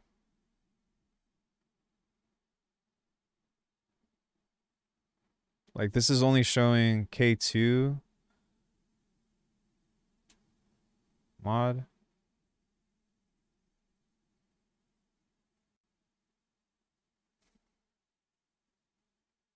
Okay, mod source 1, true feedback to K2. No. K1, mod source 2, true FM, phase FM.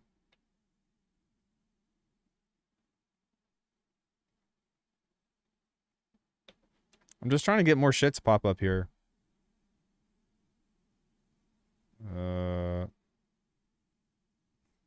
Because all of these are on, but it's only showing K.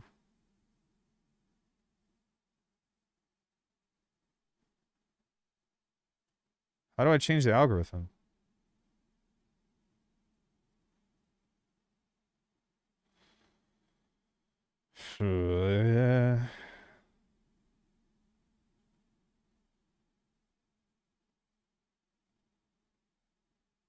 Out, on.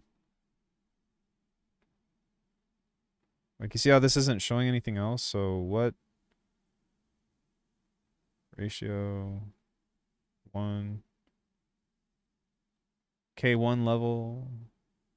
It's like, what? Okay. Kernels.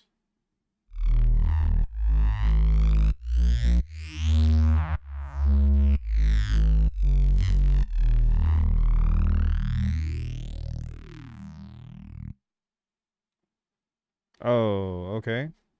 So it needs to go out, out, out, out. I see. So you can have an output for this, but it looks like whenever you... Yeah. Okay. So now when we get into this, we can set up the mod here that changes this. Oh my God.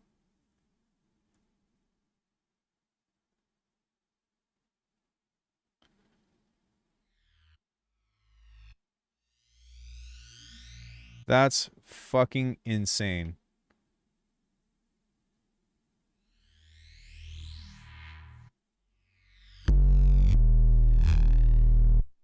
So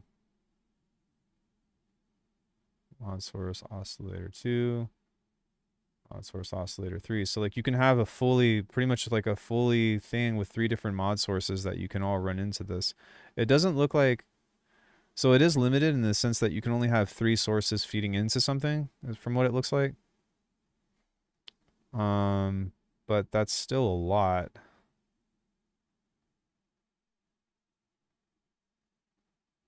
So you got this true feedback FM thing or whatever that you kind of have going on. Yeah. Yikes.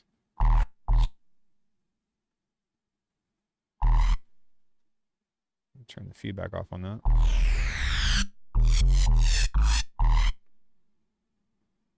So we really only want one out on this.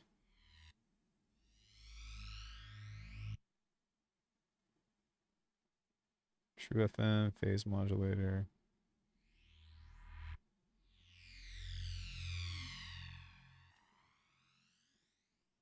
But even still, like the fact that you can at least run a 4 to 6 thing operator, like that's more than plenty for this. You can run all 6, but you can't route them.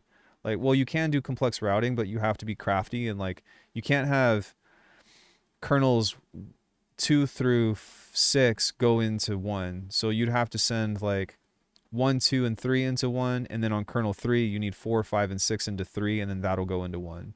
Does that make sense? So if I have this set up, we can do 4, 5, and 6 now being routed into that. See what I mean? But all of this is going into, these two are feeding into this one or feeding into this one. But you can't see kernel 3, which is kind of weird.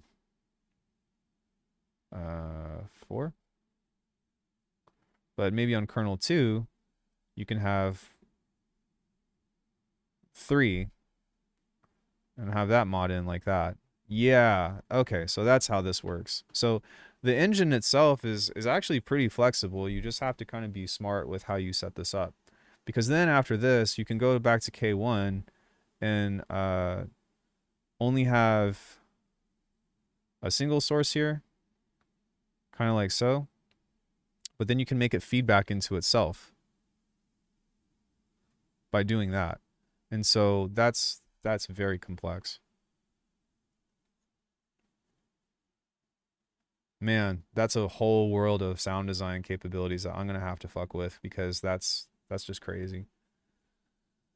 And then going into this, like I said, it's kind of a lot of menus and stuff. But looking at how to set the levels up and all that, like I think what we would do is we would go into the patching and figure out the matrix first, and then we would go in and start to tweak all this other stuff because all of these levels are set to be extremely high. So if we were to back off of that just a little bit, or maybe like a lot, rather. That's why the patch seems so feedbacky. Maybe on 1, we can set that to 100 and set that one to out. She's hungry. Some layer 1 still. Yeah, and that's within the kernels. We go master and we set that back to this. I want to hear what this sounds like on its own. Right. Okay. So oscillator 2 kernels. Timbre. We can give this an envelope. Yeah. Okay, I've got it figured out. So check this out. Right? And then on this, we can have independent multi-stage envelopes. Well, kind of multi-stage, I guess. Maybe, is this quad? I'm trying to see if this is a level scale. Linear, quad, dB, quad. Okay, so it's not a multi-stage envelope, but I'm pretty sure that you can assign one to this, to the level. So if you go here, mod targets, add, amp envelope. So that's cool. I think it remembers the last thing that you touched. Wait, maybe not. Filter 1, filter 2, targets, free. Does this mean that you can like make whatever you want? Yeah, so I still have a lot to learn with this, obviously, but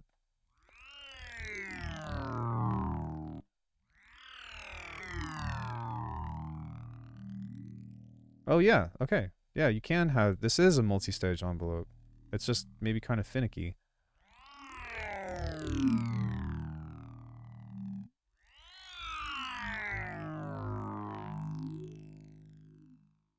It's like a dual.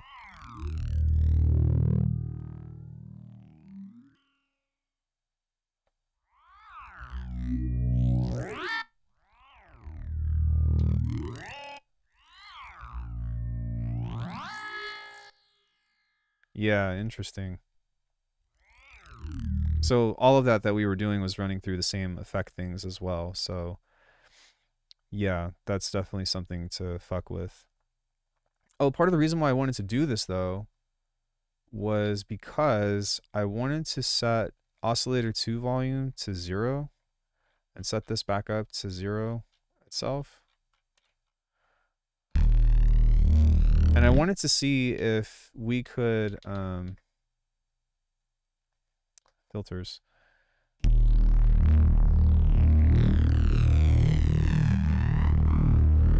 Oh, so you can only go from 1 to 2 or 2 to 3. Okay. So what we'd have to do then is the opposite. Sorry guys, just trying to figure out how this shit works. So we can set this up to be 0. I just did the wrong thing. Sorry.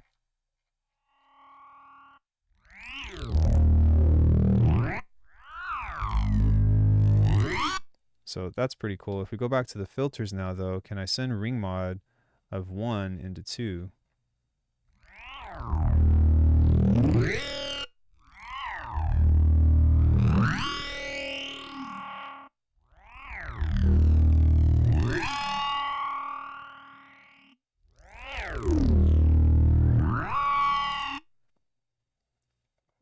What do these mean? DF50, whatever. Let's just see what it does.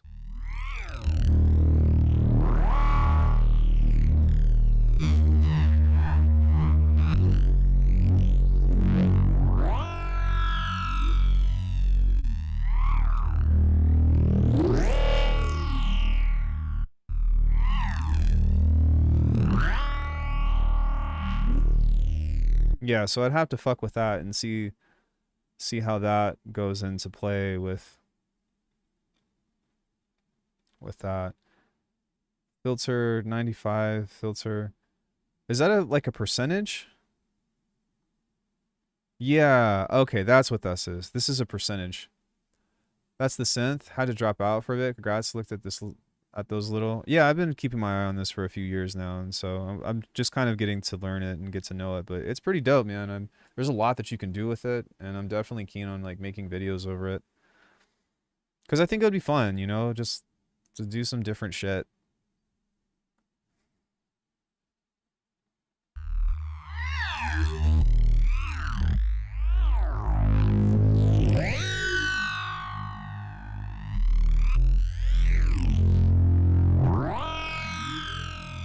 That's pretty sick. Should probably save that. Yeah, it's cool. We're already kind of getting into, and that's nice too. Like I don't have to start over completely. I can just modify the patch and then save that. That's really nice. Save. Cool. Does anybody have any questions about anything?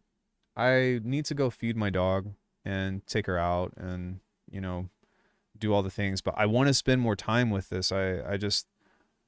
I need, yeah, we'll definitely pick this up on Friday where we'll be doing some more iridium figuring out and all that. But dude, like, guys, just imagine whenever I have this set up with the pedals, set up with the analog heat, set up into the Bitwig Connect, set up with Bitwig itself. I'm going to lose my fucking mind.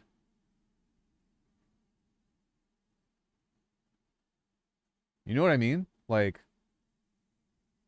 I'm thrilled. It's going to be insane. Absolutely insane.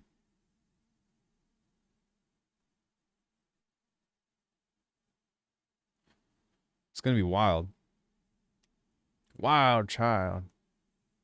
I do need to return this guy. I think, because I don't think that this is working, unfortunately. Or maybe I just haven't set this up correctly within the back of the Connect, but there's that. Yo, what's up, man? Dude, I have so many new toys. I'm done shopping for quite a while, but this was the last, so yeah. I've got I've got a full studio. It's still a bedroom, technically, but pretty much a full studio of stuff. That's what they all say. Well, I think that I have my needs of like hardware met, you know? Looks fire. Could you go over the new setup, please? Well, it's still a work in progress. Actually, there's one more thing that is on the way, but somebody, like a company, is sending it to me, and I'm not going to tell you what it is. But we have. Let me just like pull this off, and I'll just go over with all of the shit that I have. Well, we did make music today too, you know? So like I made a little bit of beat, like I made some beats, and then we got this, opened this up, and then did all that. But we have the Oxy One here. It's my second monitor. Bitwig Connect, Zoya pedal, Microcosm, Waldorf Iridium core, Analog Heat, Digitac 2, Digitone 2. And this is probably enough, more than enough to last me a lifetime. A new webcam as well. So that way all the hardware stuff that we do on here can actually be like recorded, and there's actually that, which is kind of nice. But is this on? Yeah, it's on. Yeah, so as a means of like a quote unquote DAW setup. Oh, we also have the iPad, but like I said, I'm done shopping for a bit, for years to come. I splurged for a reason, but well, this is my first time messing with the synth. I think that there's a lot to get into with it, and it's really nice that I can just like flip this on, and I could even like leave my DAW off if I wanted to. I just need a way to get sound into this, which I can set that up. And then I can just do patches, you know what I mean? So in theory, with the Bitwig Connect, I think that if I'm not mistaken, I can just turn this on and turn on monitoring like this. And so I don't even have to like have the DAW open, you know? That's pretty sick, especially when I get into like drum design, which we'll probably do that on Friday, of like figuring that whole thing out. We haven't even checked out the partials editor or anything. The resonator, I think. I think the resonator is the additive synth, if I'm not mistaken. But yeah, like I need to read the fucking manual, because there's just so much shit in this that I'm just like, holy fuck. That's a lot. The other thing that I need to figure out though is that this is in mono as of now. And so I would like to get this into a stereo input. Yeah, it has two inputs. So you can record stuff into this and then use it as granular or change it into a wavetable. I think that this also has internal resampling as well. So if I were to like, if I go oscillator 3, I don't know how to do it yet, but we're going to figure it out before I go. Samples, inactive, live resampler, actions, edit, live, close, samples, oscillator 1, live granular, Maybe it's in master. No, perform. There's a way to do it. I just don't know how yet. Edit. Close. Actions. Add.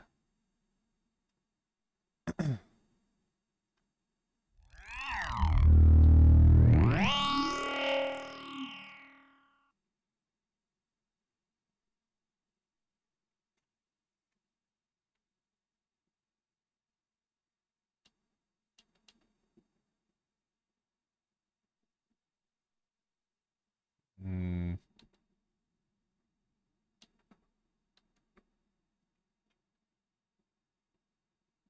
fuck. Yeah, I don't know yet.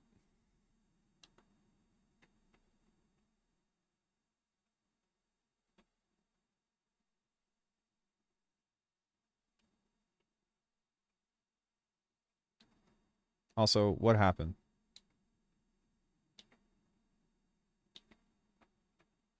But yeah, there's a way to do it internally. I don't think that like you have to route the interns into the like the outputs and back into the inputs. Does it have CV and gate out? Yes. Here's the back. So CV, clock, MIDI, two LR in, LR out, headphones, micro SD. This says computer, but this doesn't actually have sound over USB. Uh, Controller, that's really nice.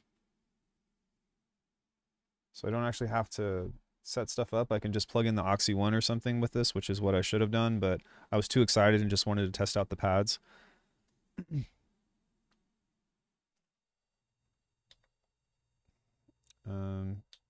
But yeah, I don't know how to selected sample. I don't really know how to navigate this yet, so there's still things to do. I set up lots of creative possibilities, good stuff. Well, yeah, man, even like thinking about getting stuff into the Iridium core and like into the Digitact, you know, it's not as efficient, of course, as like the iPad, but at the same time, this is at least physical, and it has a touchscreen and it has like all of these other things. Like this is a synth that the iPad is missing. The iPad does not have a killer synth, and I don't know if it ever will. And that's kind of my thing.